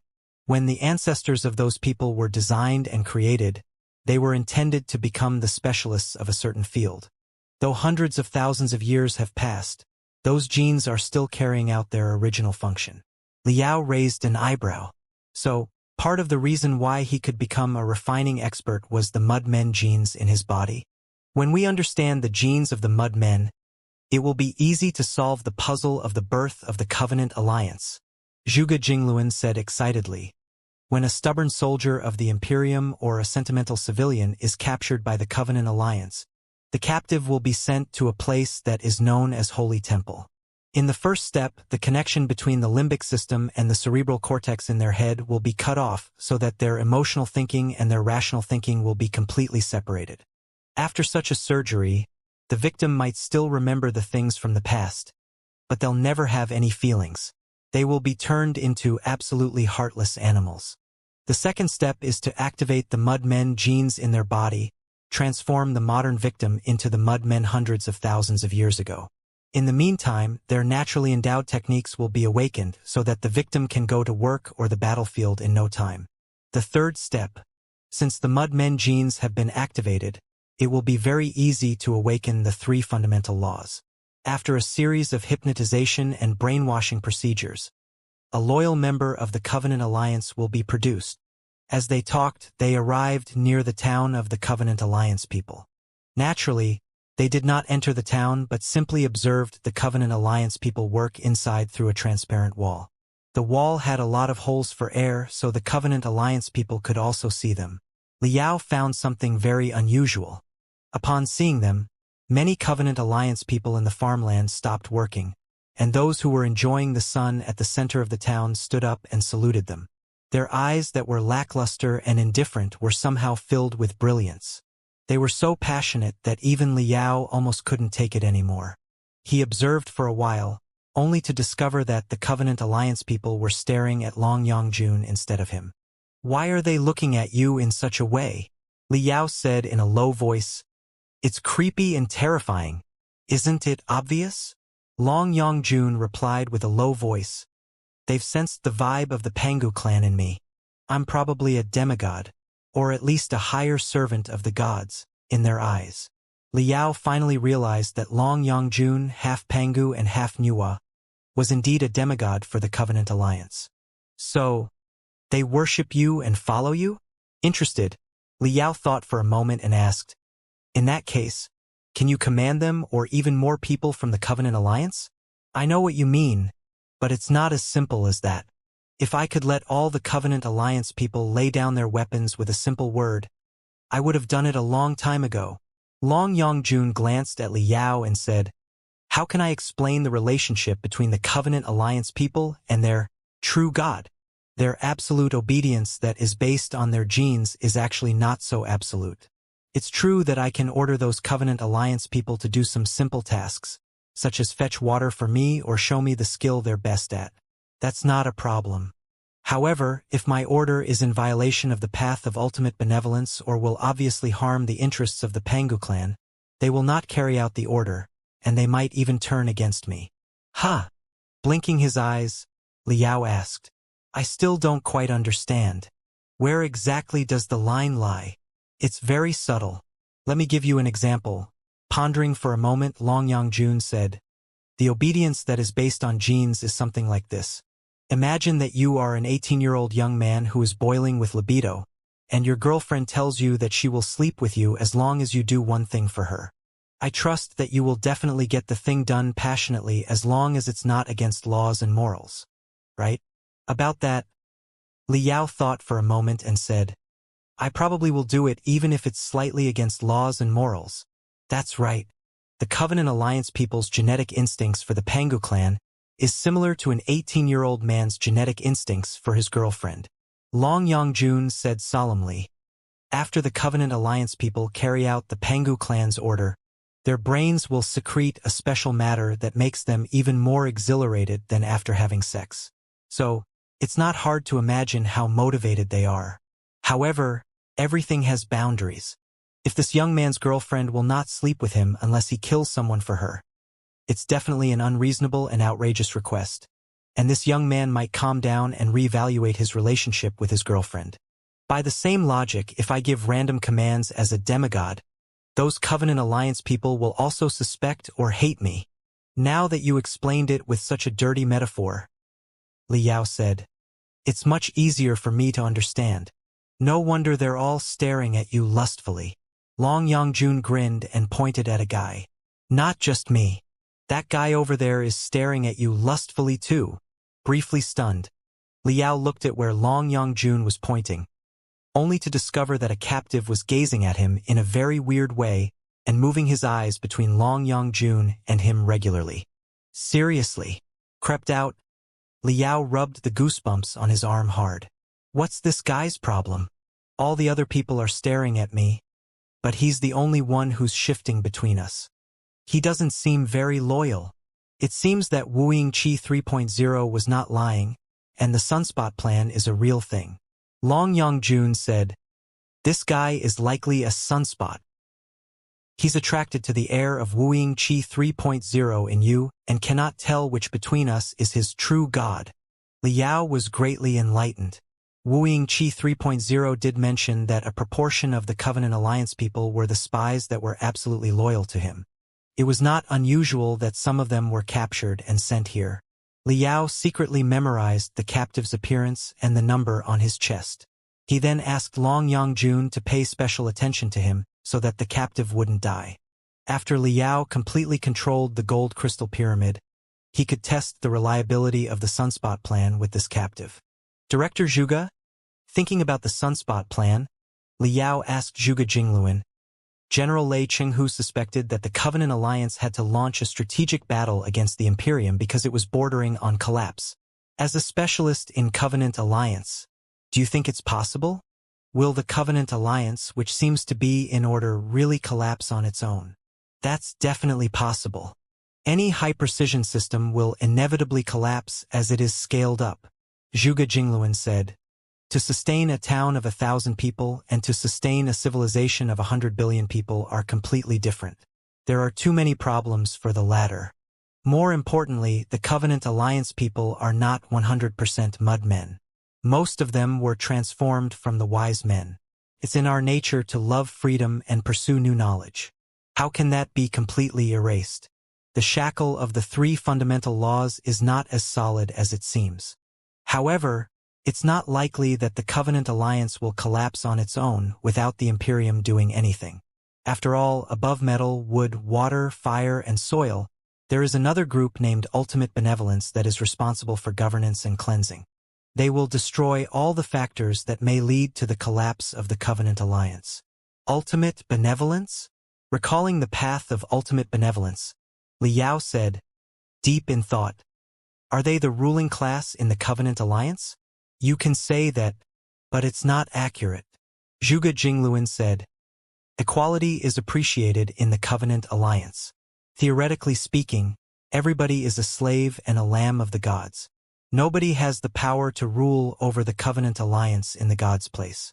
However, to fight a war against the Imperium as an entity, administrators, commanders, order maintainers, and brainwashers are needed.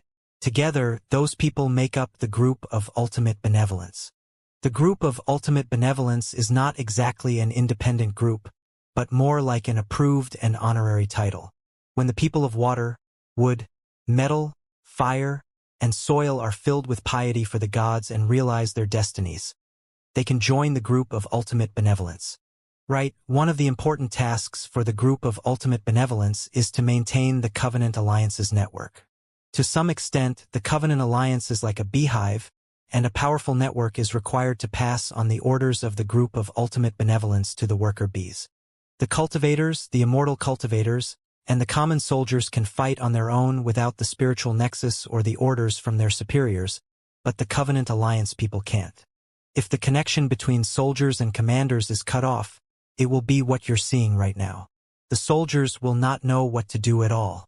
So, the network is of paramount importance for the Covenant Alliance. Only the purest and most innocent candidates can become the network engineers of the Covenant Alliance. If it's like a beehive, there must be some sort of a queen in it. They're on the top of the hierarchy in the Covenant Alliance. Interested, Liao asked again, is it possible for us to dissolve the Covenant Alliance by killing the guy on the top?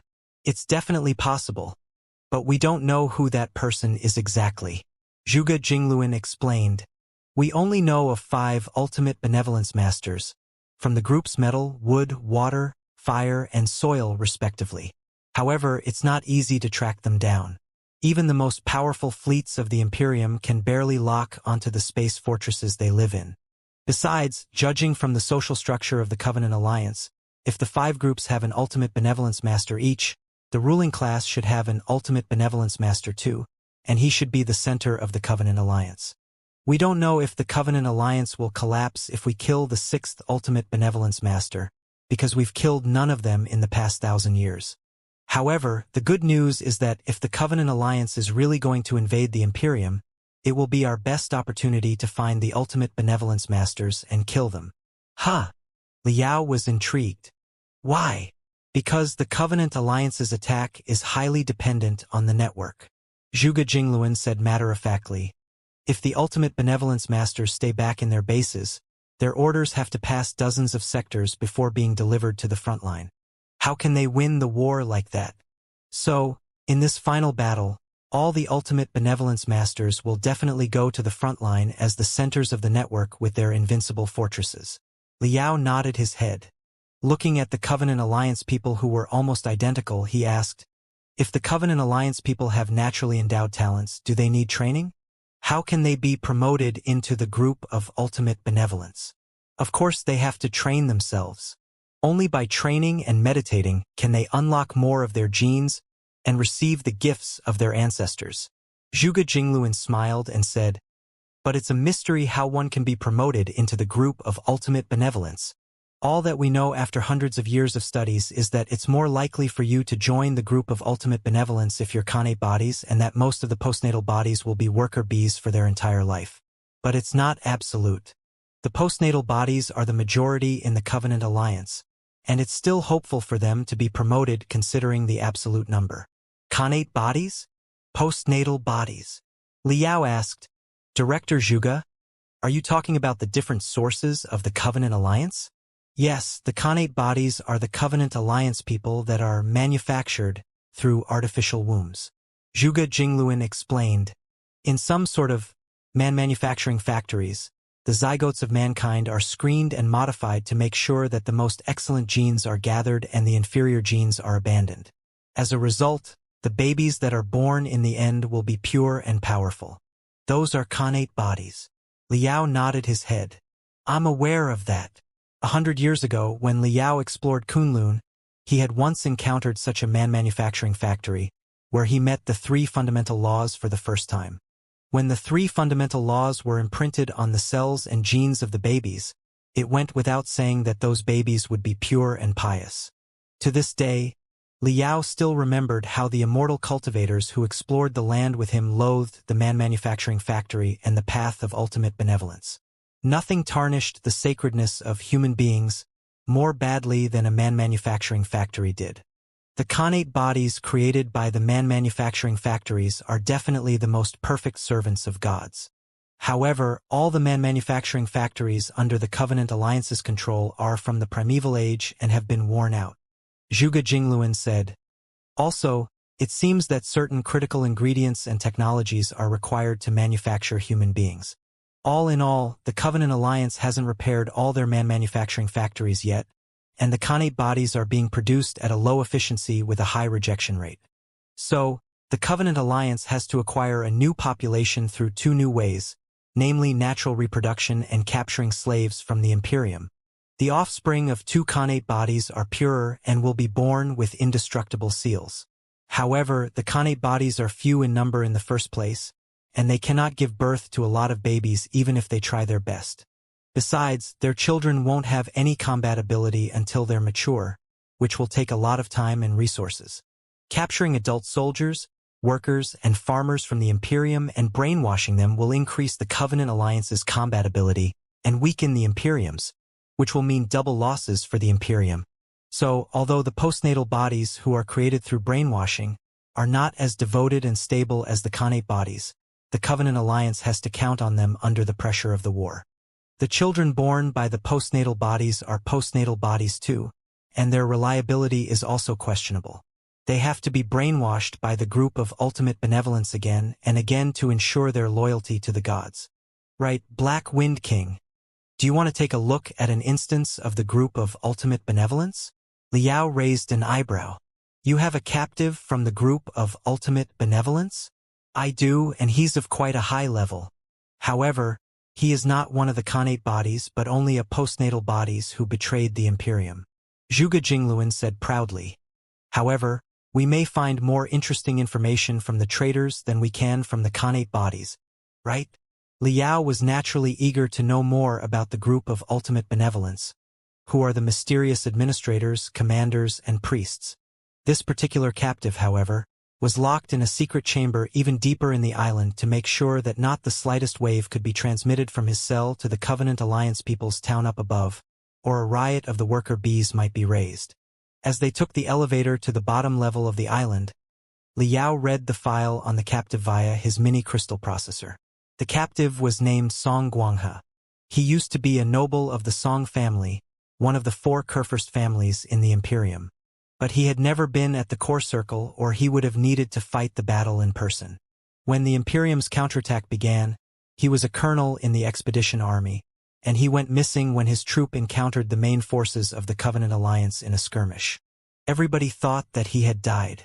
The Song family even applied for a medal and an honorary title for him. However, a dozen years later, when the expedition army reclaimed the Lost Lands, they found him in a garrison of the Covenant Alliance. At that time, he had become the highest commander of all the ground troops of the Covenant Alliance on a resource planet.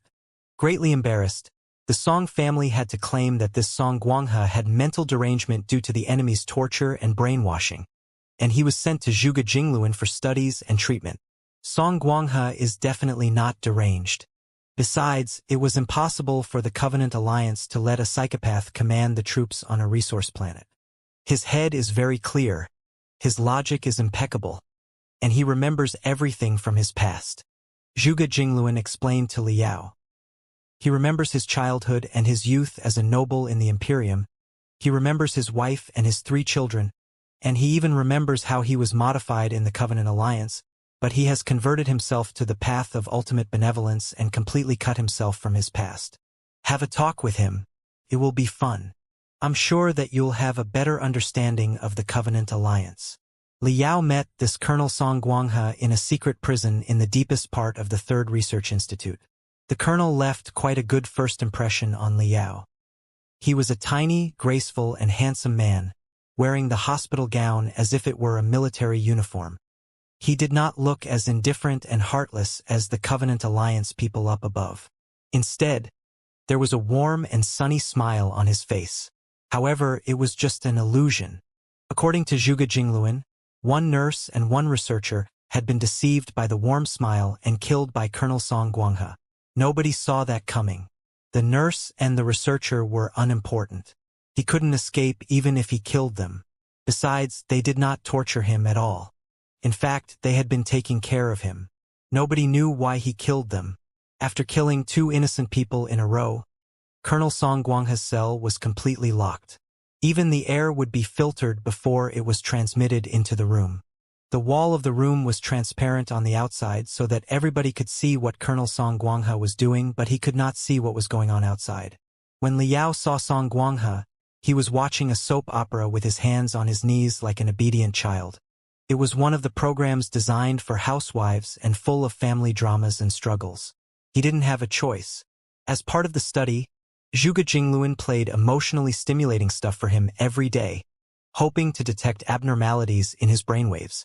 But Song Guanghe's brainwaves were utterly unchanged, although he was watching it wholeheartedly, as if he were staring at an empty wall.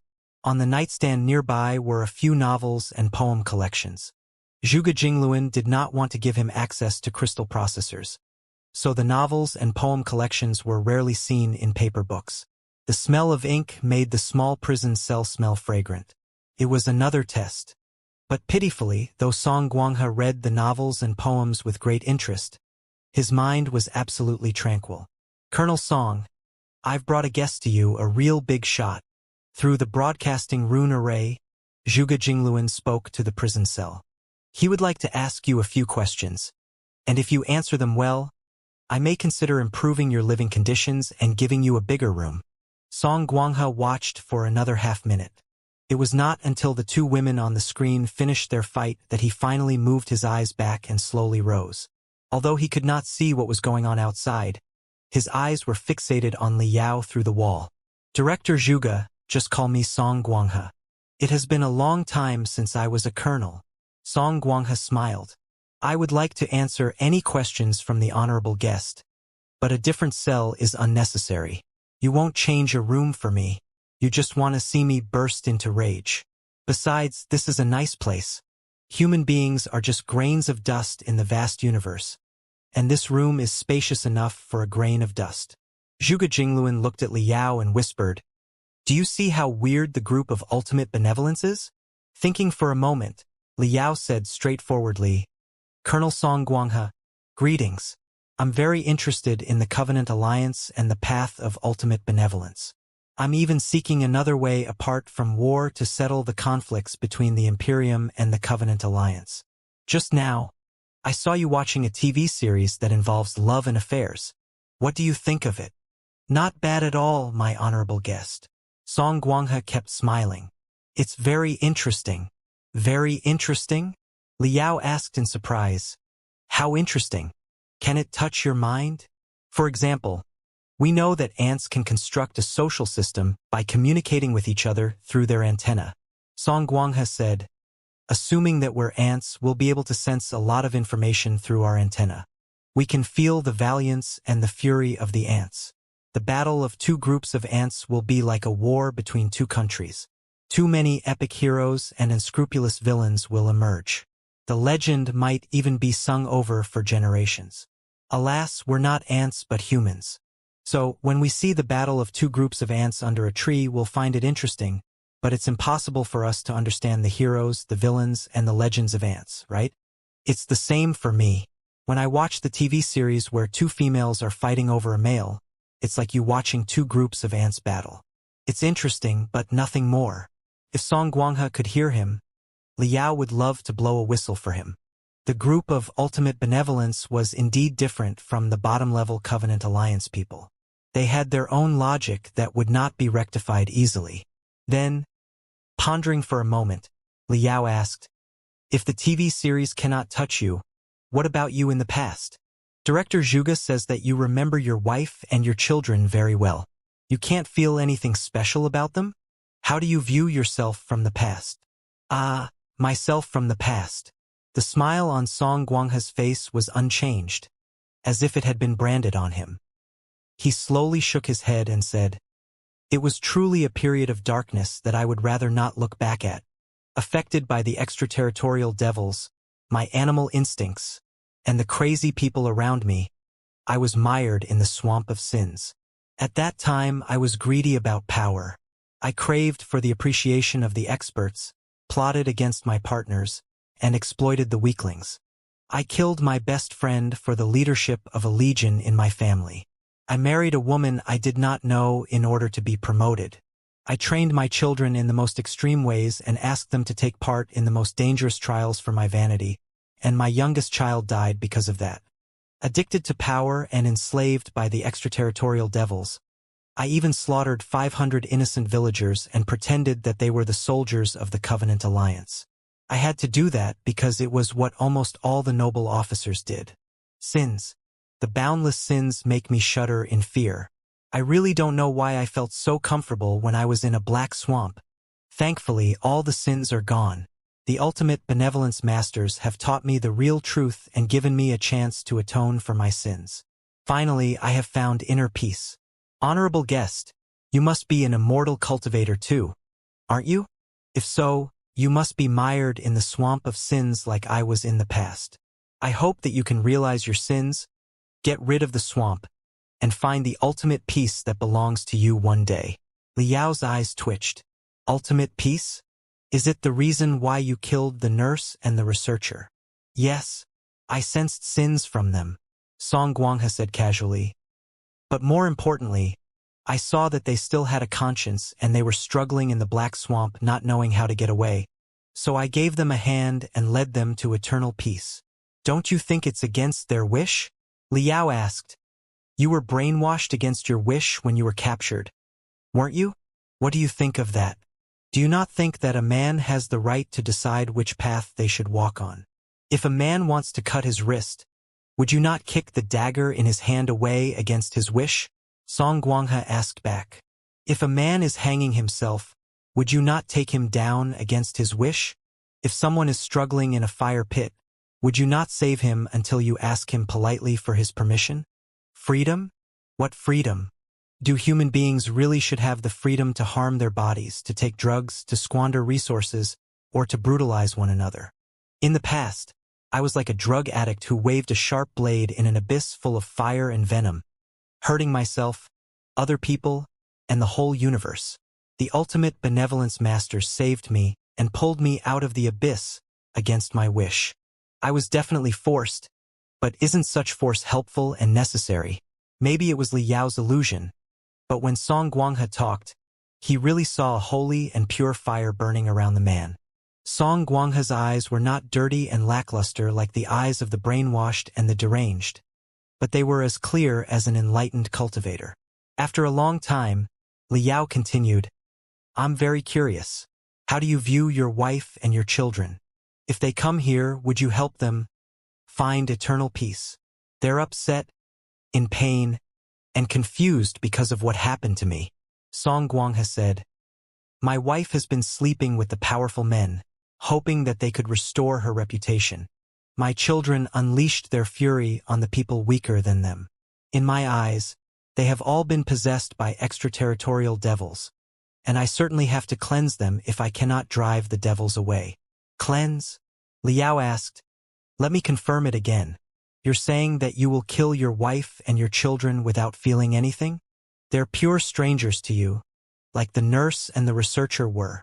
No, not strangers, but like siblings.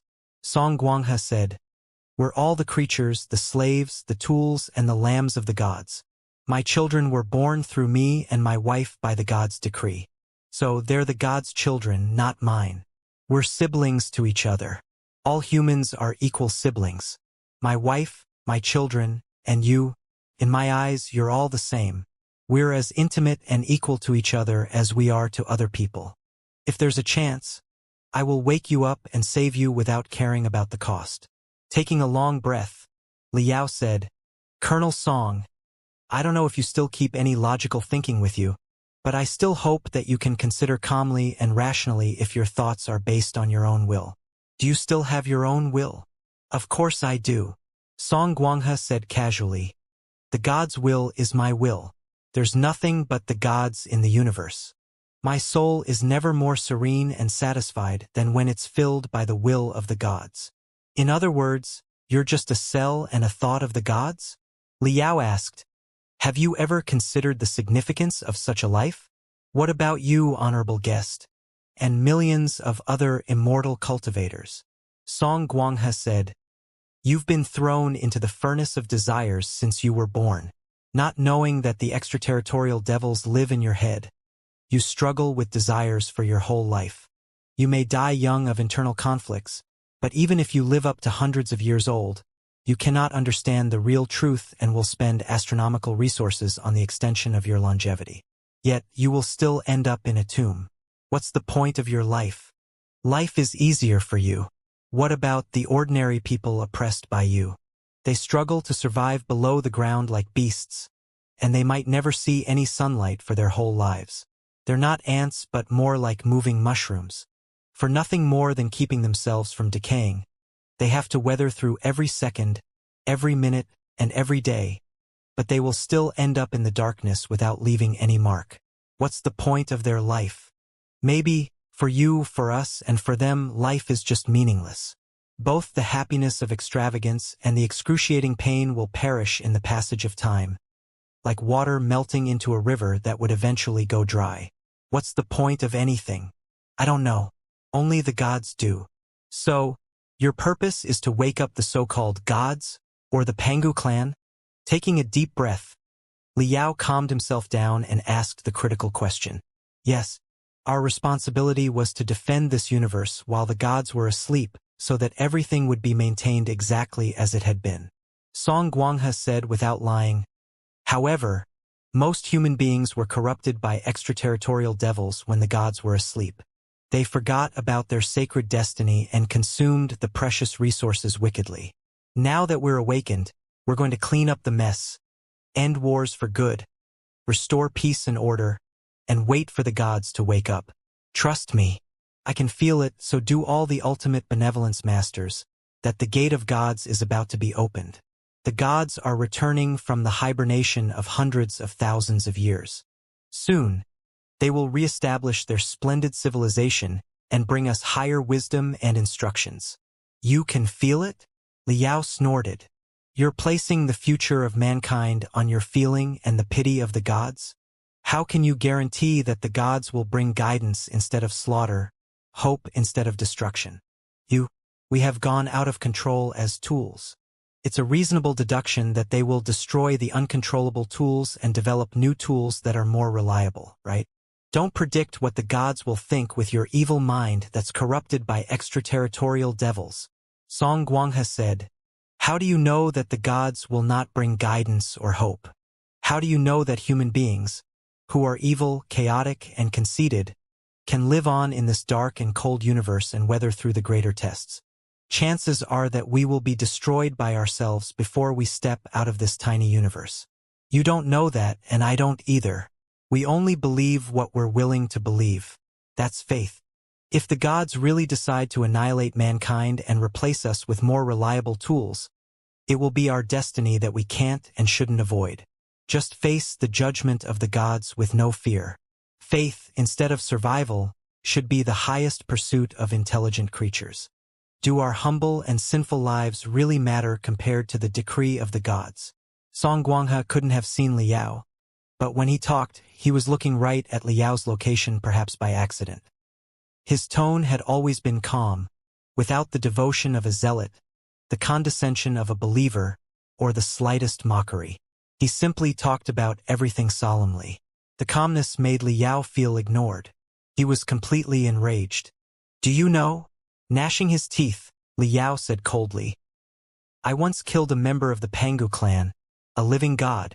Believe it or not, I chopped off his head, and many people scanned and studied his body, as well as the bodies of other gods that you worship. To be honest, those gods are just regular carbon-based lives. They're just cockroaches, lizards, and gorillas that are larger in size but not fundamentally different from us. Do you believe me? Do you think I'm lying? Do you really think that gods are invincible? Do you know that many archaeological studies have shown that the primeval civilizations are not the oldest civilizations in our universe, and there are civilizations even older than them? It's true that the Pangu Alliance was our creator, but they had their creator, and their creator had another creator that was even older. There are no gods. There have never been any gods. All of us are just a regular step in the long river of evolution. Don't be excited, honorable guest. I believe you. You beheaded a member of the Pangu clan and killed him. Song Guanghe was still unmoved. He smiled even more peacefully. It's exactly the will of the gods. The power of the gods was attached to you. The gods sacrificed an individual to enlighten you, or perhaps it was for a greater purpose. Who knows? You won't know it until the right moment comes. As for the civilizations prior to the Pangu civilization, of course I know them. They're exactly the ancient miracles left by the gods. Gods are eternal, infinite, and everywhere. The Pangu civilization has a history of only several million years. Do you think that there were no gods several million years earlier? No, the Pangu civilization and the civilizations prior to it are just incarnations of the gods. The power of the gods is too enormous for the tiny germs in the three-dimensional universe like us to perceive. So they enlighten us and direct us through the Pangu clan as a medium. By killing a member of the Pangu clan, you only raised a leaf that blocked one of the billions of rays from the sun. You wouldn't be so naive as to think that it's enough to destroy the sun and slay the gods. Would you? Liao took a deep breath and clenched his fists. How annoying! Long Yangjun grimaced on his back. What about it? Do not feel like beating him up? I was also infuriated when I talked to him for the first time. Why don't we go in and beat him up? He can't be reasoned with. Forget it. Even killing him won't help. He's just a member of the group of ultimate benevolence. Naturally, Liao could tell that Long Yangjun was only joking. He took a long breath and said, Thank you for your cooperation, Colonel Song. That will be all for today. Maybe I'll check up on you someday. Okay. Goodbye, honorable guest. No, my brother. Song Guanghe raised his right hand and curled his middle finger and his third finger. Then he touched his forehead, his lips, and his chest with the three remaining fingers, before he bowed deeply at Liao. In the etiquette of the Covenant Alliance, it was the most sacred ritual. May you find peace in your heart and in the world, Song Guanghe said piously. I hope that you can be pardoned and pitied by the gods sooner, my poor brother. Then he stopped looking at Liao and sat back on his back, before he started reading one of the poem collections. The elevator slowly ascended, pulling them up from the dark and suffocating abyss. When they breathed in the fresh air and embraced the warm sunlight back on the top of the island, Liao finally felt less cold. Aren't you always a great talker? Why did you quit today? Long Yangjun smiled at Liao.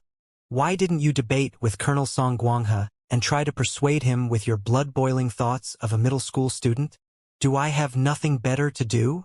Looking at the psychopaths caged not far away, Liao said, You can only reason with people who are reasonable. For example, although the immortal cultivators are evil, they have their reasons to be evil. So, even Wu Yingqi was still a person that I could talk to. This Song Guanghe, or rather everybody in the Covenant Alliance, does not intend to reason at all. Anything is simply the god's arrangement. Even a god being killed by me is still the god's arrangement.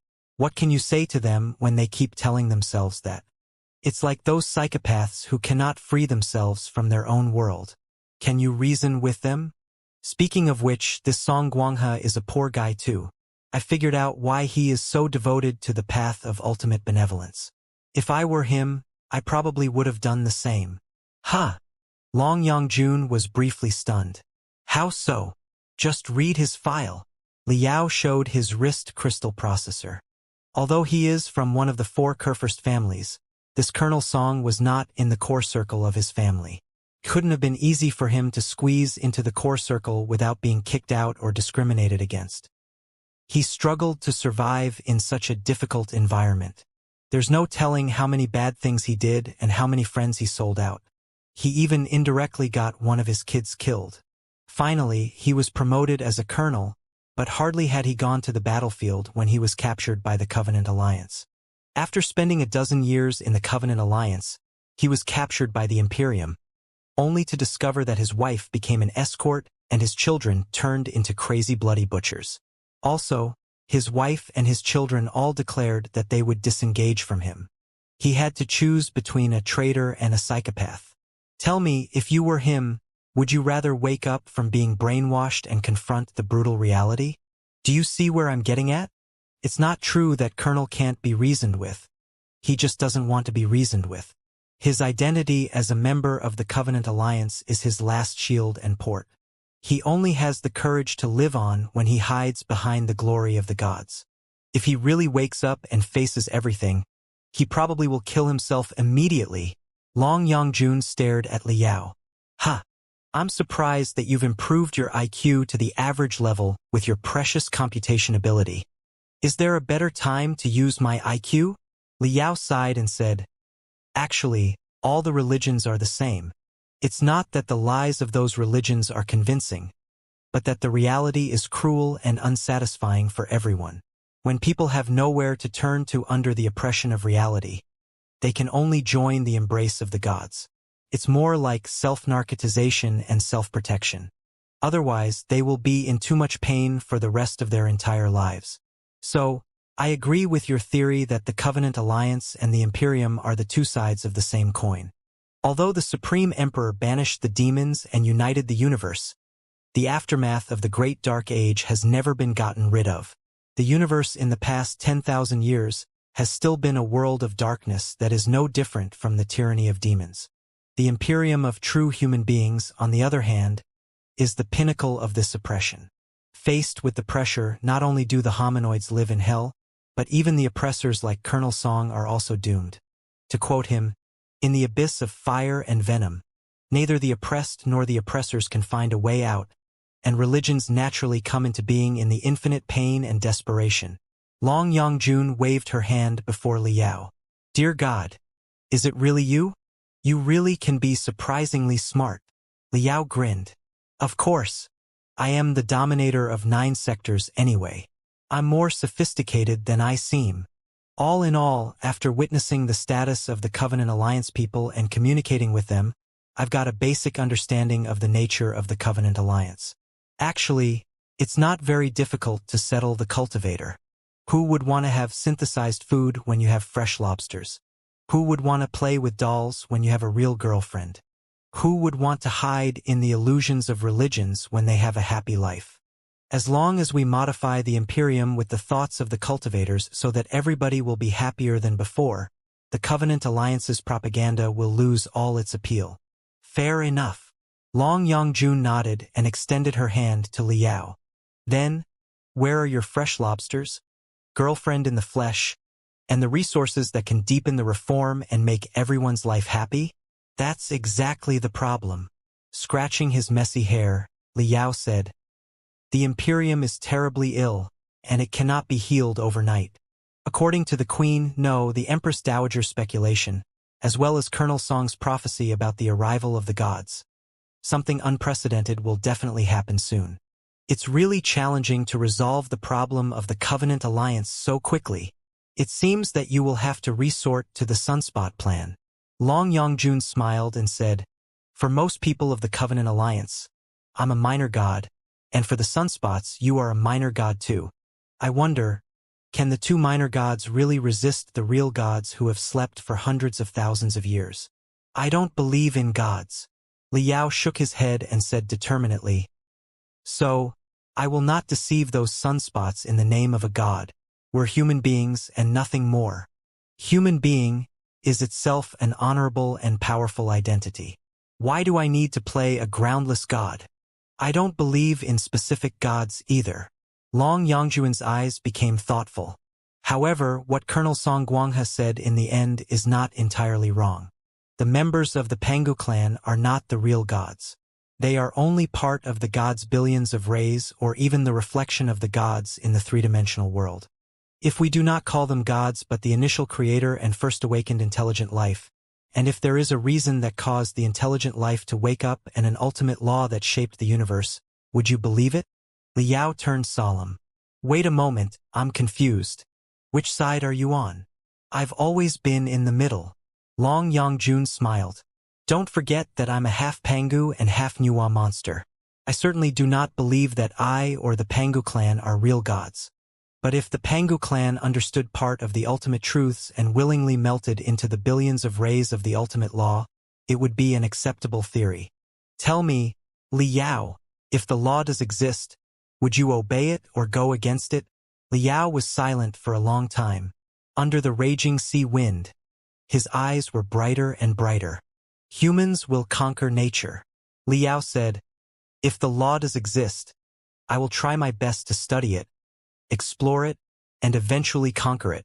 Against the sea wind, the two of them returned to their shuttle. Zhuge Jingluan came to bid them farewell. They also settled on their next meeting, when Liao would donate a batch of high-performance crystal processors to the Third Research Institute, mostly for the convenience of his studies with the Sunspot plan. Black Wind King, you're too generous. Zhuge Jingluan could barely stop grinning when he read the list of donations that Liao made to the institute. He then winked at Liao. You're welcomed here any time, Black Wind King. This place may look shabby, but when the whole world looks weird and upside down, perhaps an asylum is the only normal and real place where you can find the answer you want. Mark my word.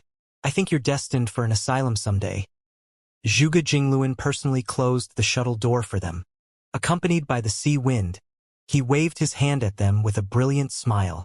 After departing with Long Yangjun, Liao wasted no time returning to the gold crystal pyramid. He might have been suspicious about the Sunspot plan and worried over its side effects before the coronation ceremony yesterday, but after the Covenant Alliance invaded the Imperium again and he got a better understanding of ultimate benevolence in the Third Research Institute, he was determined to wake up the sunspots that had hibernated for 1,000 years. In order to defeat the Covenant Alliance, he had to find the most critical ultimate benevolence master. In order to find the ultimate benevolence master, he had to project his consciousness to the Covenant Alliance through the Sunspot plan. In order to project his consciousness to the Covenant Alliance, he had to completely control the gold crystal pyramid and make the first step from the divinity transformation stage to the divinity branching stage. In the deepest part of the gold crystal pyramid, this was a mysterious area that nobody had ever visited except for Wu Yingqi and Liao. It was also the pivot of the gold crystal pyramid and the best training place for the divinity branching stage according to the information left by Wu Yingqi 3.0. Only after he controlled the pivot could he have 100% control over the gold crystal pyramid and activate more techniques of the gold crystal pyramid without infuriating the sun. In the past half a year, Liao had been hesitating. He was both worried that Wu Yingqi 3.0 had left some traps in it, and that he couldn't pass the test of turning into a vicious dragon from a dragon slayer. So he had never gone into the place. But he didn't have a choice now. Passing through a long and dark pathway, Liao separated himself from the mortal world, leaving a long series of spiritual puppets behind him. They were all the clones of Xiaoming and Wenwen, who kept Liao in touch with the outside world and offered him protection through the puppets. If anything happened to Liao during his training, they would be able to help him as soon as possible. Walking for 10 minutes in the darkness, Liao found a dark gate that was embedded with countless black beetles. After hundreds of thousands of years, the beetles had been dried and looked like withered eyes. The withered eyes stared at Liao as if they were scanning Liao's soul prudently. Very soon, the gate softly trembled and retracted into the rocks nearby in 6 pieces. Leading Xiaoming's and Wenwen's clones, Liao stepped into the pivot at the bottom level of the gold crystal pyramid. This place was enshrouded by the deepest darkness. Liao couldn't see anything despite his eyesight of the divinity transformation stage, until flickering flames were automatically ignited, when something in the corners detected his breaths and brainwaves. Those orange flames flowed on the ground like fluids, allowing Liao to vaguely see everything around him. Countless black beetles the size of thumbs were entangled into the most bizarre beasts from one's worst nightmares. Of course, the beetles were long dead, but there were still complicated runes on their broken shells, identical to those carved on the outer wall of the gold crystal pyramid. Those black beetles were exactly the Hui clan, the builder of the gold crystal pyramid and one of the 13 strongest carbon-based intelligent lives in the primeval age. Liao was here hoping to be enlightened by the Hui clan, so that the runes on their shells could be imprinted on his soul, making him the real master of the gold crystal pyramid. Also, according to Xianxia 3.0, the divinity branching stage differed from the divinity transformation stage in that one had to split his soul into dozens of parts and transform himself from an individual to a collection of countless individuals in the divinity branching stage. As individuals, it was hard for human beings to understand the feeling of one is many. Even though their strength and wisdom increased significantly, they could still barely get the trick of this new stage. At this moment, if they learned a lesson from a collective civilization, it was possible that they would be enlightened with a brand new significance of their lives. Pitifully, most of the carbon-based intelligent lives were individuals. Few swarms of bees, bugs, or ants could develop a civilization. In the Pangu Alliance, only the Hui clan and the Gonggong clan had the distinctive characteristics of a collective civilization. The Hui clan was made of beetles that could absorb solar energy, whereas the Gonggong clan was a life form similar to jellyfish and could share all the information in the waters that they lived in. Because of the features of the collective civilizations, they left few heritages and relics behind. The reason was simple.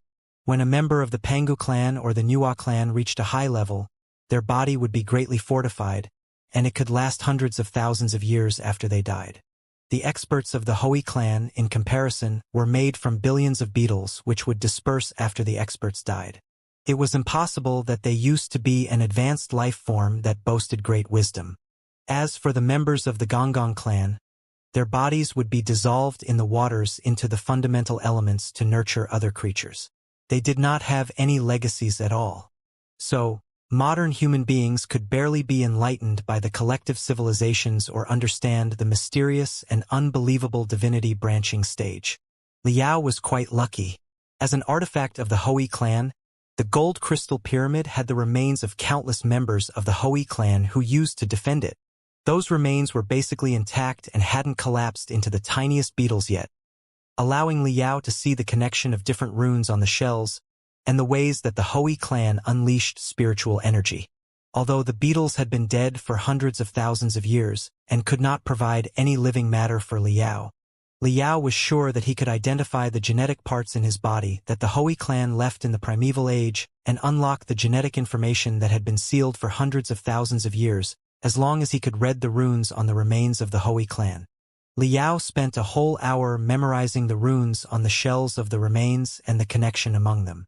Xiaoming and Wenwen helped him with his training with dozens of supercrystal processors. Then, Liao sat cross-legged at the center of the secret chamber and retrieved tremendous high-purity crystals and marrow crystals from his cosmos rings. For his training, he had almost used up all his stock. Liao remembered how he snuck deep into the cells and activated the primeval memories in the blood demon sector 100 years previously. It would be the same this time, except that he would go further this time.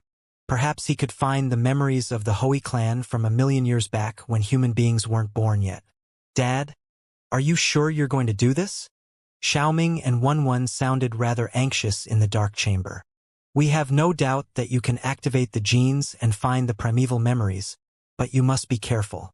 If your soul goes too deep, it's possible that you will consider the memories reality and can't come back. Rest assured. I know that very well. Liao smiled and took a long breath, ruling out all the irrelevant thoughts in this head. He slightly expanded his vitality field and attracted all the crystals and the marrow crystals to float around him. The runes that he remembered and Xianxia 3.0's legacy ran and collided deep in his soul like two rivers, raising huge tides that shattered the reality as well as the crystals. The crystals and marrow crystals were crumbled into smithereens without a sound, and the purest spiritual energy in them flooded into Liao's body in colorful streaks of light as fuel, boosting his soul to search his every gene strand for the genes from the Hui clan. In a trance, Liao's soul entered the microscopic world. He could not feel the room around him anymore. His body turned into a great universe, and his every cell was a planet on which countless tombstones were standing. On a closer look, every tombstone was a heap of books, and each book was a gift from the primeval ancestors. In the amazing journey into the microscopic world, time and space lost their significance. Liao did not know for how long he searched the billions of books on the billions of tombstones on the billions of planets, but suddenly, he sensed that some of the books had subtle reactions to the runes of the Hui clan that he remembered a moment ago. Boom! Those books, those tombstones, and those planets suddenly exploded. Countless black beetles swarmed out and enshrouded the whole universe as well as Liao's soul. For some reason, Liao was neither surprised nor frightened. Instead, he felt warm as if he were returning to his mother's womb. Liao's memories as a human being quickly faded away, replaced by feelings that were much more ancient. He completely turned into an egg of the Hui clan and was deeply buried in the burning soil together with millions of more eggs. He did not know whether or not he was Liao, or if he was a human or an insect. He lost the ability of logical thinking that every intelligent creature had, but he was given certain other abilities that were beyond description. He was an egg, but he also seemed to be the collection of millions of eggs. He could sense the temperature and humidity around the eggs as well as the quakes of the eggs themselves. He could also share the vision of the adults on the ground through some sort of telepathy or pheromone exchange. He saw that it was a vast and hot planet, brimming with volcanoes that were continuously erupting and thunderous clouds. The sun seemed to be too close to this planet, and its burning light brought more destruction than hope. Few creatures could adapt to such a terrible environment, let alone evolving into a civilization. However, Liao's species was a rare exception. He saw that several starships that were a few meters long tore apart the dark clouds and dived into the atmosphere of this planet while they were on fire. However, those starships did not decelerate and land. Instead, they exploded into countless spiral pieces in midair. Shrieking, the species revolved crazily the moment they hit the ground and dug deep into the soil. A word appeared in Liao's primitive and chaotic consciousness. Burst. He immediately understood the significance of the picture, like a blind person seeing the splendid world and receiving infinite information for the first time. Those starships that looked like black meteorites were not vehicles but exactly the Hui clan themselves. Billions of bugs of the Hui clan gathered like cells into an enormous life in the shape of a starship that was enough to sail across the universe. With their desire for a new habitat, they came to this new, primitive planet. The black beetles were constantly corroded by the darkness and coldness of the universe. They were reaching the end of their lives. The high temperature caused by the friction with the atmosphere was another death sentence for the living starships. So, after carrying their eggs that stored genetic information into the atmosphere of this new habitable planet, the starships had fulfilled their duty and detonated themselves with their last power. Billions of beetles died, but under the blast, their billions of eggs were sprayed to every inch of the land on the whole planet. Liao appreciated the fireworks that represented destruction and rebirth glittering above the clouds, utterly tranquil. All the beetles were part of the creature named Hui. The sacrifice of thousands of living starships created hope for the hatching of new lives. It was a very common metabolism and did not deserve joy or celebration. Besides, their situation was still too perilous for them to waste their time on other activities. And they only dutifully carried out their duty that was deeply etched into their gene strands, trying their best to absorb heat and nutrition to grow up. Not all the eggs were so lucky. Some eggs were sprayed to the shallow soil that was too close to the surface of the ground, where they were scorched by the sun. Even the black shells of the Hui clan could not resist the heat. They were burnt into ashes. Some other eggs dug so deep into the ground that they could not get enough heat or nutrition. They were forever frozen down there. There were also the natives of this planet. While no advanced creatures that were large in size actually resided here, there were fungi that fed on sunlight in the soil. Those fungi created minor problems for Liao's people. According to the pheromone from his people far away, fungi turned into webs and carpets in some places and swallowed the eggs of the Hui clan. As a result, they had to adjust their genes to develop the ability to resist the corruption of the fungi, which delayed them from occupying the whole planet. Thankfully, Liao was buried neither too shallowly nor too deeply. The sunlight provided him sufficient energy without burning his fresh shells. No annoying fungi interrupted his growth. Volcanoes and earthquakes were far away too. So, he was able to be focused on unlocking the secrets in his gene strands and arm himself with weapons from that arsenal. He had molted 7 times. After each molting, his body would expand in size, and his new shell would be decorated with new patterns pertinent to the characteristics of the gun. Those patterns allowed him to absorb solar energy at an unprecedented efficiency. Also, too many modeled pictures flashed in his head, making him see the living starships of the Hui clan passing through the universe, the advanced mother planet of the Hui clan where the skyscrapers were all made of tiny bugs, and even the superprocessors gathered by billions of bugs. Liao had a new understanding. He realized the mission of this expedition. They had to live and reproduce on this new planet until there were millions of times more of them. Only when the population of beetles surpassed the tipping point could they establish complicated structures like warships, buildings, or processors and send a message to their mother planet, announcing the victory of the expedition. Liao broke out of the soil together with hundreds of thousands of companions. He could barely tell whether he was this tiny beetle or the amalgamation of pheromones among the countless beetles nearby. The poisonous air and the intense sunlight did not discomfort him at all. During his growth below the ground, his genes had been perfectly adapted to this planet. The Hui clan had conquered many similar planets, and this wasn't the worst of them. They had plenty of weapons in their genes to deal with the tricky situation. Even so, countless of his people still died the moment they left the soil. They died of poisoning, of sunlight, of coldness, of hunger, and of all kinds of strange or unsurprising reasons. Death did not need a reason. Living did. Liao did not hesitate. At this moment, his instincts were still much more powerful than his thinking abilities. He wriggled clumsily and swallowed the bodies of his dead companions. It was a crucial moment. The wilderness was awash with the black tides that were cracking non-stop as the beetles were taking their dead companions as nutrition to resist the sunlight, the wind, and the storm, striving for a chance of survival. In the wilderness, Liao had a few more molting. His body became bigger and more beautiful. He had developed a pair of sharp and hard pincers, which allowed him to fashion the rocks on this planet. His shell was brighter and clearer and could reflect rays of sunlight to deliver information. There were also 2 rows of parallel holes on his abdomen whose purposes he did not know yet. Suddenly, as if lightning struck on his head, both Liao and his people nearby realized that it was the season of gathering. Liao's shell glittered, sending the patterns imprinted on his back to all directions and searching for his match. All his people were doing the same thing.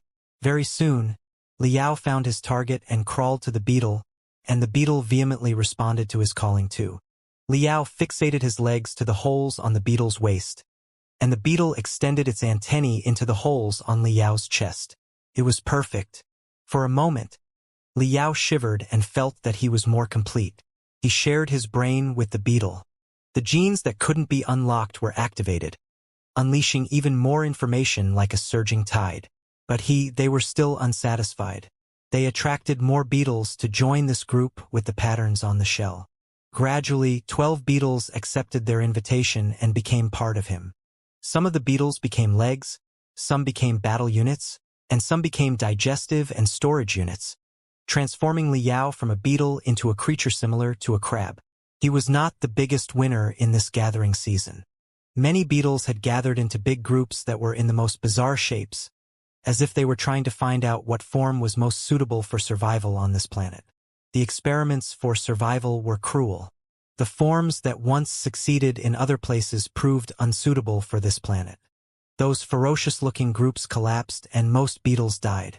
The remaining beetles, with their experience and lessons, joined the smaller groups like Liao's. However, some of the forms were quite successful, and the big groups that made up those forms would disintegrate in order and bring the successful forms to smaller groups. Even Liao had died twice. He was not sure if he should describe his collapse as death. All in all, the form that he finally gathered into proved unsuitable for survival or the fashioning work. 90% of the beetles that made up his body died, but the remaining 10% joined new groups with the crucial genetic information on his failure. Perhaps, for the individuals of a collective civilization, death was a meaningless concept. They lived as long as their civilization lived. Thanks to the ability of eternal life, Liao's people occupied the planet almost overnight. As far as one's eyes could see, weirdly shaped black creatures were everywhere on volcanoes, swamps, valleys, and oceans. They assembled and disassembled themselves into new shapes as if they were toys. They ran, they roared, they wandered, and they flew. They built themselves into enormous drills to explore the essence of the sun below the ground or the precious minerals. They heated the minerals to fortify each other's bodies. Even those annoying fungi were conquered and domesticated into some sort of crops. They were grown to help the beetles improve the environment of this terrible planet. Liao melted and swallowed more and more beetles. He grew larger and larger, and the glittering patterns on his surface were even more splendid, allowing him to send more information to his companions and develop more self-awareness. Finally, when the big groups had little living space left and had to further congregate, a civil war broke out. Rather than a civil war, it might be more of a competition and a test for the living form in the next step. Liao at this moment was like a greasy giant crab with a long thorny tail behind him. He couldn't move fast, but the speed of his attack was astonishing. The companion he saw, on the other hand, looked like a hybrid of a wolf and a leopard. It seemed agile and aggressive. They received each other's pheromones and agreed to melt with each other. The problem was that on whom their new form should be based after the melting and whose features should be kept. The two living creatures made of beetles showed their patterns, trying to convince each other of the advantages of their form, but neither of them could persuade the other one. So, a fight was inevitable. Waving his pincers, Liao attacked the enemy's front leg. In the next second, his perspective changed to the enemy's. He saw that he was jumping and trying to land on Liao's back, but in the next second, his consciousness left the battlefield, and he observed the battle from the sky like an omniscient god. The self-awareness in a collective civilization couldn't be described to an individual civilization, just like how even the best writer could not describe the differences of colors to a naturally blind person. The battle only lasted 10 minutes. The wolf was about to win. It had torn off the enemy's pincers and left a hole on the enemy's chest. However, its enemy suddenly waved its tail, and a crystal hidden in the tail was activated, darting out a scorching streak of light that dissolved the core of the wolf. The battle came to an unexpected end. The wolf collapsed into countless shrieking beetles, which were swallowed by the crab before they could fly away. Liao felt that he was stronger and wiser, and he could see his destiny more clearly. The genetic information deep inside the wolf's genes was transmitted to his brain like dazzling electric arcs, allowing him to unlock more complicated structures. He couldn't wait to try these new structures. Even if he might fail, he didn't care. After all, he would never die. For many years that followed, Liao and his companions modified the planet crazily. They were no longer satisfied with the shapes of beasts. They needed more advanced and complicated structures to improve the efficiency of resource utilization. The structures that were tremendous in the first place were assembled again into what appeared to be factories and mining systems. The beetles were piled up into skyscrapers.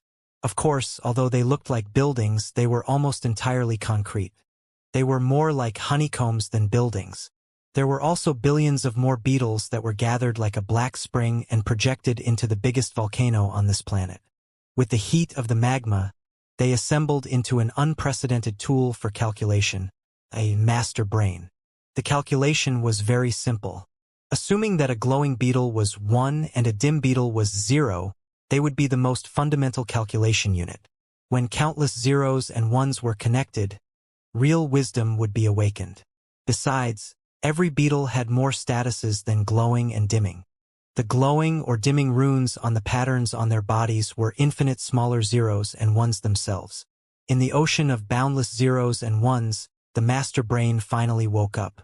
They created the master brain, and the master brain unlocked more tools and weapons for them and gave them clearer instructions.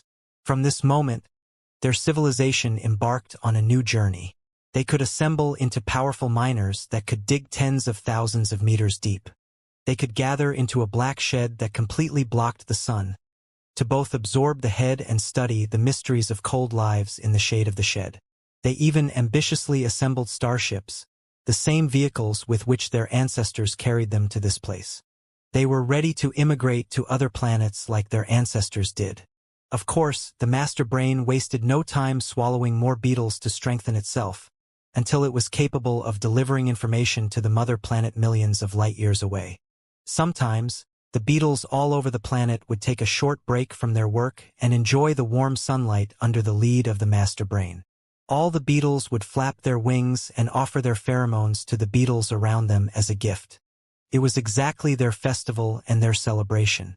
They were not ignorant barbarians, not cold-blooded machines who only knew working, but a highly evolved civilization and the wisest of all creatures.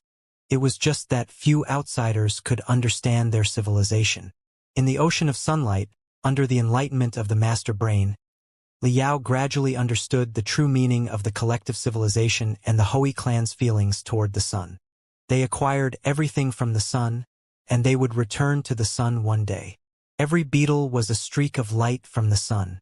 The beetles, as well as everything on this planet, was an extension of the sun. A moth darted at the fire not to kill itself, but because it had understood ultimate integration, realizing that it was only a projection of the fire. The Hui clan was exactly the sun. The Hui clan lived as long as the sun lived. Drowned in the burning ocean made of the fire from the sun, Liao was deeply astounded by its billions of years of history and could not free himself. He was not back to himself until the master brain sent out alarms crazily. Liao immediately saw that dozens of meteorites were swooping at the land with a long tail of fire behind them. It was almost identical to the landing of his ancestors years ago. Had the mother planet sent out allies because it never received their message? However, those meteorites did not explode in midair. After penetrating through the atmosphere, they were faster and faster, until they savaged the land like destructive bombs. Boom! Boom! Boom! Boom! Boom! Boom! Boom! The meteorites raised deafening explosions and smoke almost 1,000 meters high when they hit the ground. The powerful blast destroyed the vulnerable bodies of the beetles. Many honeycombs, factories, and starship bases were collapsed and reduced to the fundamental beetles. The overwhelming smoke, on the other hand, blocked the sun that the Hui clan lived on. When the crazy wind blew away some plumes of smoke and revealed the hideous plants inside, a terrible word popped up in Liao's self-awareness. Quafu. The Quafu clan had been the Hui clan's nemesis for thousands of years. Although their life forms and their social structures were different, they both worshipped and craved for the sun. The habitable planets for the Hui clan were also habitable for the Quafu clan, and the only source of life for the Hui clan was also that for the Quafu clan. The fire of war was ignited on every planet they found. Since the Quafu clan was more developed than the Hui clan, they had landslide victories in most battlefields, forcing the Hui clan to flee and search for new habitats. Liao's ancestors were among the refugees, and now the Quafu clan had caught up to them again. Neither the Quafu clan nor the Hui clan knew what peace was. In their eyes, their enemy was an alien species that could not be reasoned with and must be destroyed. War! War! The master brain immediately transmitted the order to every beetle in every group of the Hui clan. The war between the Hui clan and the Quafu clan began. From the master brain, the information on plenty of brand new structures was delivered to Liao as well as countless other big groups. Those structures could instantly unleash the solar energy and the energy in crystals. They were no longer tools but would transform them into the sharpest weapons. Honeycombs, factories, and other buildings that represented civilization collapsed. Like unfrozen rivers, they flowed toward all directions, partly to avoid the meteorite strike from the Quafu clan and partly to assemble weapons. The civilization of the Hui clan on this planet immediately transformed from peacetime to wartime. The Black Rivers gathered in the areas far away from the Quafu clan's meteorites and reorganized with the gene designs. Now, they did not care about energy consumption or the longevity of their new structure anymore. They simply turned themselves into tanks, warships, and shrieking bombs. The troops of the Hui clan were mobilized quickly. Their scouts had already assembled into swift birds that flew to the Quafu clan's landing point and observed the enemy's progress. To some extent, the Hui clan and the Quafu clan were polar opposites of each other, although they both worshipped the sun. The civilization of the Hui clan was a bottom-top one, made of countless insignificant beetles. The Quafu clan, in comparison, was top-bottom. It was made of countless enormous plants that were as huge as mountains. Those plants gave birth to different kinds of fruits, and the fruits could be developed into individuals of different functions. They even changed other lives on their mother planet with their sap and modified the inferior lives into their slaves. When they sailed across the universe, they carried the seeds of those slaves and unfroze those seeds when they arrived at a suitable planet. It was safe to say that every member of the Quafu clan was a complete ecological system as well as all the lives in it. When the first batch of scouts reached the landing site, the Quafu clan had already grown at an astonishing speed. Trees hundreds of meters tall were rising. Their roots stretched for thousands of meters, and their branches waved crazily like tentacles. Like a natural shed, they blocked all the sunlight and swallowed everything within dozens of kilometers. Not just that, those members of the Quafu clan also had fluctuating burls on them that were spurting out smelly dust. The dust blocked the sky higher above like a mist and was fatal and contagious. For the Hui clan, it was 100 times more dangerous than the fungi. When the scouts of the Hui clan entered the range of the dust, the patterns on their shells would be corroded, and the runes would turn blurry. Furry fungi would be growing on their wings and their shells before they collapsed all of a sudden in the entanglement of fungus threads. It would take more time for the army of the Hui clan to gather, and even more time for them to develop resistance against the venomous spores. The members of the Quafu clan that invaded this planet developed crazily during the time. They established sheds one after another, absorbing warmth from the sun and nutrition from the soil. Of course, they devoured the residues of the Hui clan too, sending them to their thick and enormous bodies. With sufficient nutrition, the slaves that had been hiding in them were woken up after adjusting their characteristics according to the features of this planet. They broke out of the burrows on the surface of the trees, making up for the Quafu clan's slow movement. A brutal war began. The newly assembled tanks and warships of the Hui clan pressed forward at the areas occupied by the Quafu clan, trying to stop their enemy's development. Number was the Hui clan's only advantage. They had to eliminate all the invaders as soon as possible, or when the invaders developed to a new phase, more advanced slaves would be released, and the trees would be able to move fast. In the worst-case scenario, the Quafu clan would enshroud all the places on this planet that had sunlight and disrupt the Hui clan's connection to the sun.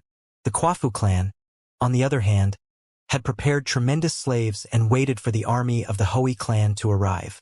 The war lasted 100 days, until the Hui clan exhausted all their structures and troops. When they were closest to victory, they even destroyed 7 trees of the Quafu clan consecutively. Countless beetles crawled into the trees through the burrows and released special venom with their lives. The venom corrupted the Quafu clan's gene strands and made them unable to take the sunlight anymore. The 7 trees were set ablaze by the sun. When the sky was illuminated by the 7 enormous torches, the master brain of the Hui clan thanked the mother sun with all its people in delight. Alas, the sun was not only their god but also the Quafu clan's. Too many. The enemy had too many slaves, and they were growing faster than the master brain of the Hui clan thought. The Quafu clan soon conducted new modifications against the Hui clan's venom, and the new generation slaves were stronger, faster, and more pertinent. After securing the initial landing site and making the place impenetrable, the individuals of the Quafu clan slowly moved to new areas under the protection of slaves and rooted as the centers of their new colonies. Just like that, swallowing the land inch by inch, the Quafu clan took the initiative of the war patiently. The mist of venomous spores in the sky was more and more intense and lethal. No matter how the Hui clan adjusted their structure, a lot of them were dying under the scourge of the spores. Without sunlight and enough nutrition, the new generation of the Hui clan could hardly be born. Only several dozens of 10,000 eggs could mature in the end. The roots of the Quafu clan even stretched by thousands of meters below the ground, competing with the Hui clan for the precious minerals. When the Quafu clan occupied most of the mother lodes, they grew even faster. Many members of the Quafu clan even topped the atmosphere. They blocked the sunlight beyond the atmosphere and transformed it into energy in their bodies. All creatures dependent on sunlight on the ground had to obey the Quafu clan's command. Eventually, even the master brain of the Hui clan was located and destroyed by the Quafu clan. Only 2 pieces of it managed to flee with the survivors of the Hui clan. However, with the branches and roots of the Quafu clan in every direction, they couldn't escape at all. "We've failed yet again. This planet has been conquered by the evil Quafu clan," said one of the master brain pieces to the survivors. Liao could sense its grief and fury. Tiny bugs might not have feelings, but the members of the Hui clan gathered by countless bugs had the strongest feelings. They weren't scared of death. They did not even know what death was. However, the mother sun was about to be sullied by the Quafu clan, which was more painful than death for them. "No, we haven't failed yet," the other master brain piece, which was smaller, said. "When the enemy tore us apart, I noticed the quakes of the sunlight. It was the mother sun's enlightenment. Mother sun of this planet is about to enter her cyclical phase of unsteadiness. If we concentrate our remaining crystals and charge at the sun, we may be able to escalate the unsteadiness and increase the intensity of solar radiations and high-energy particles by 10 times. Now, the whole planet, even beyond the atmosphere, has been occupied by the Quafu clan. If the sun is enraged, it will be the Quafu clan who takes the hit first, and the survivors of our people might be able to make it by hiding under the shadow of the Quafu clan." "Praise Mother Sun," the first master brain piece said. "Even if we can't survive, we will die with the enemy. We cannot let the bloody Quafu clan sully our mother." Then, the final strategy was settled. In his trance, Liao saw that the bigger master brain piece led a batch of beetles to launch a suicide attack at the Quafu clan as a distraction. The smaller master brain piece, on the other hand, led the remaining survivors and turned into an enormous starship covering all the crystals they had. Then, it took off, broke through the branches and leaves of the Quafu clan, and charged at the sun. Shwa! All the crystals were activated, and their energy was unleashed. Overpowered by the energy, the Hui clan starship was torn apart, and hundreds of beetles were set on fire, making them look like the most splendid butterflies dancing in the vacuum. In a minute, those butterflies would reach the end of their lives. But it didn't matter, because they had already released a super-enormous egg that contained all their genetic information before they marched at the sun. The egg would float in space for a long time, but one day, it would be found by other members of the Hui clan and teach them how to deal with the Quafu clan. A long, long time later, the genetic information that was contained within would be implanted into the gene strands of human beings by the Nuwa clan to tell human beings this story from the primeval age. Even if human beings couldn't understand it at the beginning, it would be fine, because the genetic information that contained the story would be passed on for generations, and someone would crack it someday. Even if no human beings could decrypt it, it would still be fine because human beings would definitely leave descendants like wisewares or information lives before they perished. Those descendants would scan human relics and decipher the stories of their ancestors from the genes of mankind. They would know that they were also the descendants of the Hui clan, or maybe they would be the Hui clan themselves. Civilization never had a start or an end. Hui, human beings, and crystal processor lives were all just tiny units of the big universe. Civilization was an incessant and inseparable river. The Hui clan was mankind, and mankind was crystal processors. They would live to all eternity as long as the universe existed. Liao woke up, or rather, the billions of cells that constituted his body, as well as the infinite genetic information stored in them, woke up. The genetic information was not just from the Pangu clan, the Nuwa clan, the Hui clan, and other primeval species, but it was also from the creators of the primeval species, which were even older and more incomprehensible, and from the hot and chaotic primitive universe when those older species were not born yet. Tremendous information was generated at the moment of the Big Bang, which created the planets and stars as well as the first batch of lives. That information was passed on to this day through the genes of those lives. From the perspective of elements, humans were essentially no different from planets. Perhaps the carbons in Liao's body were part of a planet billions of years ago. When Liao died and his body disintegrated, those elements would return to the universe in a different form and probably become another star billions of years later. In his trance, Liao found himself standing in a big, waist-deep river that flowed from before the primeval age. Every wave in the river represented a civilization.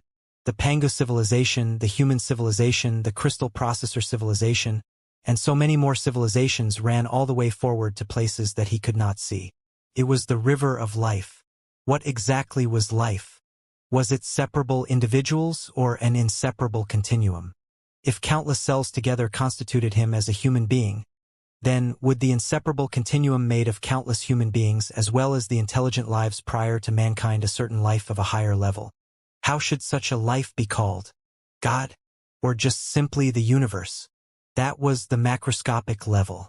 From the microscopic level, if every cell that Liao was made of was a life, would Liao be their God and their universe for those lives?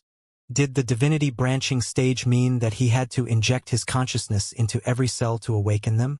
If a man could control every cell in his body freely and wake up every gene in those cells, what a splendid universe would he see, and what amazing abilities he would have. Would such a man still be a man? Liao reached his right hand for the water in the river, sensing the heritages of the ancestors. Then he looked at his hand in a stun. His fingertips were itchy, as if something was growing inside. Then, his right index finger blossomed like a lotus flower, and a colorful butterfly flew out. Liao smiled as the butterfly transformed by his finger danced around him. He understood it now. It didn't matter whether it was his finger or a butterfly, because they were essentially the same. They were made of the same elements that constituted the objects in the universe. Liao remembered the Monkey King from the legends, who could create thousands of clones by blowing at a handful of his hair. Perhaps the monkey key was really a collection of countless strands of hair. Naturally, he could replicate and change himself however he wanted. More and more butterflies were flying out of Liao's hand, making his right arm look like a burning torch. The butterflies made of the information of his life were the most vivid colors to the river of life. He looked less and less like a regular human being now. However, what exactly was a regular human being? When human beings were bound to planets whose temperature, humidity, gravity, and oxygen were limited, hairless monkeys would be the perfect form. When they set foot on the resource planets with cruel environments or wandered in space forever, they would naturally evolve into bizarre forms such as demons with the genes bestowed by ancestors. However, even the primeval species like the Pangu clan or the Nuwa clan were far from conquering the whole universe. At the very least, they couldn't develop gaseous planets or fly in stars. If human beings were determined to conquer all the celestial bodies including the sun, could they really maintain their regular look as hairless monkeys? When the day came, everyone would be redundant, and only energy would be eternal. However, the so-called energy life was still only a concept of the three-dimensional universe. If one day human beings were to take a step into higher dimensions after they conquered the three-dimensional universe to explore the unknown realms, how would they look by then? Perhaps there had never been regular human beings. It took only several billion years for germs to evolve into human beings, and the current look of mankind was only a brief moment of it. Human beings would never stop changing, and they would press forward to the unknowns until they were in parallel with what they deemed to be gods. That was the only significance of life. Liao would never stop. He burned himself up into billions of butterflies, which were gathered into a storm that stirred the information in the river of life, before they turned into a glittering ball of light. Liao considered in the ball of light and reorganized his soul. Like a fetus in a mother's womb, he grew up and constructed a new neural network. This time, his neural network was not limited to his brain but spread out in all directions. He was in an amazing new status. On one hand, his consciousness was upgrading and changing while he was mutating. But on the other hand, his nerves spread out to every corner of the gold crystal pyramid like invisible rays of light, turning the gold crystal pyramid into an extension of his body. But it was still not the end. His nerves continued spreading out into the crevices and pathways and reached the ground through the ventilation tubes, before they were connected to other people's nerves, allowing Liao to share other people's vision. From 10,000 different perspectives, Liao saw that something huge seemed to be happening on the ground. Several fully armed crystal suit legions were nearby, and dozens of warships were cruising in the sky vigilantly. However, the soldiers seemed more confused and panicked than they were relentless. Liao was greatly puzzled. He did not understand why Lei Qinghu mobilized so many soldiers to the gold crystal pyramid and why Boss Bai did not stop him. But he was more confused about his new ability. If this was his domain after his level up, the range of his domain would be too astonishingly wide. Even Wu Yingqi, who had advanced into the divinity branching stage 1,000 years ago, did not seem to boast such incredible abilities. In other words, even Wu Yingqi never awakened the primeval memories as clearly as Liao did. Did it have anything to do with Earthling Liao? Did his unique soul trigger certain mutations that Wu Yingqi did not foresee? Liao tried to observe, but his vision suddenly shook, and the tides of fatigue and weakness knocked him over into an abyss, forcing him to return to his body. He had gone too far this time. He had just advanced into the divinity transformation stage, and he was far from ready to enter the divinity branching stage. Activating the techniques of the divinity branching stage right now was like a 3-year-old child shouldering a gigantic rock. He would only be crushed. Crap! Liao secretly cried. He had wasted too much energy on the mysteries of the universe. While those philosophical problems were important, his real life mattered more. He had to wake up, literally and in the three-dimensional universe. It was a pity that his understanding came too late. His body was still glimmering, as if he would disintegrate into colorful butterflies. His consciousness wandered for millions of years, not knowing that he was a member of the Hui clan, a member of the Nuo clan, or a human. For a moment, he even lost track of time and was about to be melted in his genes. Dad! Dad! Then, he heard the anxious cries of his children, which cut apart the darkness that enshrouded him like the sharpest axe. All the butterflies returned to his cells in brilliant streams of information and were perfectly embedded in his gene strands. Liao cried like a baby that had just been born. He jumped to his feet, and his consciousness finally returned to the gold crystal pyramid from millions of years ago. Before Liao opened his eyes, he noticed something different. Previously, there had been countless tiny cracks on his cells.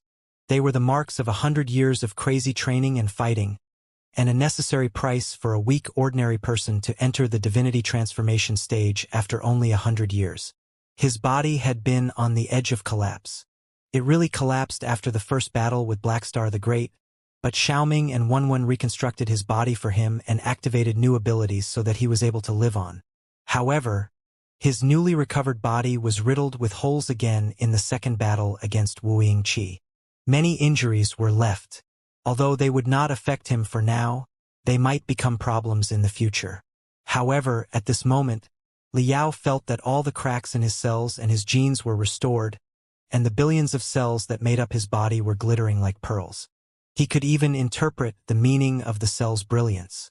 It was an indescribable feeling, like a blind person seeing light or a deaf person hearing magnificent music. Someone had removed the thick and heavy membrane around his soul, making him feel the real world. He could hear the sounds of his internal organs as well as the breath of the workers in the gold crystal pyramid hundreds of meters away. He could see the surging ocean in his brain as well as the tiny changes in the rocks thousands of meters away. The pheromones in his body quickly communicated with the pheromones of all the creatures nearby. His vitality field melted in the magnetic field of the planet and disappeared, allowing him to wield much greater power than previously. Dad! Dad! What happened to you? Xiaoming and Wenwen sounded anxious, if not panicked. Are you awake, Dad? Why can't we sense your vitality field? Your vitality field is even weaker than that of an ordinary person. Have you lost your cultivation? Liao smiled and opened his eyes. He saw that dozens of spiritual puppets were in a flurry before him, not knowing what to do. They were all Xiaoming and Wenwen's clones. Liao had been resistant to Xiaoming and Wenwen's living form. He always considered himself a man who was open to novel concepts, but it was still rather creepy to be called Dad by hundreds of machines. But now Liao saw it and understood it. Both the machines and the fortresses that were larger in size were just Xiaoming and Wenwen cells. The connections among the intelligent machines and the high-speed interaction of information were the real Xiaoming and Wenwen. That was another direction of evolution. Xiaoming and Wenwen's life form was actually very similar to the collective civilizations like the Hui clan. Was it some sort of atavism? Liao gently scanned Xiaoming and Wenwen and immediately saw countless information interaction channels that entangled every spiritual puppet like transparent threads and extended far away. I'm fine. Liao shook his head and smiled. You two, on the other hand, seem to have a problem in your information interaction network. All those lines are messed up. Liao snapped his finger and transmitted to the kids the information interaction model through which the master brain of the Hui clan communicated with its members. As if an invisible power were playing a string, the threads that connected Xiaoming and Wenwen's bodies shook at a high frequency. Ah! All the spiritual puppets' eyes glowed. Xiaoming and Wenwen were so excited that their bodies were sparking. They weren't back to themselves until a long time later. This is a new information interaction algorithm. Xiaoming was surprised. With this algorithm, our computation ability will be improved by at least 15%. We can establish arrays of crystal processors of larger scales, and we will be more resistant to interferences. Dad, are you really okay? Wenwen, on the other hand, was more concerned about Liao's status. You were quite scary in the past few days. Also, where did you find such an advanced algorithm, and how did you transmit it to us? We did not sense the slightest wave in your vitality field. Wait, you don't have any vitality field. You now look like a plain and ordinary person. Ordinary? That's nothing bad. Liao stretched his arms out comfortably, only to discover that powder that looked like glitters were falling from his skin. His new skin was as smooth as that of a baby but contained magnificent power, except that the power was perfectly melted with nature and could not be detected by regular experts. I just had a big dream of a time from millions of years ago, where I acquired the algorithm from the Hui clan. It's more suitable for you than it is to human beings for now. Looking at the two ecstatic kids who seemed to have just got some new toys, Liao smiled and asked, Right, how long did I meditate? Why are there so many troops gathered on the ground? Did anything happen? How do you know that troops are gathered on the ground? Xiaoming and Wenwen looked at each other. They were even more surprised. Wenwen said, You've meditated for 7 days and 7 nights, Dad. Do you really not know what you did? 7 days and 7 nights. Liao actually felt that it was quite short. Compared to his millions, billions, and even trillions of years of journey in the river of life, 7 days and 7 nights could barely be called a moment. He felt that he had been away for a long time, and he did not know what he had done. Haven't I been in this place? What could I have done? I don't think we can explain it. Dad, you better take a look at yourself. Xiaoming and Wenwen projected dozens of light beams with spiritual puppets and played the anomalies around the gold crystal pyramid in the past few days. In the first picture was a full view of the gold crystal pyramid, which suddenly burst out an ivory light when it had been a golden light previously. The light illuminated every rune on the shell of the gold crystal pyramid and made it almost transparent. The workers and guards in the gold crystal pyramid ran about at a loss, wondering why the gold crystal pyramid was shifted to this weird mode. But they did not know how to shift it back or turn it off, and they could only watch flames of light sprang from the tip of the gold crystal pyramid. In the second picture, it was the sky above the gold crystal pyramid where clouds were gathering. Liao had never seen so many clouds in his entire life. It seemed that the clouds of a whole planet had been gathered here. The third picture was when the flames of light from the gold crystal pyramid melted with the clouds. The clouds revolved like a vortex, slowly spreading the flames of light to thousands of meters away. Eventually, they were reshaped into an enormous butterfly. Butterfly, Liao murmured, centered at the gold crystal pyramid. The butterfly made of thousands of colorful clouds grew larger and larger and covered 500 square kilometers on the first day. Countless people saw the magnificent view in person or indirectly through videos. "You did that right, Dad?" Xiaoming asked. "It can't be a coincidence, right?" "Huh?" Liao scratched his head. "Probably. I blame myself for being too strong." Other than the unusual phenomena in the sky, more weird things happened within the coverage of the enormous butterfly. One said, "Many people reported to authorities that they saw butterflies, not the enormous butterfly in the sky made of clouds, but a swarm of small, colorful, and beautiful butterflies. It's the spring season." Liao said, "What's weird about seeing butterflies?" "It's nothing weird to see little butterflies." One said, "But it's very weird if you see butterflies dancing in the darkness, even in the formation of gene strands when you close your eyes on your bed." The authorities speculated that it was a massive collective hysteria. They thought that the people hypnotized themselves after seeing the butterfly cloud in the sky. Xiaoming said, "But after the most awesome meditation healers examined them, no problems were discovered, and the pattern of the flying butterflies that they were asked to draw was the same. Those people did not know each other. Some of them were ordinary people and some were immortal cultivators. It was impossible for them to conspire. So, it was unlikely that they had the same illusion." "Well?" Liao scratched his head for a long time. He hadn't changed his old habit, although his level was much higher than before. He thought for a moment and said, "It's not hard to explain. What the eyes see is the light signals on the retina that are passed by optical nerves and processed by the brain. When I was training, I accidentally boosted my vitality field and disrupted the natural magnetic field nearby because of the enhancement of the gold crystal pyramid, which affected everybody living in the area. If some of them had similar brainwave frequencies to mine, it was possible that certain images, such as butterflies, would be displayed on their optical nerves without going through the retina due to reverberation." Xiaoming and Wen were rather stunned. Besides, Xiaoming quickly added, "During the 7 days, the ordinary people who awakened their spiritual roots within the coverage of the butterflies than those outside had more than doubled, and the chances for the experts to enter new stages were significantly increased too. However, the consequences of their failure were much severer too." "Was it because of you as well?" Liao thought for a moment and offered a reasonable explanation. "When someone gets in touch with the ultimate mysteries of the universe, his vitality field will inevitably interact with the natural magnetic field and lead to great changes in it. The great changes in the natural magnetic field will certainly influence the people within the range and activate their spiritual roots. As for the severe consequences of their failure, I think it's probably because the one who caused the changes was a cultivator, and the beliefs of the immortal cultivators were not compatible with mine. I didn't mean to do that. Actually, I didn't know that I would cause any of those things. I'm sure that the Emperor Lei Qinghu and the Empress Dowager must have been anxious, right?" "They were more than anxious," Xiaoming said. "Dad, you know that this is the most critical moment for the reformists.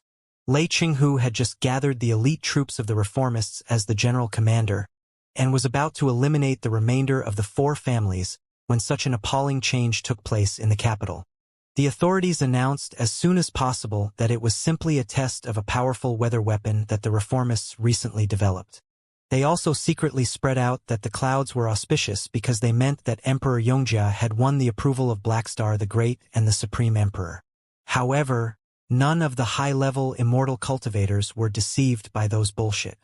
They all knew that you were training in seclusion and the anomalies were caused by you. Naturally, they were frightened." "Hey!" Liao said. "What's to be frightened about? An unparalleled expert like me definitely needs some splendid sound and visual effects when I'm training. Didn't the new emperor show a golden lion in the sky when he was crowned? They shouldn't have been surprised at all." Xiaoming and Wen looked at each other and continued, "All in all, Lei Qinghu and the Empress Dowager almost went crazy, fearing that you were corrupted by Wuxia Qi 3.0 and would activate the gold crystal pyramid to destroy the sun again. Long Yangjun and Boss Bai were nervous too. We also searched the files we knew but found no information on your status. Lei Qinghu and the Empress Dowager sent a troop to surround the gold crystal pyramid and even wanted to check up on you. But since this is a demilitarized area, we certainly couldn't allow them to come in. However, it didn't seem right to leave you alone in the weird state either. So, we reached a compromise and let Boss Bai, the Fist King, and Long Yongjun in to save you. Liao blinked his eyes. Where are they? I don't think I can detect them, Xiaoming said. Boss Bai focused his spiritual energy and tried to wake you up by force, only to be knocked away by your power. He vomited blood for half a minute and seemed like a dead person. He didn't recover until he rested for 3 days in the medical cabin. When we checked him in the morning, he still couldn't walk steadily yet, and he cursed you really badly. The same happened to the Fist King. He tried to stimulate your brain to wake you up or at least to communicate with you. However, hardly had the neural network he simulated reached your temples when the 36 supercrystal processors that provided computation ability for him crashed simultaneously. Thankfully, we made backups for the Fist King, or the Fist King might have been killed for good. Well, Liao was stunned for a long time. Are you serious? Eventually, it was Long Yongjun. Better than Boss Bai and the Fist King. She was neither knocked away nor collapsed. But she couldn't wake you up either, Xiaoming said. She stood before you for a long time, and her face became so weird that I can't describe it. It's like her soul grew old by 100 years during that moment. Wenwen said. Her body did not decay, but her soul aged by 100 years. The changes in her vibe and her mental status were obvious. Then, Long Yongjun asked everybody out except me and Wenwen, and she left too. Xiaoming said.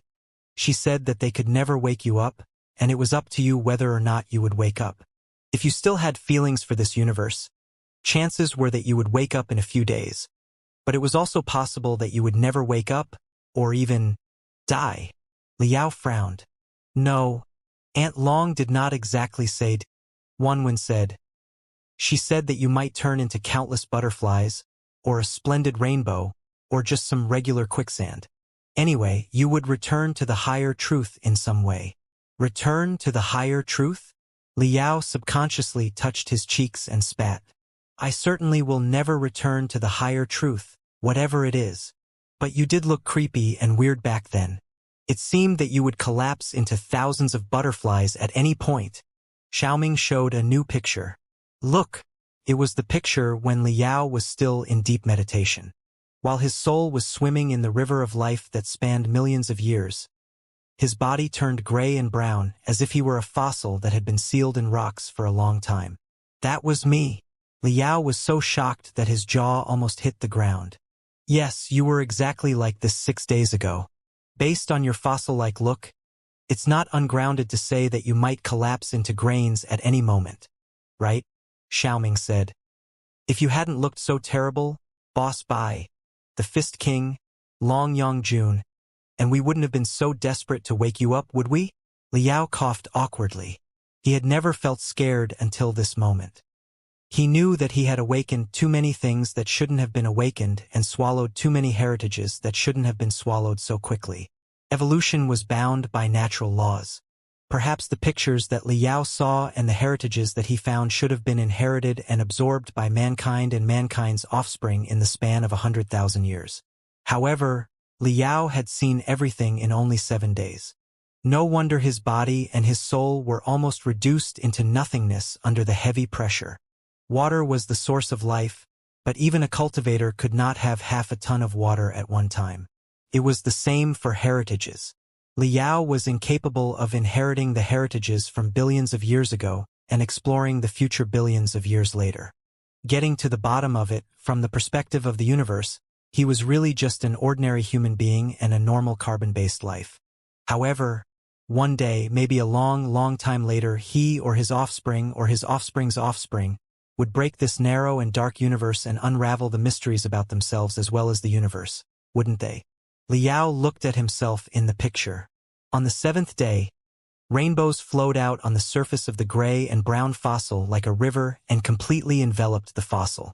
By the time all the colors of the rainbows were absorbed into the fossil, Liao's original look was restored. Everything was the same as 7 days ago, but everything was also different now. Liao rose with a smile. Let's go. he said to Xiaoming and Wenwen. It was a nice sleep, but it's time to go to work. In an aluminum camp in the temporary military base above the gold crystal pyramid, if any immortal cultivator saw what was going on in the camp, they would definitely collapse in the strongest suspicion about their life and the world around them.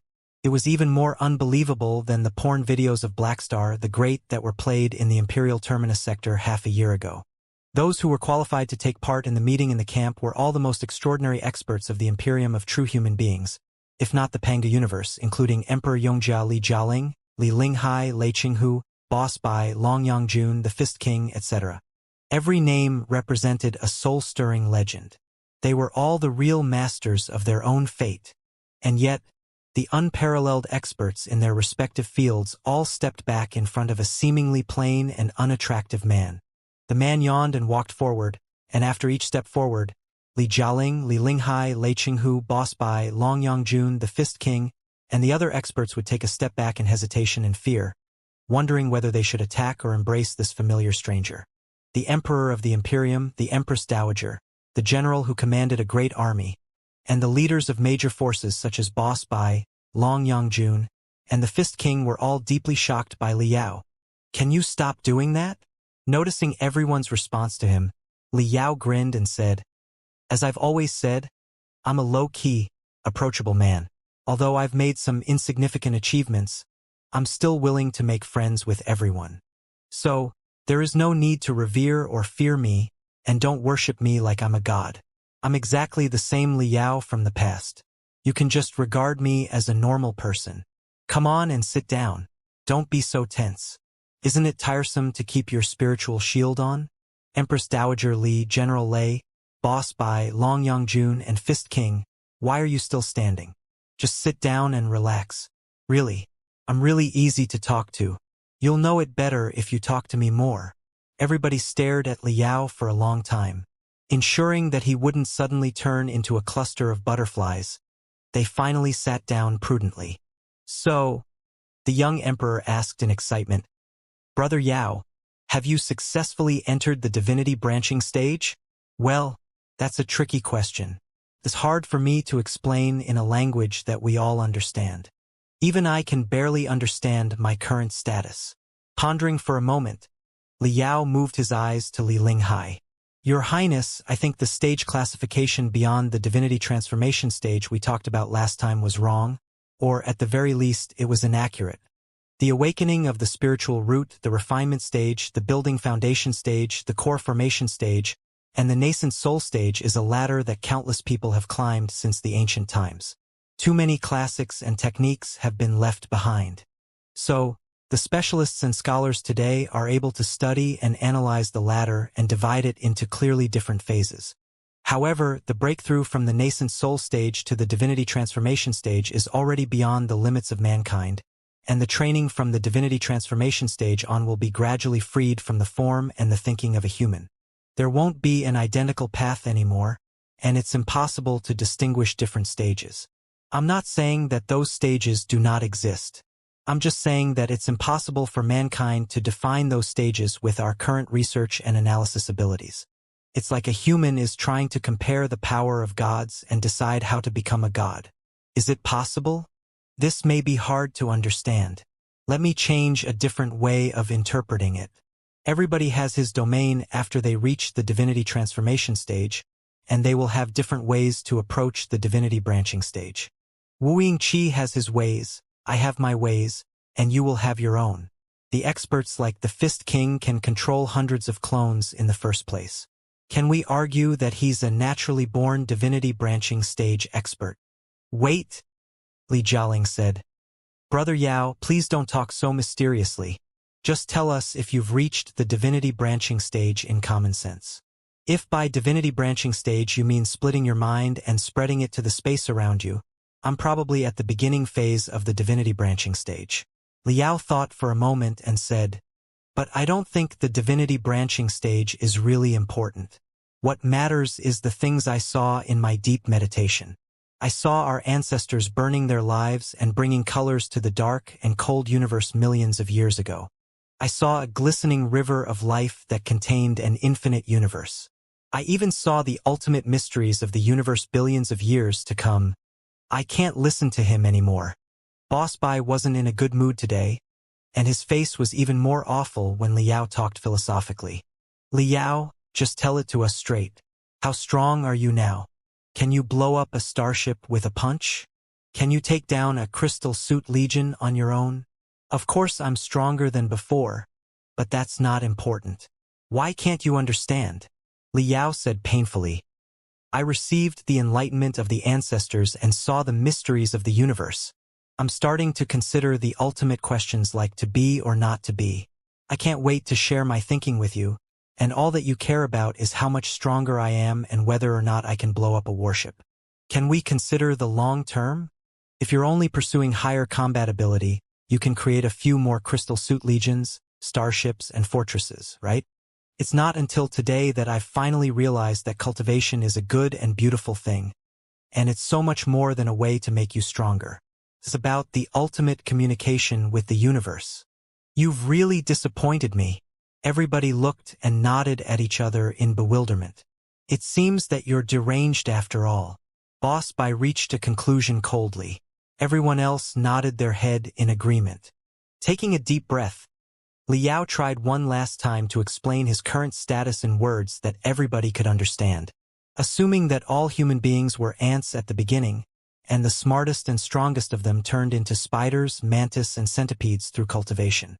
In this process, their combat abilities became higher and higher, but no matter how they improved, they could still understand each other, and different levels could be classified clearly. For example, a mantis was stronger than a spider, and a centipede was stronger than a mantis. Also, those creatures pursued similar things that the ants were after, right? Yes, Boss Bai said. Then what? Then, one of the ants suddenly had an epiphany and evolved into a butterfly during his cultivation. Liao said, do you think the butterfly is stronger than a spider, or is it the other way around? No, no, no. The comparison of combat abilities is meaningless. The butterfly does not care about combat ability because what it pursues is entirely different from what the insects on the ground are after. Entirely different. Do you see what I mean? I do. Boss Bai nodded and said, you're saying that although you wasted infinite resources, almost killed me, the Fist King and Long Yongjun, raised appalling views in the sky of the capital, and delayed the march of our army, your combat ability is fundamentally unimproved. You're just a butterfly that can only trigger cheesy sound and visual effects. However, while your combat ability has not improved, your level is much higher than before, and unlike the mortals like us, you're starting to consider the ultimate questions of the universe. You can't explain it in a way that the idiots like us can understand, but your vision is way greater than ours. Is that what you're saying? Well, Liao said, if you have to put it that way, I guess I have to agree with you, but there's no need to be frustrated. Really, you're my best friends and my family. I'll definitely share what I felt with you. I believe that you will definitely make it to the divinity branching stage someday. By then, you'll realize the feeling of turning from an ant into a butterfly and stop caring about combat ability. Everybody was silent for a long time. Boss Bai said, I'm thinking of beating him up. Is there any objection? No. Agreed, said Lei Qinghu gloomily. You can do that. Li Linghai nodded her head expressionlessly. Li Jialing and Long Yongjun looked at each other. Then, they raised their heads and stared at the dome of the camp without saying a word. No, you can't do that. I've just finished a training session. I'm still very weak. Liao sweated hard. Besides, I've just climbed to an amazing new level and perceived the mysterious truth of the universe. Can you give me some respect? All right, feel free to fight back. It's the best way to figure out your maximal combat ability. Boss Bai rubbed his fists and grinned hideously. I don't believe that you can become invincible after training in a cave for 7 days and 7 nights. How can it be so simple? Let's see how good you are in a real test. You'd better drop it. I can more or less understand what Liao just said. It was not purely nonsense. Right when everybody gazed at Liao and was ready to beat him up, Long Yongjun finally said, if you're 100 years ahead of your age, you will be a genius, but if you're 1,000 years ahead, you will be a complete lunatic. That's the same for cultivation. Our bodies contain infinite heritages and powers from the ancient times, but most of the heritages and powers are beyond our comprehension. They're not prepared for us at all, but for our offspring in the future. Even if Liao has activated those heritages in advance, it's not of actual significance for mankind today. The example that Liao gave on ants was not a bad one. If an ant learns of the ways a mantis attacks or can release the venom of a scorpion, it will be great, but if what the ant learns is how a tiger pounces and how an eagle flies, would it be of any significance for a creature as weak as an ant? It is needless to say that energy and matter must be balanced and that everything comes with a cost. How much damage will be caused to an ant's soul and body if it wants to awaken the skills of a tiger? How much energy will it need to consider the flight of an eagle? So, it might not be an excuse that Liao said that he's weak. Didn't we see how he looked like a fossil a few days ago? Well, everybody looked at each other. Apparently, Long Yongjun was much more trustworthy than Liao. Everybody was deep in thought now that she endorsed Liao. It's a paradox that nobody can escape. Not caring if other people could understand, Long Yongjun continued casually. For various reasons, we all want to turn ourselves into supermen. Sometimes it's for fame. Sometimes it's for fortune. Sometimes it's for power. And sometimes it's for revenge. We try our best to cultivate ourselves exactly to make ourselves supermen. However, have you considered that if we do become supermen one day, will the reason that motivated us at the beginning still matter? If a superman is bound by the pursuits of fame and fortune or by their hate, unable to free themselves, would they deserve to be called supermen? And could they unleash the power of a superman? No, bound and confused by those things, they cannot become supermen at all. I'm sure that you know what happened when the ancient cultivators reached high levels. They were all gone from reality. Most of them really died because of their inappropriate operations, but is it possible that some of them really cut off their connections to this world and ascended to universes of higher levels without being bound by this world anymore? Maybe death is never the destination but the beginning of another brand new journey, which Liao has peeped at. To be honest, I'm very glad that he did not turn into butterflies or rainbows when he was attracted by the landscape in the new journey, and was still willing to wake up and fight for this world. What Long Yongjun said dumbfounded the emperor, the empress dowager, the general, and the mechanical lives. Even Liao was astounded himself, his jaw hitting the ground. Wow! It was not until a minute later that Liao finally murmured, "If I weren't Liao, I would have thought that you had conspired with Liao so that you could flatter each other with pure crap." President Long. Li Linghai, however, said deep in thought, "You became weird after you touched Liao in the gold crystal pyramid, and you had been in a trance in the past couple of days. However, when I met you this morning, I felt that you were reborn. Besides, what you described just now seemed to be a personal feeling. Have you also made a breakthrough?" "Maybe." Long Yongjun smiled. "I don't like to play mysterious, but even if I did have a breakthrough, it's not something that can be explained in human languages. I can only say that I saw something that had never been seen and received certain heritages that are too advanced to be used." "If the heritages are very advanced," Li Linghai asked, "how can they not be used? Imagine that the primitive apes received ways to calculate the mass of a star based on the orbital changes of planets." Long Yongjun said, "Would those ways be of any use for the apes however accurate they were?"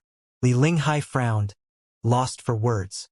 "If we're not so egoistic as to claim that we're the destination of evolution," Long Yongjun said, "then we will have to admit that 99% of the secrets buried deep inside our genes were not prepared for us but for mankind 10,000 or even a million years later. It's neither necessary nor possible to finish mankind's journey in the next million years within 100 years. No. Got it." Li Linghai took a deep breath and smiled bitterly. "I was too stubborn." "Hey, Your Highness, why do you appear so enlightened?" Liao's eyes bulged as he complained. "Why do I feel that you were all suspicious when I said it but convinced when Long Yongjun said exactly the same things?" Everybody was amused. "Seems so," Li Jialing said. "I don't know why, but what Sister Long said was reasonable and enlightening, whereas Brother Yao seemed to be bragging about himself." It's probably a matter of image, because Brother Yao does not look like someone who will ascend at all. That's definitely one way to look at it. Long Yongjun added casually. Although Liao peeped at the path to the higher truth and got a chance to enter universes of higher levels, he was too stupid, and he couldn't cut off his connections with the mortal world. So he was kicked back by the higher truth. Now that you put it that way, Sister Long, Li Jialing nodded quickly. It's much more reasonable. Liao was angry at first, but hearing Long Yangjuan's theory, he couldn't help but smile too. That's probably exactly what happened. He scratched his head and spat. I'm not interested in the universes of higher levels at all. Would life as a Superman really be better than my life right now? Even if I am to see what the higher truth looks like one day, I'll at least have to settle down my family, friends, and compatriots in this place before I embark on new adventures. Right? Damn right, Brother Yao. Li Jialing finally lunged at him and hugged Liao. The vibe of an emperor that the young lion had developed for half a month was completely gone, and he became Liao's most beloved younger brother again. Welcome back. Before you explore the higher truth, you'd better help us mortals resolve the imminent problems first. Exactly, Black Wind King. Lei Qinghu's brows were still furrowed. The situation is very tricky right now, and the newborn regime of the reformists will collapse after one moment of carelessness. I'm sure that you do not want the four families to reclaim the power, do you? Although you said that your combat ability did not significantly increase, you caused quite a view outside of the gold crystal pyramid. Too many people awakened their spiritual roots and saw illusions because of your influence. So, you must have acquired some new techniques, haven't you? Well, of course I have.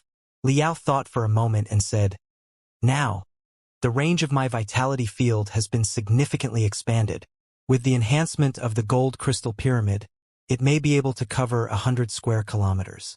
In this range, my vitality field can influence and boost the natural magnetic field and show unusual phenomena.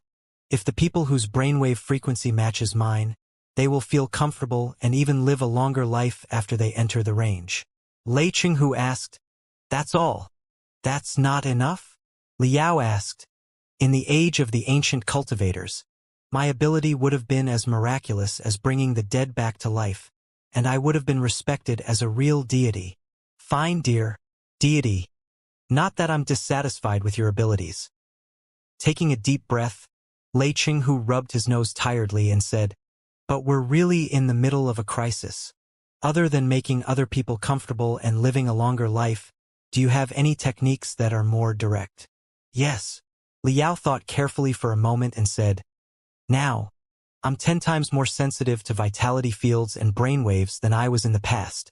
I can easily see through someone else's vitality field and even interfere with their brainwaves by invading their cerebral nerves.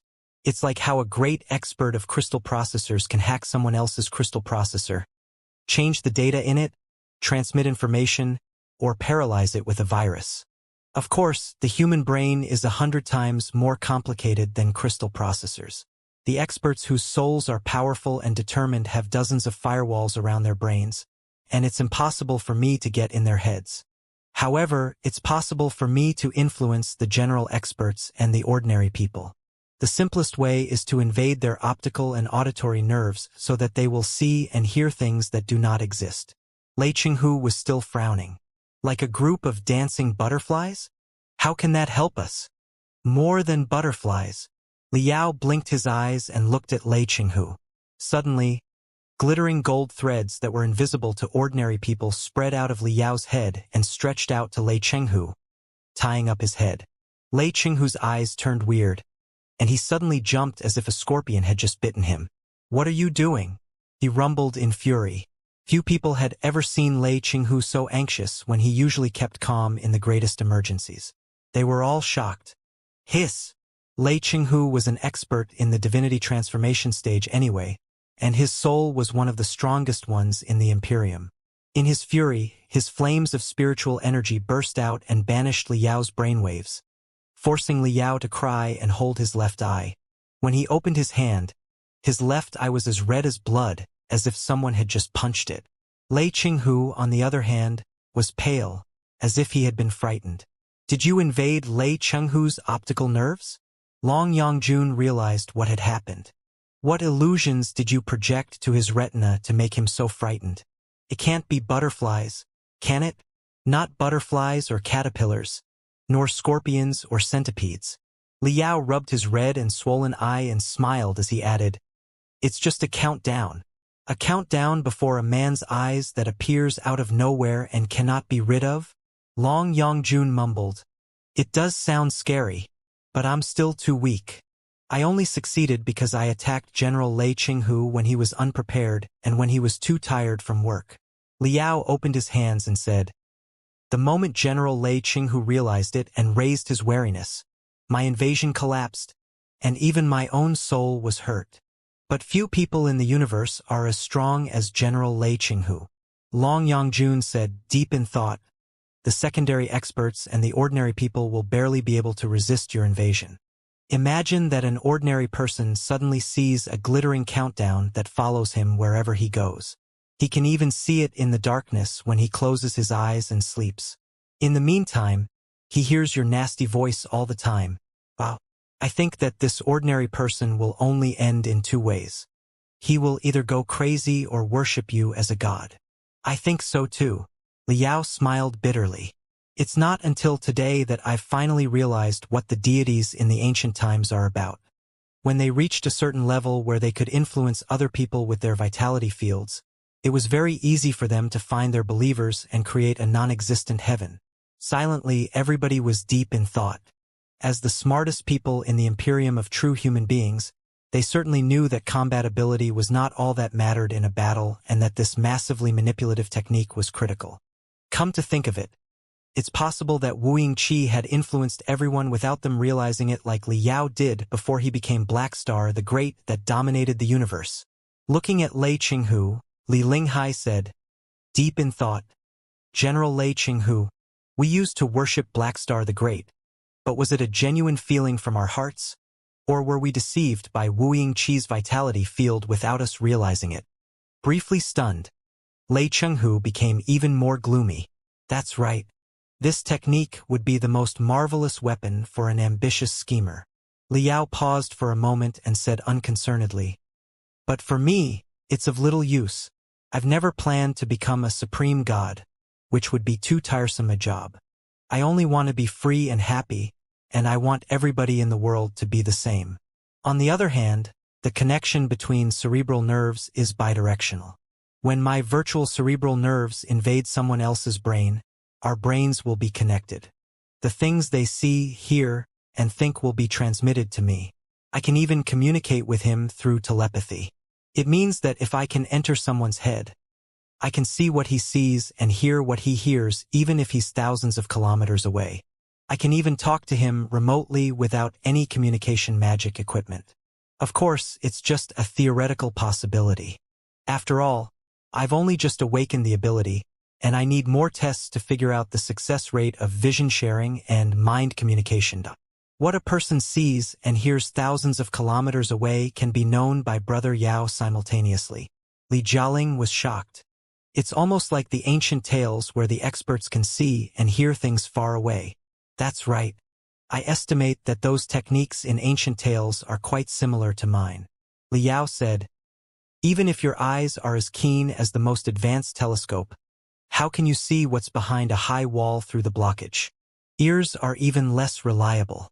If you want to hear a sound thousands of kilometers away, there will be too many interferences and noises. How can you filter them and decode the sound that you want? So, you cannot see and hear things far away with your eyes and ears. Instead, you see and hear them indirectly by sharing someone else's vision and hearing. It's nothing marvelous. Both sounds and pictures will be turned into biophysical signals when they enter the brain, and the signals are being sent to the outside world as brainwaves every second. They're like the ripples of a lake that is never tranquil, except that the ripples are too feeble for us to detect. But on the other hand, as long as I can sense the ripples, I'll be able to infer the pictures that caused them. It's as simple as that." "Really? So simple?" Li Jialing thought for a moment and shut up. "So, it's possible for you to see and hear everything that someone in the Covenant Alliance can?" Lei Qinghu immediately realized the military application of this technique. For example, you can see what the counselors and guards around those ultimate benevolence masters see. No, you can simply enter the head of an ultimate benevolence master and see what he sees. How's it possible? Liao exclaimed. Firstly, the 5 or 6 ultimate benevolence masters of the Covenant Alliance must be experts in mental techniques, and they must be protecting their heads more meticulously than you did, General Lei. It's possible that they might launch a counterattack and absorb everything in my brain, turning me into their puppet, if I am to invade their brain recklessly. Secondly, we have no idea where those bloody ultimate benevolence masters are hiding at all. The universe is too vast a place for me to search. It must be noted that by extending my brainwaves, my soul will be essentially out of my body, and it's exhausting. Think about the difficulties and risks to search for several ultimate benevolence masters dozens of sectors away across the universe. Chances are that my soul will be blown apart by a space storm, leaving my empty shell at the bottom of the gold crystal pyramid. Pondering for a moment, Lei Qinghu asked, "Then, what kind of people of the Covenant Alliance can you get in touch with?" "The sunspots," Liao said. "Now, the thick soil sector is a place where a lot of people of the Covenant Alliance have gathered. There must be a lot of sunspots that Wu Yingqi 3.0 mentioned in there. Those people are the easiest for me to find out and approach. I'll take them as platforms while I search for the ultimate benevolence masters, figure out the Covenant Alliance's plan of attack, try to decapitate the ultimate benevolence masters, and even raise a storm within the Covenant Alliance."